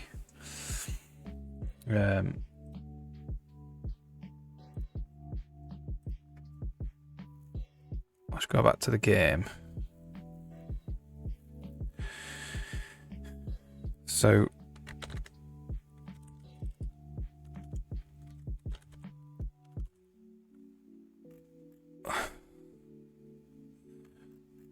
if I want to draw something, I just do get game canvas, draw something, draw circle. And that's the front end. Who followed then? Exclude. Thanks for the follow. Yo, how's it going? What am I working on at the moment? So the main thing is I'm working on a game engine in a game. But today I'm just experimenting with a thing I saw online yesterday, and that's to like wrap up lambdas in logical operators. So this is like copy from i's to j's if the arg is greater than 6 or the arg is less than 2. So I'm experimenting with this type of thing. Or what I'm doing now is merge two arrays if, so these have got two arrays, is even or is arg0 is even or arg1 is even. So if that is even or that is even, it will copy into there. So I'm just kind of like messing around with this, seeing how it works. But I was just talking about the renderer. And the engine. So yeah, so this is just a call into a renderer into the front end, and all this does is, apart from generating the circle, it puts a draw item on. So that's like a draw call essentially. It's not really a draw call because nothing's being drawed. It's just like, I want to draw these vertices. Hey, this is the material, and this is the topology, this is the Z, and this is where the vertices are in the buffer, in the vertex buffer. And then that's all that happens. And then at the end of the frame, every canvas has an end, which is it end?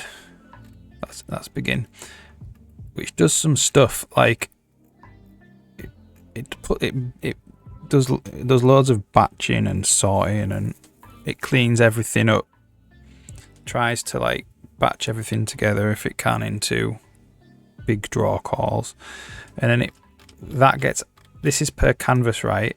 And then every canvas adds that particular data packet into the renderer at the end.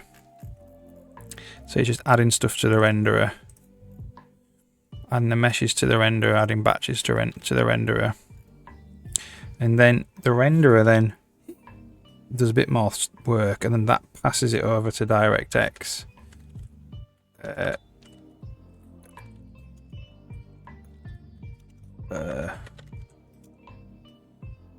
So here we go. It gets the renderer and it gets the render commands out. So it ends up with a list of render commands essentially. It doesn't really know anything about the game. It's just like, these are the render commands that you want me to do stuff with. So if you wanted to do a Vulkan backend, you would have to implement it in Vulkan. This backend, so it's like 5,000-6,000 lines of code in DirectX anyway. You'd implement it in Vulkan, and then all you would do is you would just swap to using Vulkan. But Vulkan would get these same commands, and then it would just do it the Vulkan way instead. So it's not really abstracted at all. It's pipelined.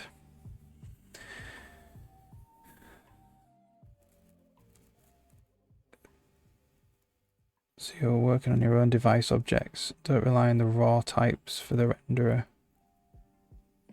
I just use a DirectX 12 device, if that's what you mean. There's no abstraction at all. Once you're in the DirectX backend, you can use all the DirectX stuff. You know, I've wrapped them a bit. So I have like a DX12 buffer. But there's no abstraction. You don't directly draw into any DirectX vertex buffer from the game or anything like that. That's not what happens. Try and start a Minecraft server. Coding plugins cause stuff. And if you would help. I don't know anything about Minecraft servers other than what people have told me on here. Unfortunately, I'm more like a systems programmer. I can tell you about game engines and C++ and graphics and stuff. Not really about Minecraft, unfortunately. If you do stuff, then you aren't messing with the renderer specifics. Yeah, there's two approaches. You can like try and abstract everything away and then kind of build a renderer on top of the abstraction. Or there's a pipeline. The pipeline's simpler, I think. You don't have to worry about the abstractions. It does mean that I have to be both fluent in the front end of the renderer and the back end of the renderer. So if this was a really big project with multiple people, that might be more difficult. Because if I want to write a material, for example, you might need to go into DirectX and do the DirectX specific stuff for that material, maybe. Depending on the material. If it was like a brand new vertex type, for instance, and you needed new shaders and everything like that, you would need to know DirectX. Don't know about PHP. I know a little bit about PHP. I know like the bare bones. I've written an online shop, or several online shops, using PHP and MySQL and stuff. But nothing to do with like game servers. The pipeline is 100% simpler. Yeah. It's like a simpler of an already very complicated thing, so it's by no means simple, but I think it's simpler than abstracting it. Take an IDIC 312 resource and convert it to a custom type just as easily.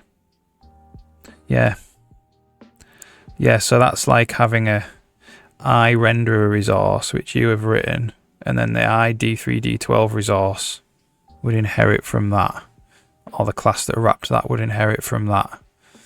And then you would basically, like, when you were calling into your I resource, it would actually be going down to DirectX to do its thing as well. But then the person actually working day to day with the renderer doesn't have to worry about DirectX. That's also how it's done. That's another way to do it. That would be the way you would do it if you were going to hand an API over to a bunch of programmers who aren't graphics programmers. That's how you would do that.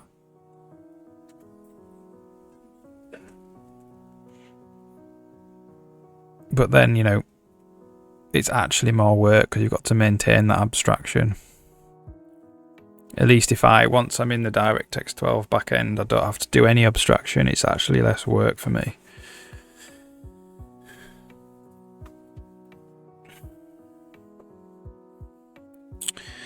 Think of string view, but for a renderer. Yeah, so if you wanted to get a view of, like a view of the data in the resource.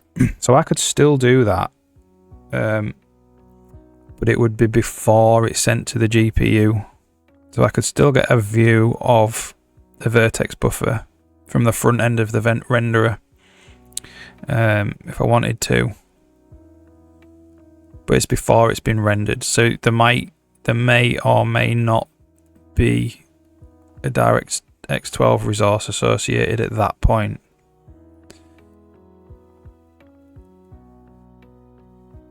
because it might be fresh data. If it's old data that's being reused, there probably will be.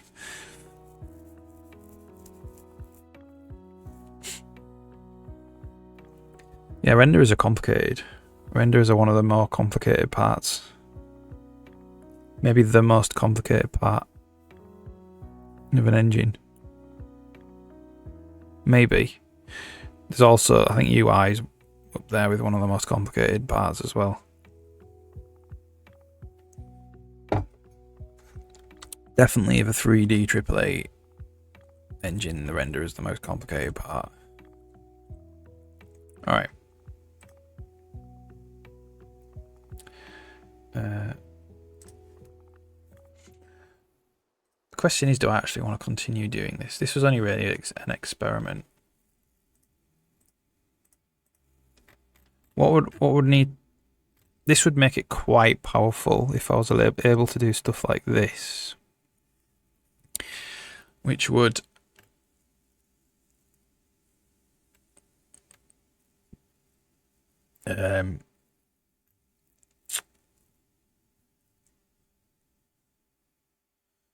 which would make it maybe usable in the actual game engine.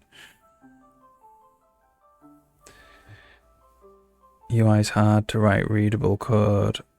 Yeah.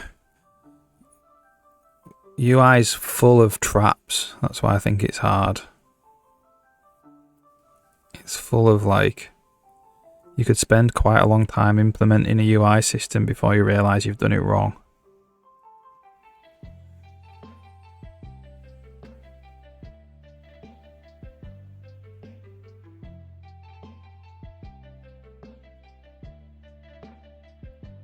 You can't really make your assumptions like, well, a button is hot when my mouse is over it.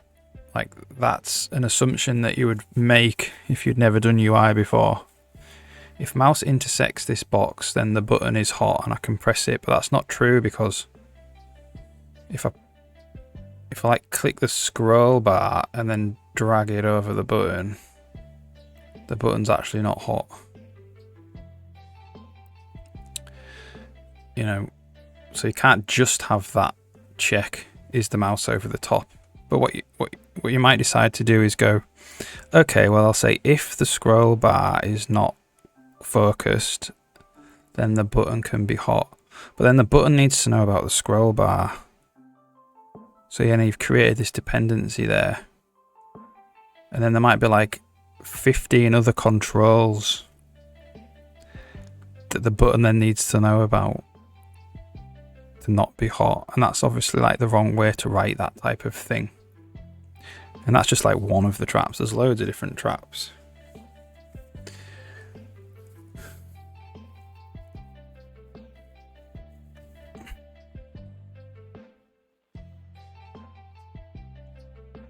UI is why first diamond inheritance. Oh, right, okay, yeah.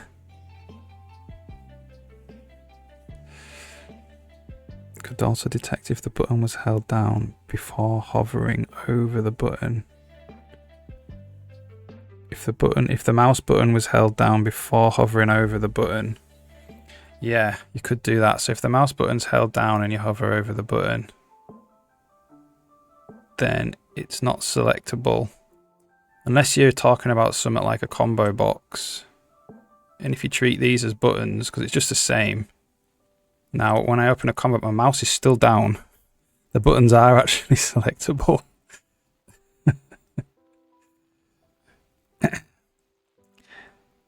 So that's not always true. There's all sorts of weird things. So then you need to like make a special case of button for a combo box. Then all of a sudden you've got kind of like 2 buttons in your code.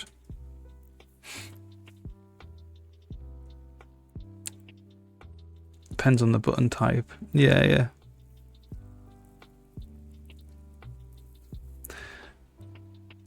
And then also, if you're doing a game, it can't be is mouse over button. Because you might be using a controller, or you might be using a VR headset. You might not have a mouse, so it can't be the mouse. So you need to write a whole other system which abstracts away the input device.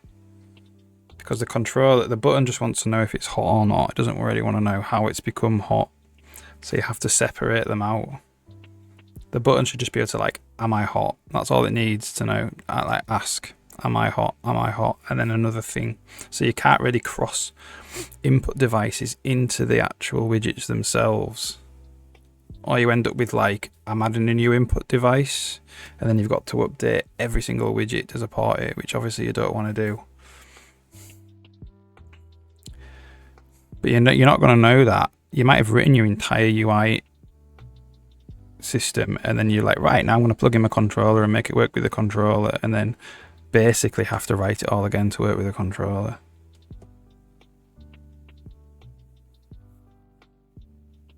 If it's pre-held down, you aren't intending to click. You aren't unless you've got a different button type, like you say, like here. So if I do this, if I let go of my mouse now, it does click it.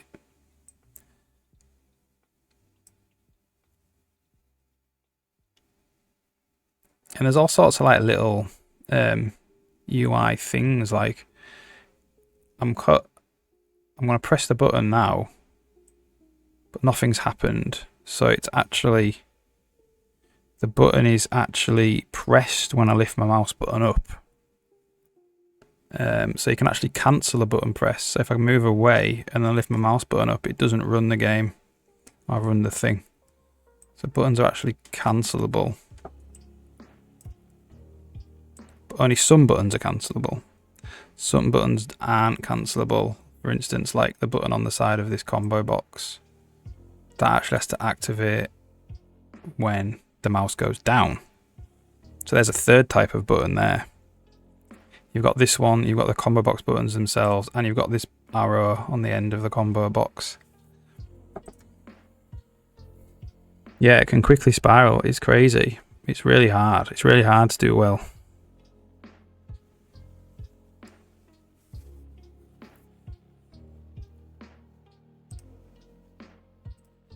And from my experience, you can get quite far into development before you realise it's wrong, and then you've got to kind of start again or live with it, not knowing that you've written it properly.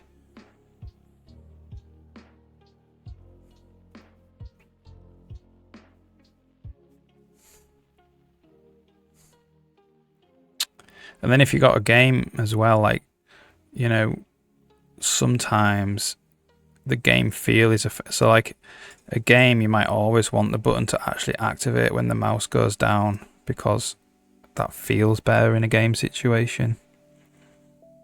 So you need to build in these flexibility to be able to change from one button type to another button type really quickly. Not have to like change a lot of code to do that, just so you can experiment with gameplay feel and stuff like that.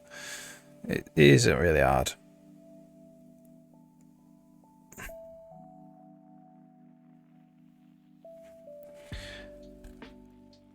Okay, so what we're going to do here is we're going to go eyes.copy to if is even arg0. What I want to do is kind of wrap this up so it's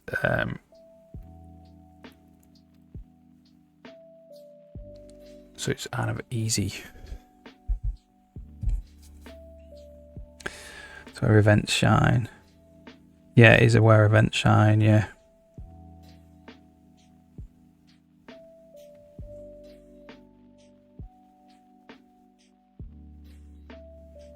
Yeah, so yeah, you need to actually store data for events.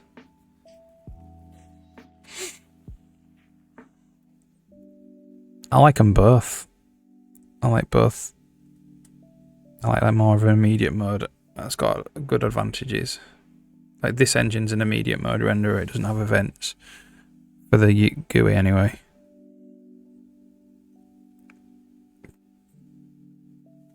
But I do like events. It would be quite straightforward actually to tie in a bunch of events.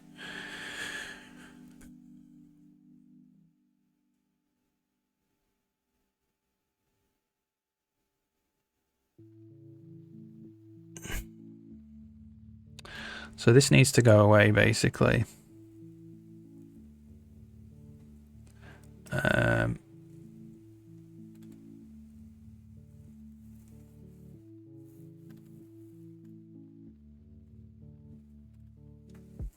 So I want to call this for a second custom test. I don't know really what we would call it. Custom arg test.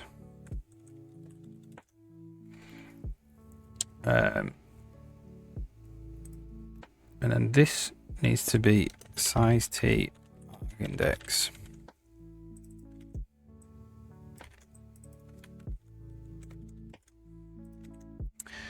And then what we also need is the callback.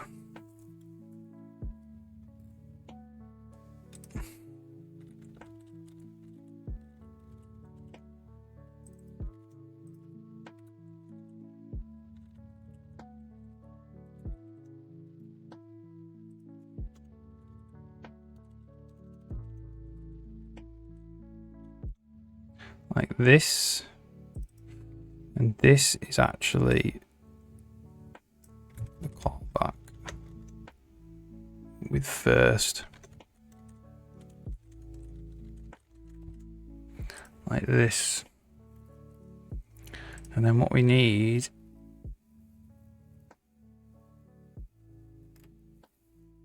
is template class T.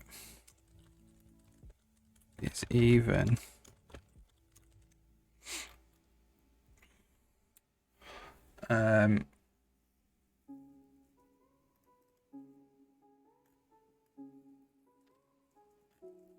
which is just bool operator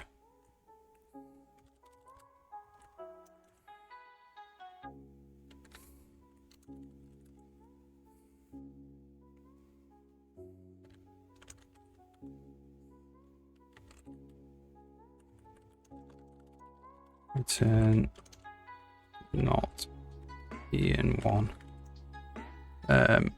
We don't actually need T yet.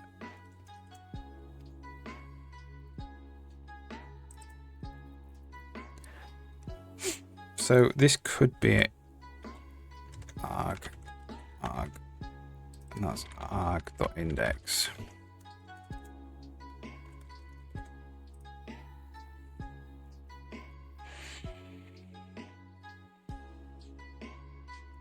Click me, I like it, yeah.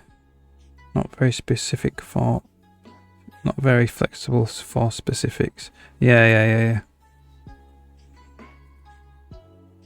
So I tend to have, so I'll have like click me.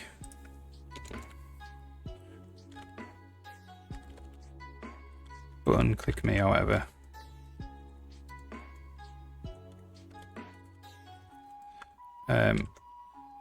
And then you'd say like if like this, then it's clicked. But then I also do something like you could say auto result like this, which still evaluates to a Boolean result implicitly. But this could have stuff in. So you could say result.onClicked plus equals, you know, some event or whatever. So you could do that.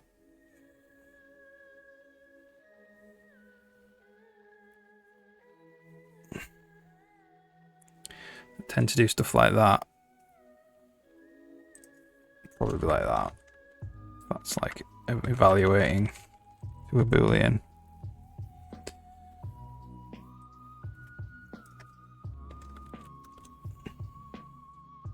Yeah.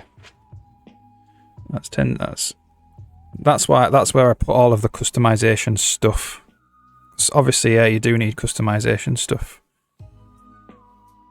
Could be anything, depending on the actual context of what's happening. But I use that pattern quite a lot for a lot of things, not just UI.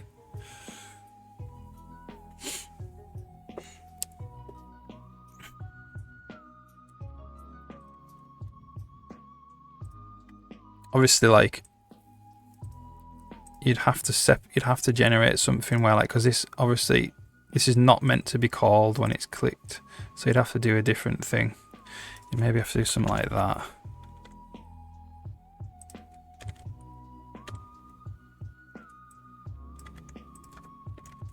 I don't know.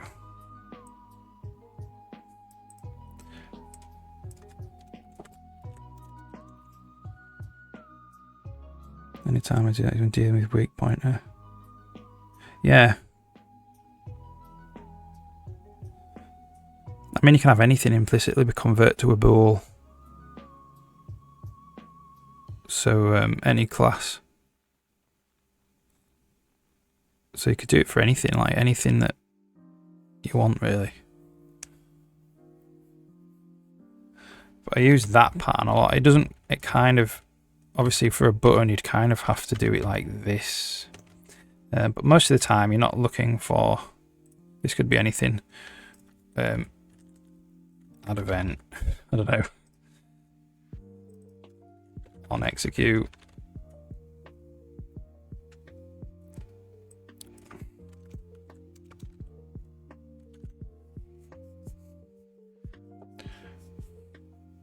Call lock within the if statement. I'm just find it outside. Yeah. There's a nice pattern for that. This isn't Boolean. You can put a semicolon there and do like result dot is valid or something. And that still keeps it inside. But that doesn't have to evaluate to a Boolean. The second one will test the actual if statement. That's quite a nice pattern that you can use.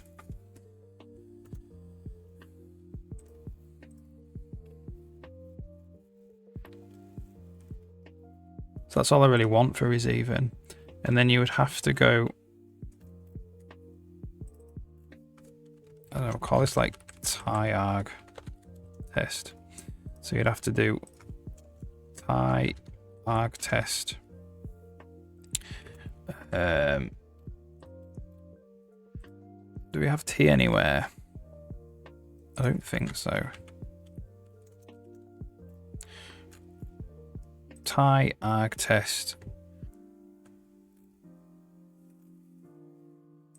Test. Arg 0 is even.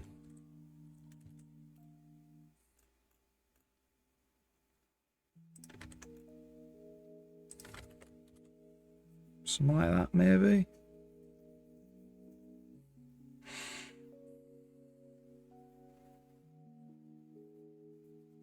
Pros and cons, yeah.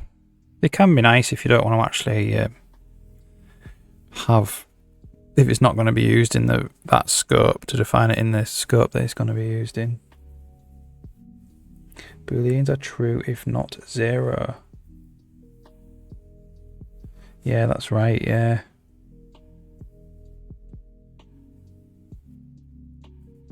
The little twiddle thing is not for bitwise operations. Yeah, correct. Awesome. Yeah. Definition of a Boolean is false if not 0, true if not 0.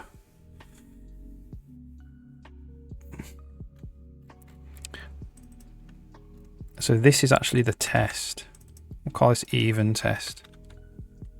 Or is, well, I'm going to call this test is even. I'm going to call this is even.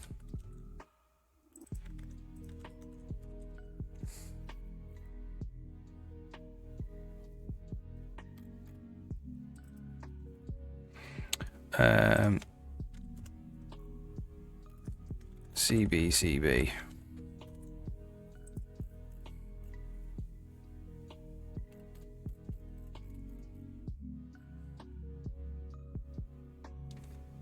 I'll actually just pass in that here. Is even.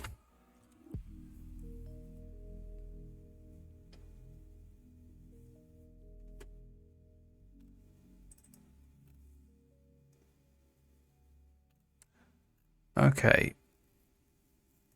I actually want to specify the arg there.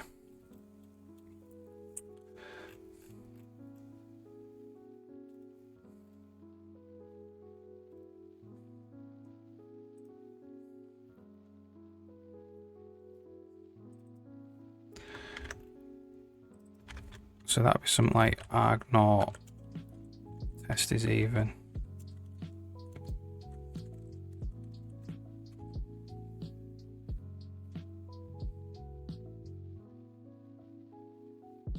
Should we see if that actually works?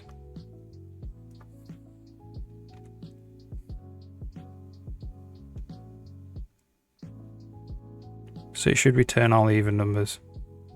If it does, that's great.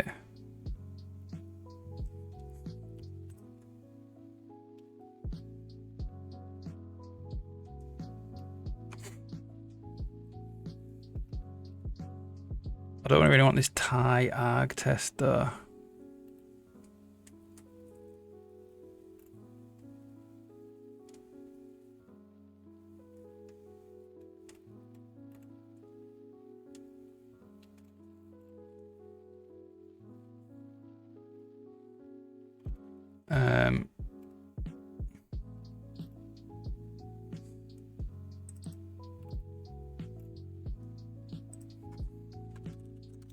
So basically want this.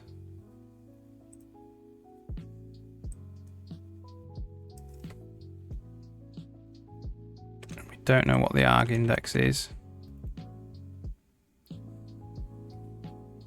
And we want auto operator const arg.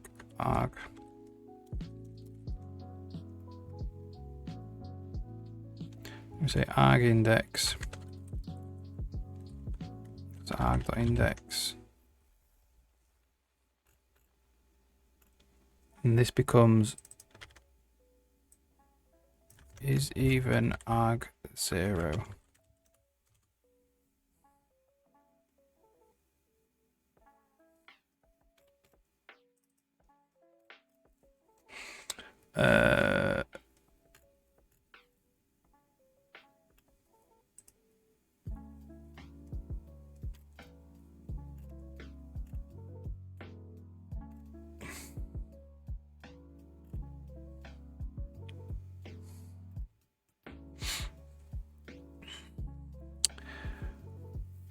I would have done num hash 2 equals 0. Why did you do not e mod 1? I'm doing not. Might be a typo. E and bitwise and 1. Which just checks the lowest bit in the number. And if that's 0, it's even. That's just the definition of being even. It's just another way to check if it's even.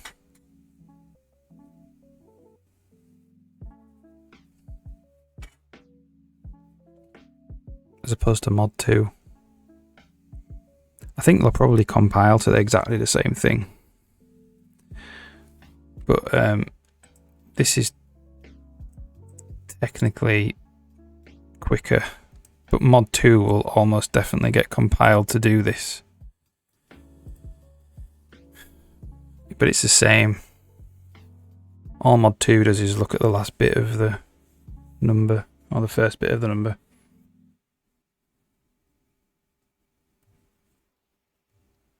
Why did you not do e mod 1? Not e and 1. E mod 1, I don't think it will give you the right answer. Can you write out what you mean? Oh, right, okay. So if e equals, whoops, equals 0, 0, 0, 1, which is the number 1, which is not even, which is odd. And then you do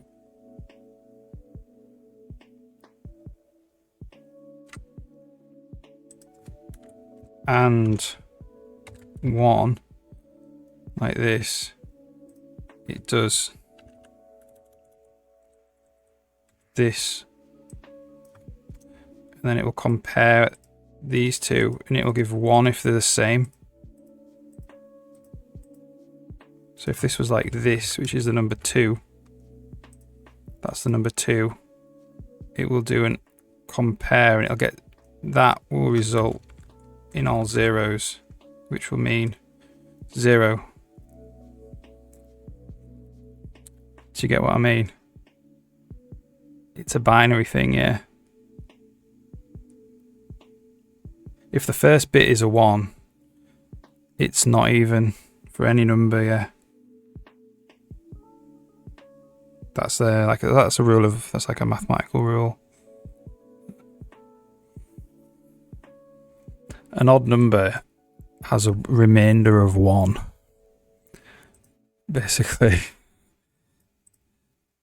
So if there's no remainder there, then it by definition is even.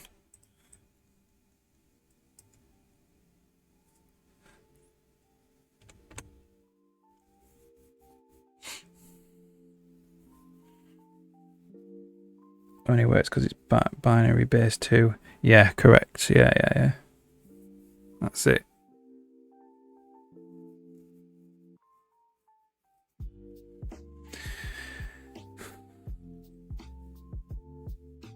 So if you're checking if the first bit is 1, and if it is, then you know it is not even. Yeah, that's correct.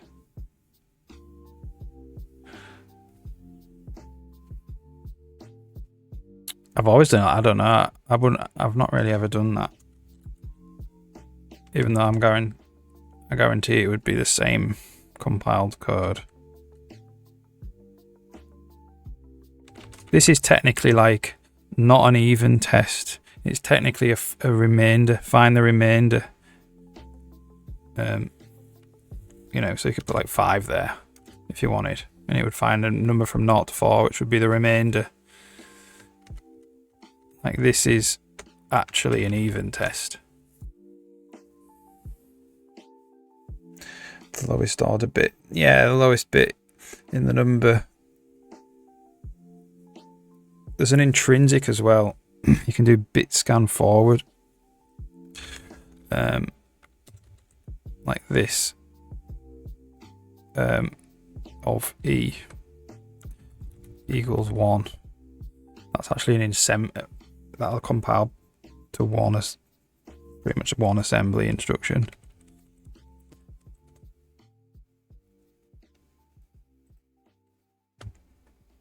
I think.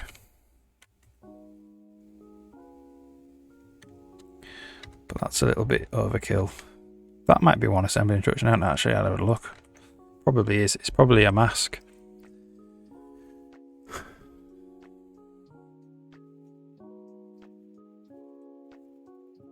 Even checking. Yeah, no problem. Yeah. It even works in C# and stuff, I think.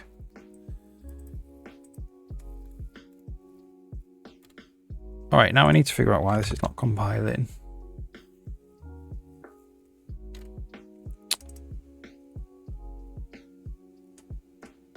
To tie arg test, use of class template use of class requires an argument list. So it's not figuring it out.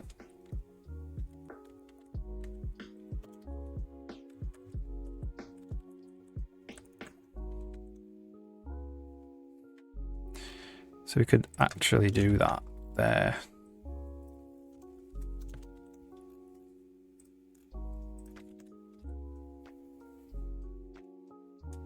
Problem with that is it can't be a lambda. That didn't compile either.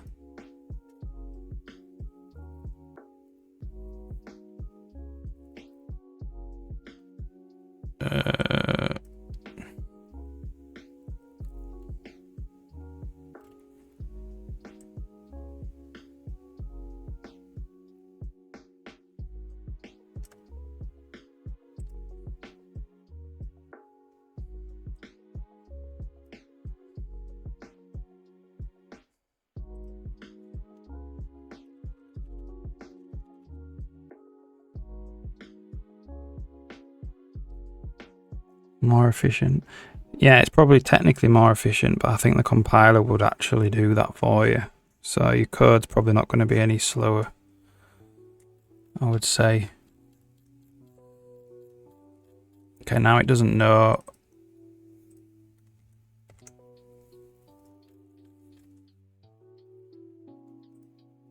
First, it doesn't actually know.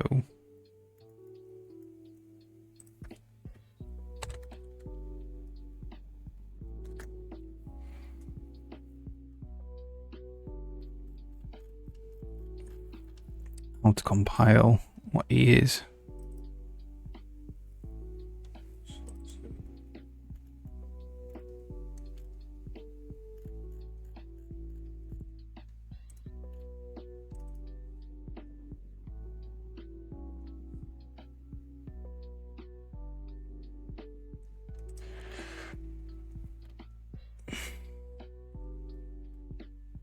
That's not actually how I even want to do it because it needs to be a lambda, really.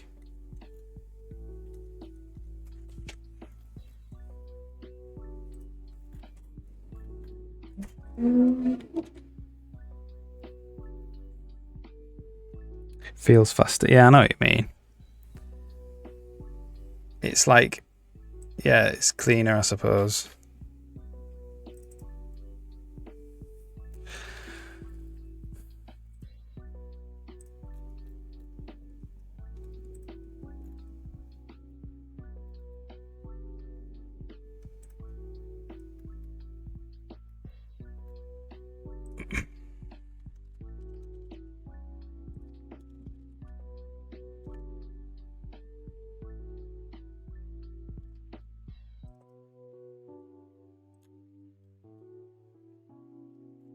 I'm getting too tired now to actually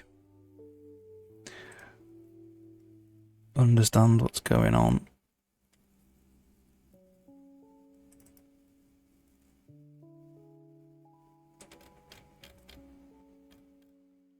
Written a lot of template stuff today. Requires template argument list. That it does. But it should be able to deduce it itself. Oh, it's because I've...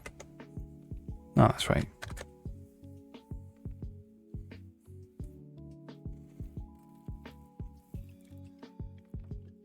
Cannot convert from arg to test is even.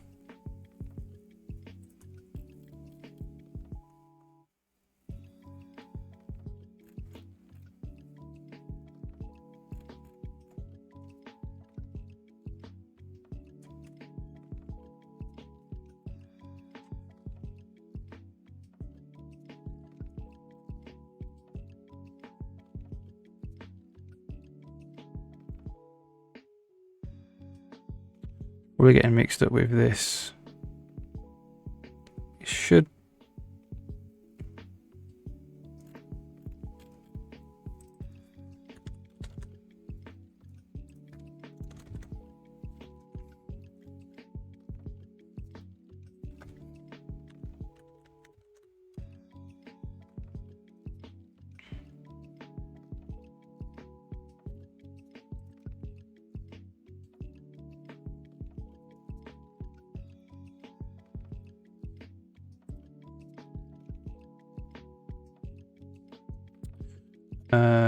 That should work. What is going on here?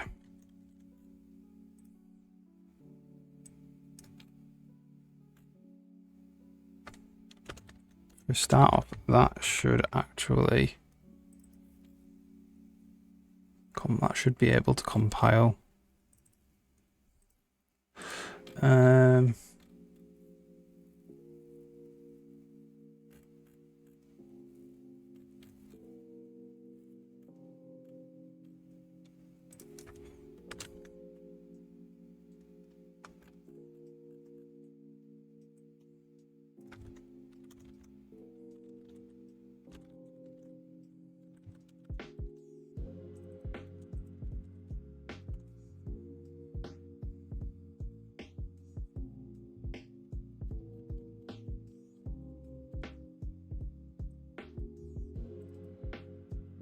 So what does he think? He thinks that is arg.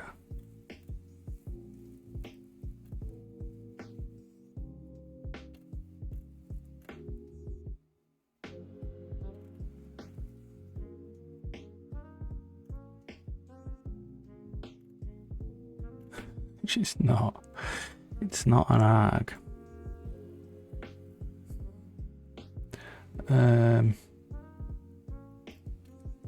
Okay. Let's just do add.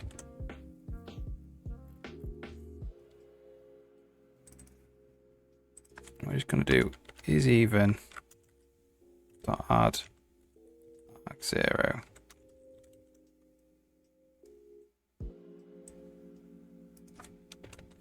To if is even.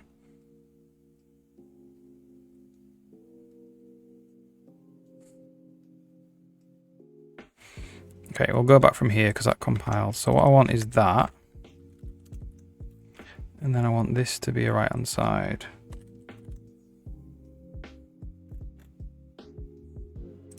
So that immediately doesn't work.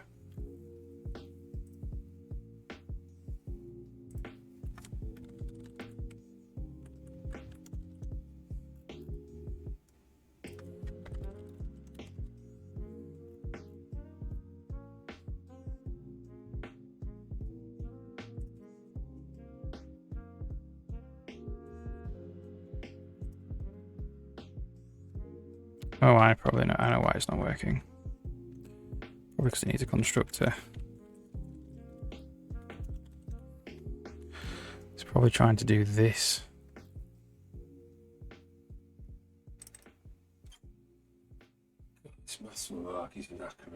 It is. Yeah, that'd be great. Thank you.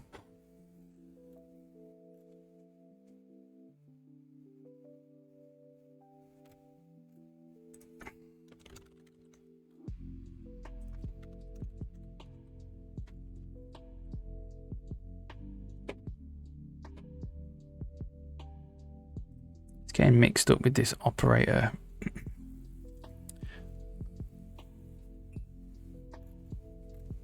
Which is a shame.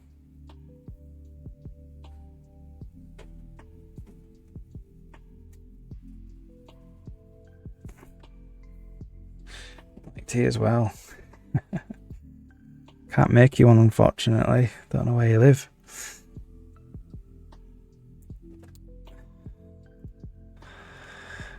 And then what we want is this to actually be an operator.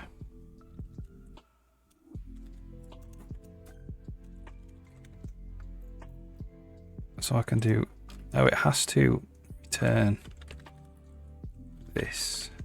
I think that's it.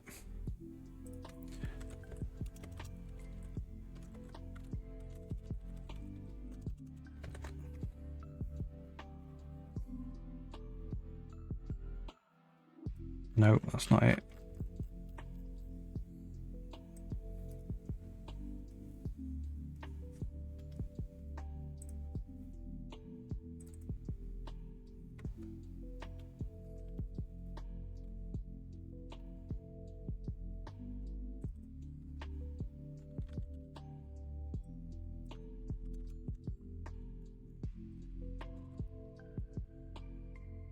You shall see a light time. Oh yeah, I live in Devon.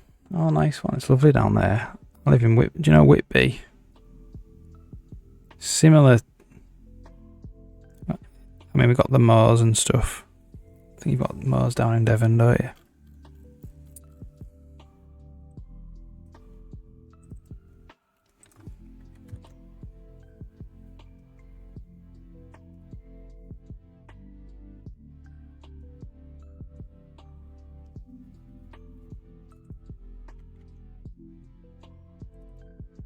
So we could say tie arg test.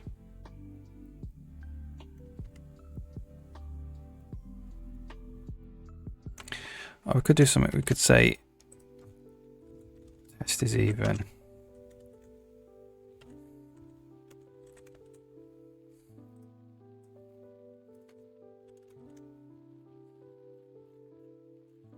And then that does just have const arg.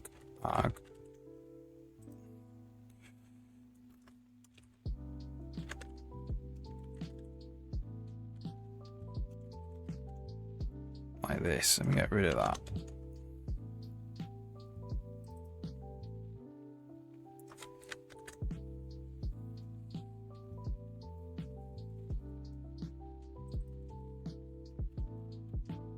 Might just call that arg test, you know.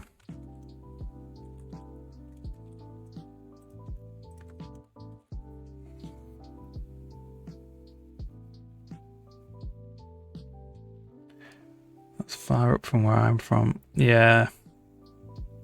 Nearly the other side of the country, innit?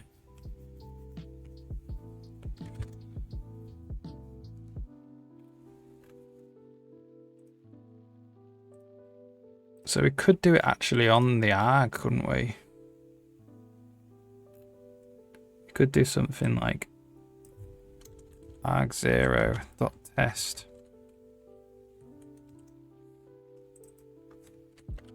with test. Maybe.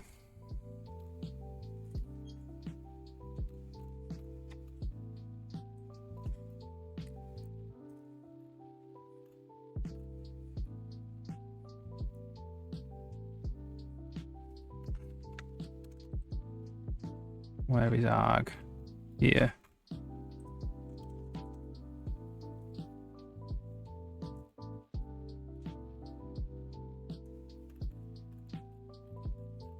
And then that would be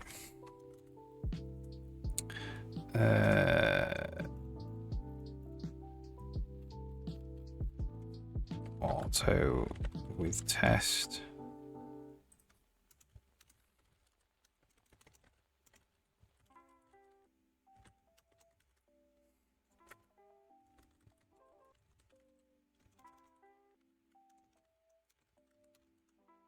And that returns arg test.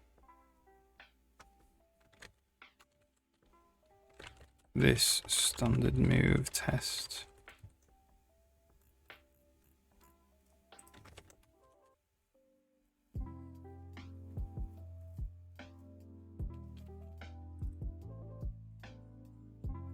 Doesn't know about arg, unfortunately. So that's going to have to be arg index.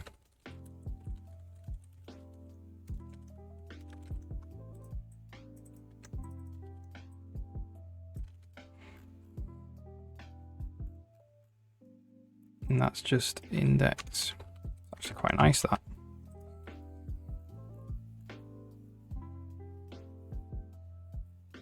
So I can say arg0 with test.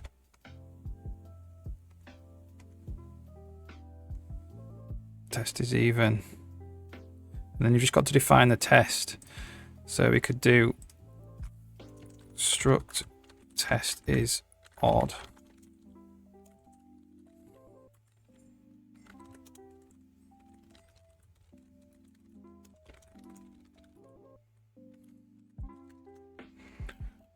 And then we could just say test is odd.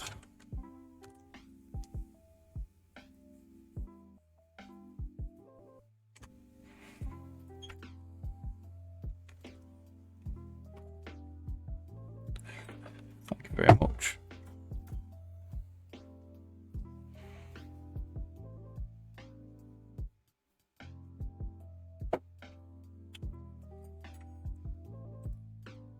So the nice thing, what we might be able to do is do or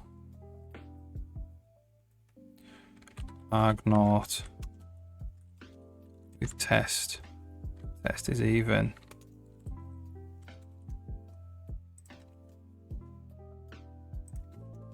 So group tests together with logical operators.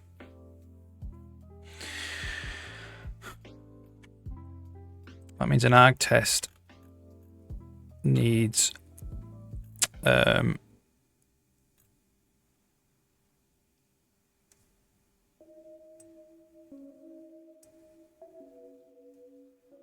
be tested with another arg test.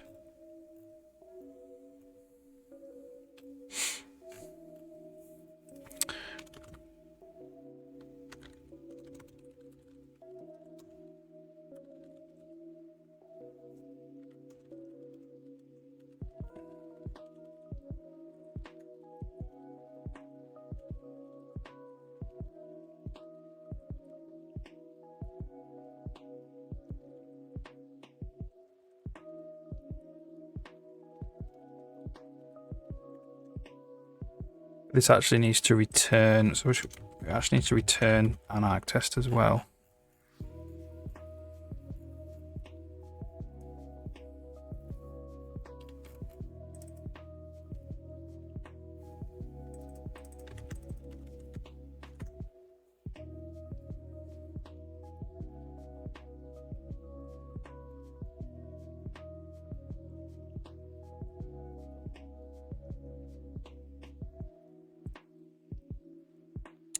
So this needs to return like an OR. An OR wrapper, I think, with the two tests.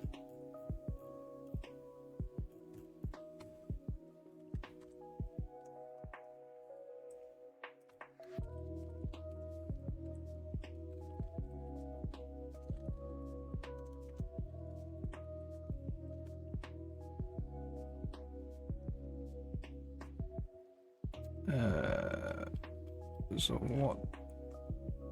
So this needs to be a right-hand side, a real right-hand side.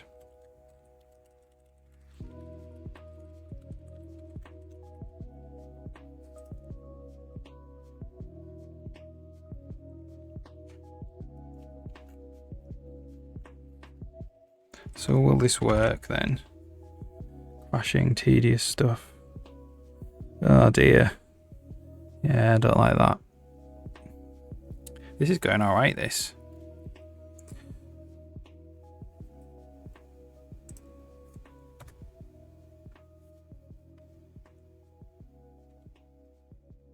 Look at that, I returned them all.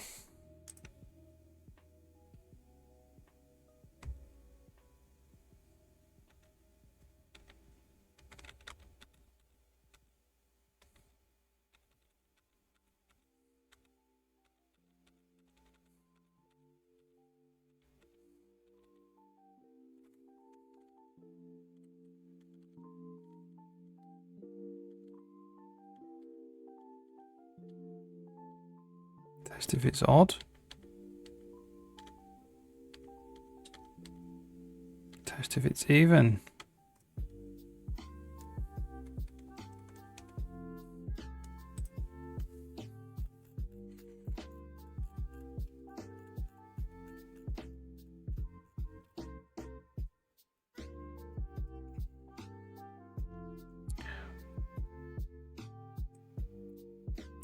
So can I do or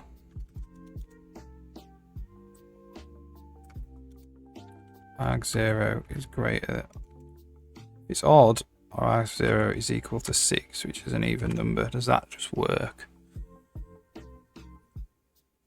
Looks like it might do.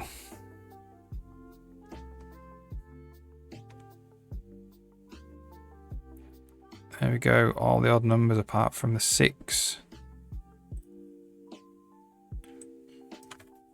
Greater than or equal to 6.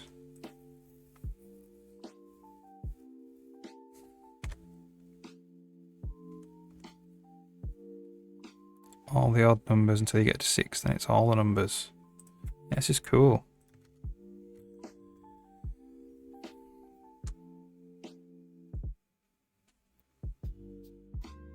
Okay, so now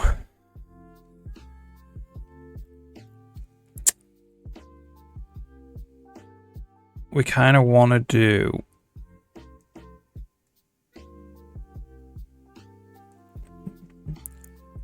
like a one that has a 2 argument lambda. And we could do arg1 is even, or arg0 is odd, or arg1 is greater than 6 or something. So we have different argument types. All right, but first I want to take a 2-minute break and go to the loo. I'll be back.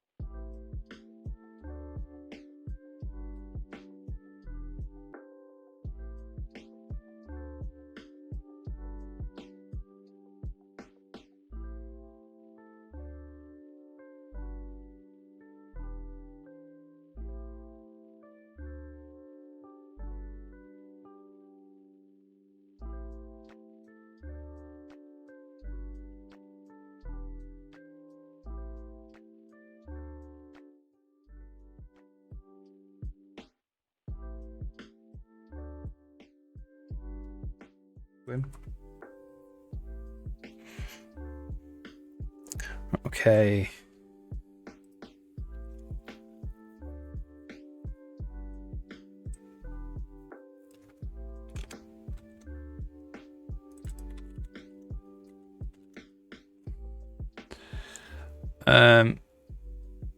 Okay.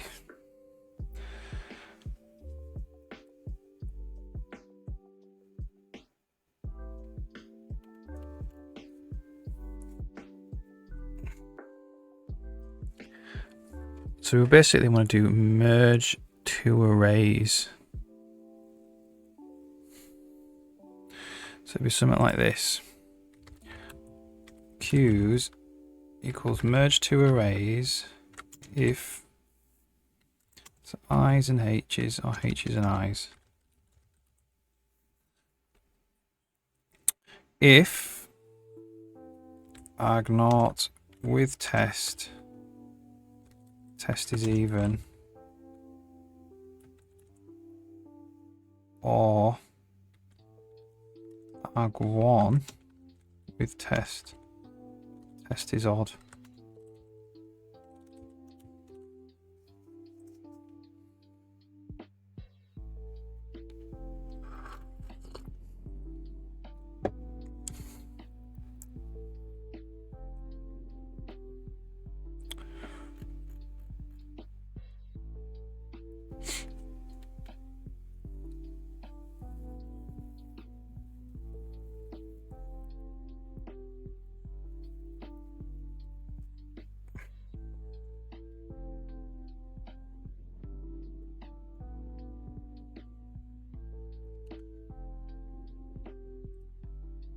So that doesn't work because these don't have the right operators on them.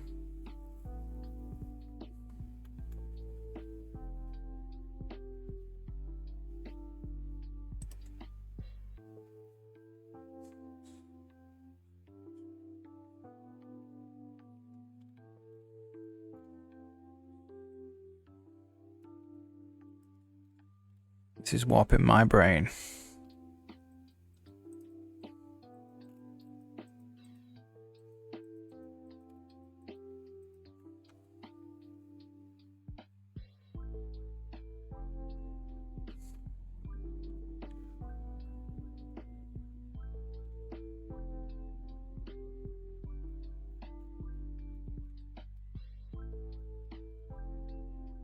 Warping my brain, man.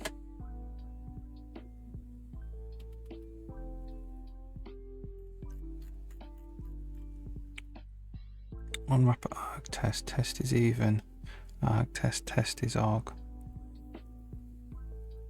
So the OR wrapper.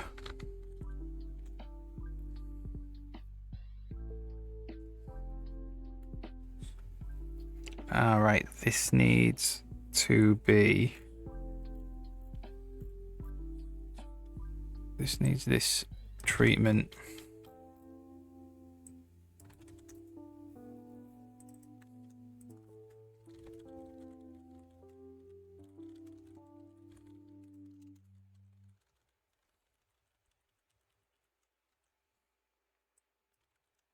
Whoops.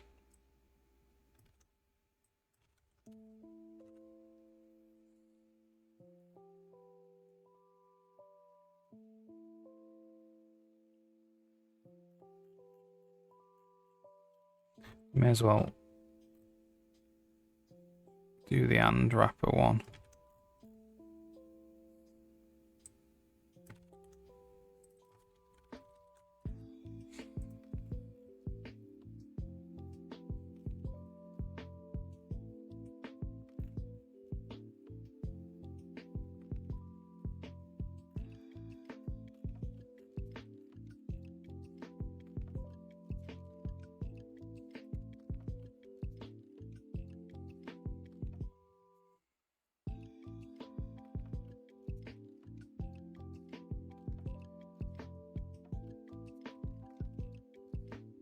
So it should be arg0 is even, arg1 is odd.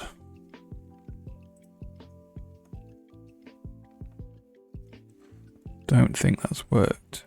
They all seem to be even. Try that again. See what's going on.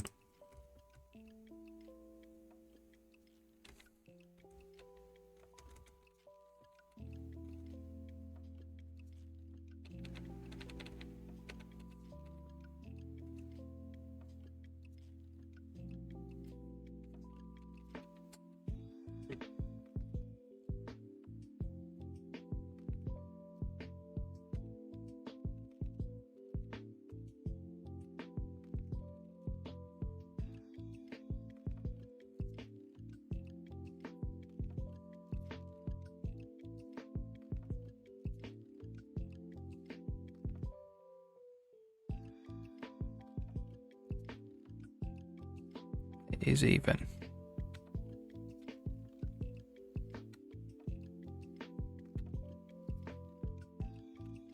Oh. Okay. Needs to be and actually. So it is working.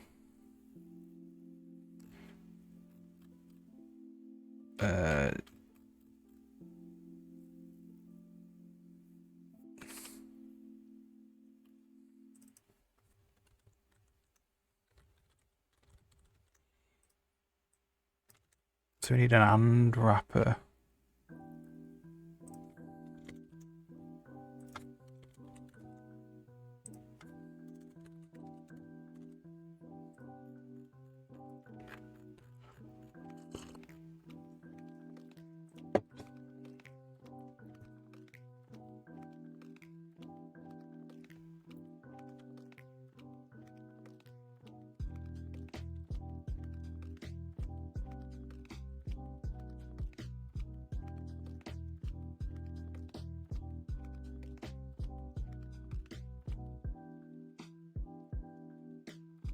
So it's testing whether 10 is even.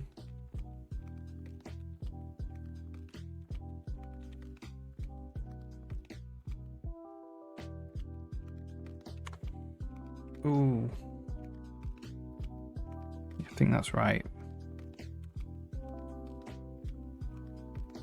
Testing whether 0 is odd.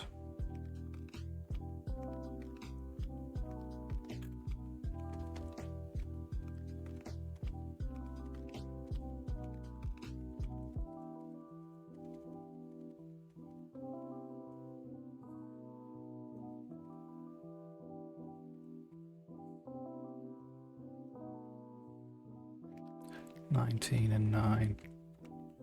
So none of them is true. So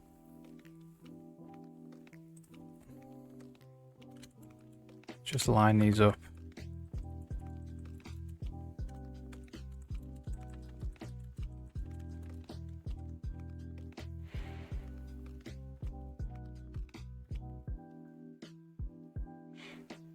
So we need to change. So when that is even and this is odd. So if we change this one to 5.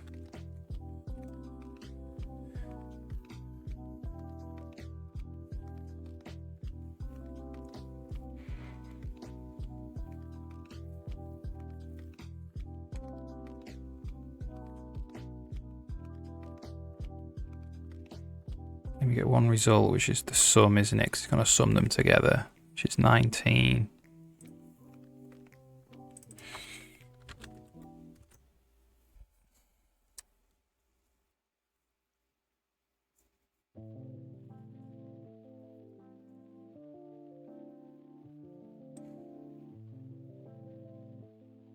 So this here is doing the lazy evaluation thing.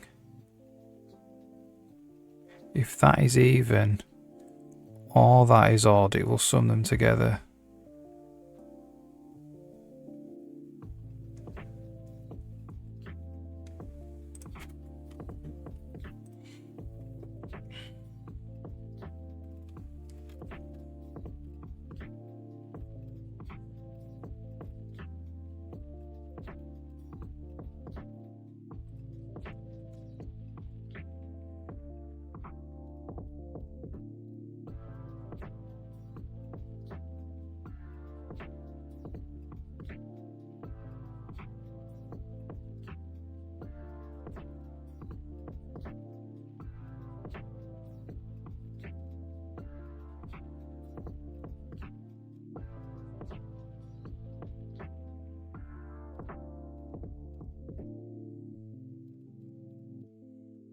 Cool.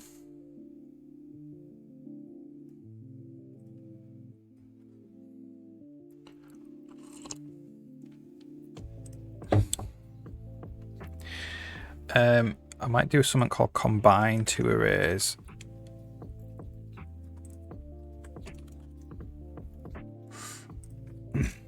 Or what we'll call it, append two arrays. So we'll do result.add BC.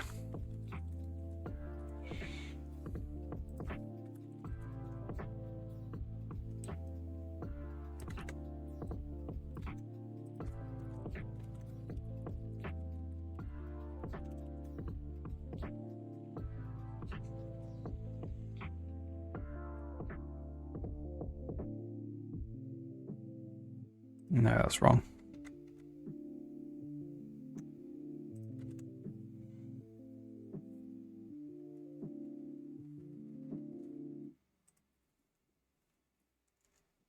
Append two arrays if. So they have to be the same length. So let's do append two arrays if.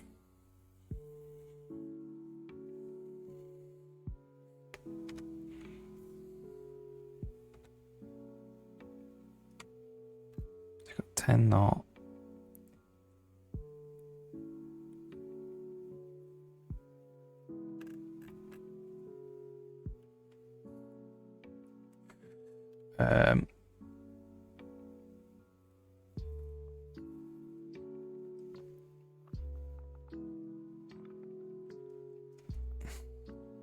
So we're going to go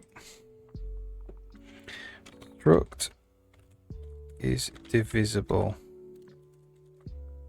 by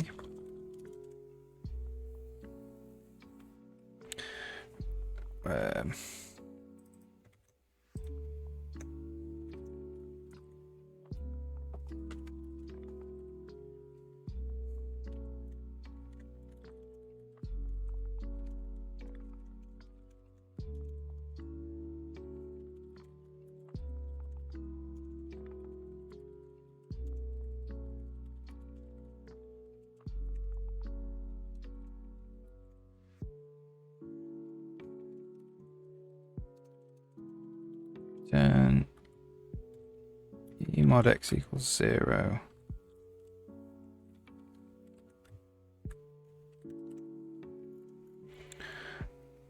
I'm going to say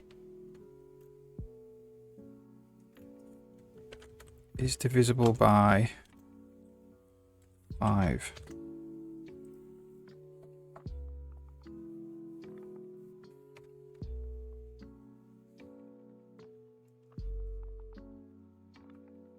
So it should only do 0 and 5. There's 2 5s in H. In I's is. So we do 5, 5.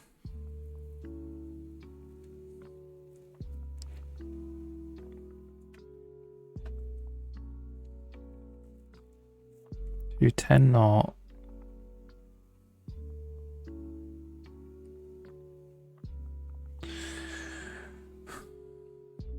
Which is correct. 12 2.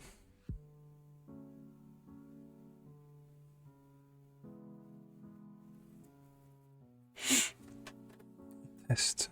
Found a sort of make tests for the thing I am doing. Wait, I found out a way to sort of make tests for the thing. Oh, nice one. That's awesome.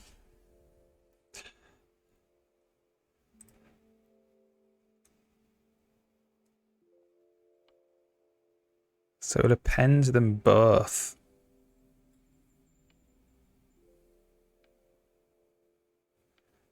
So what I might do is I might do eyes.copy to if arg1 is divisible by 5.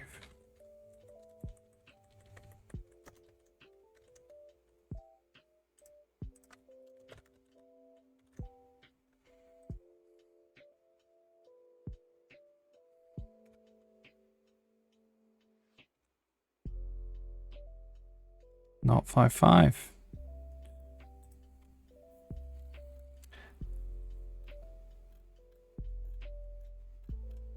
Yeah, cool.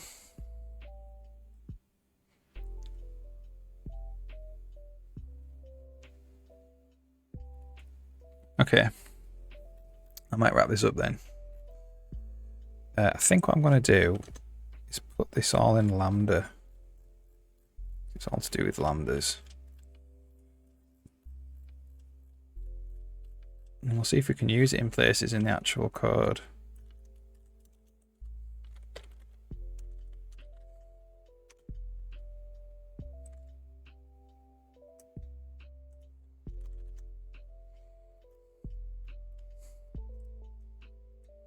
Get rid of these.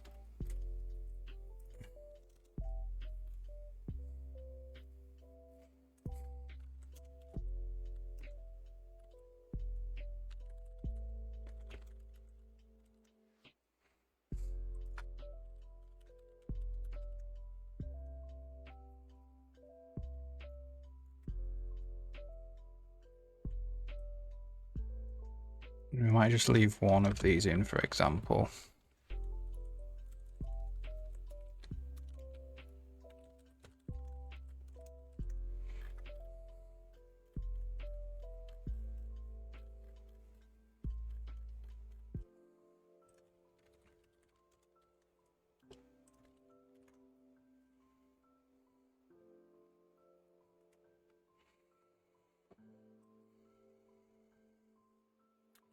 So we can just say using logs.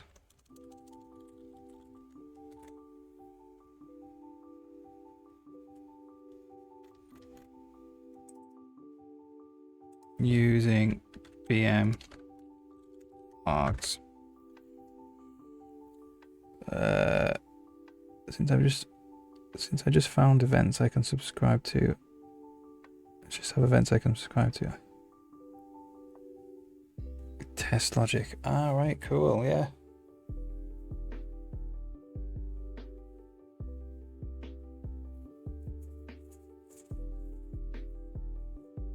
Yeah, nice one. So using namespace.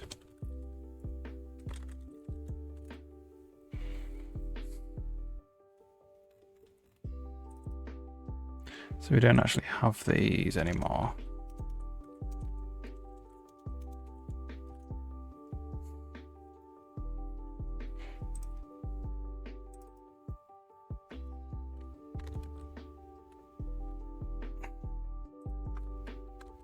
Might actually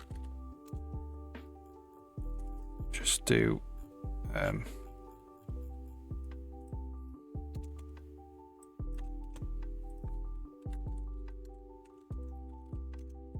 logs test is even.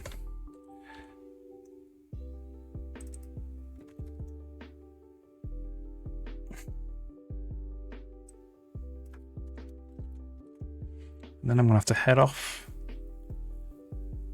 That was cool though. So we actually have these cool little we can construct lambdas out of logical operators, which is awesome.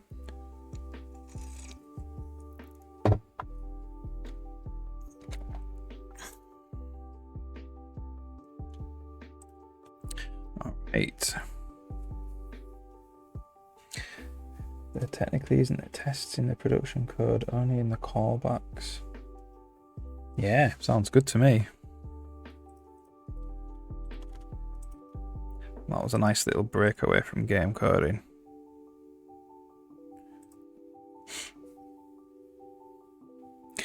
See if you can find some areas in the actual game source to use these. Maybe.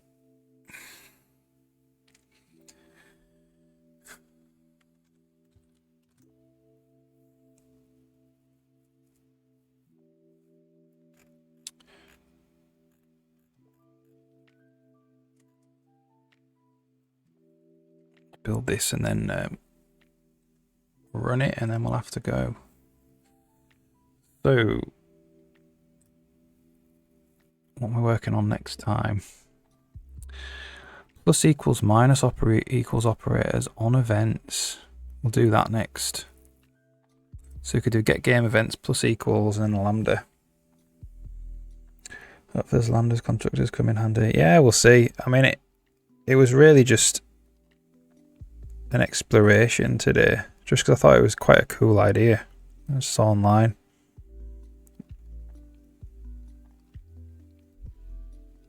And I've written it all for integers, just an array of integers. But it's for any time you want to use a lambda. If you want to do any testing. So we'll see. You can just do shorthand lambdas.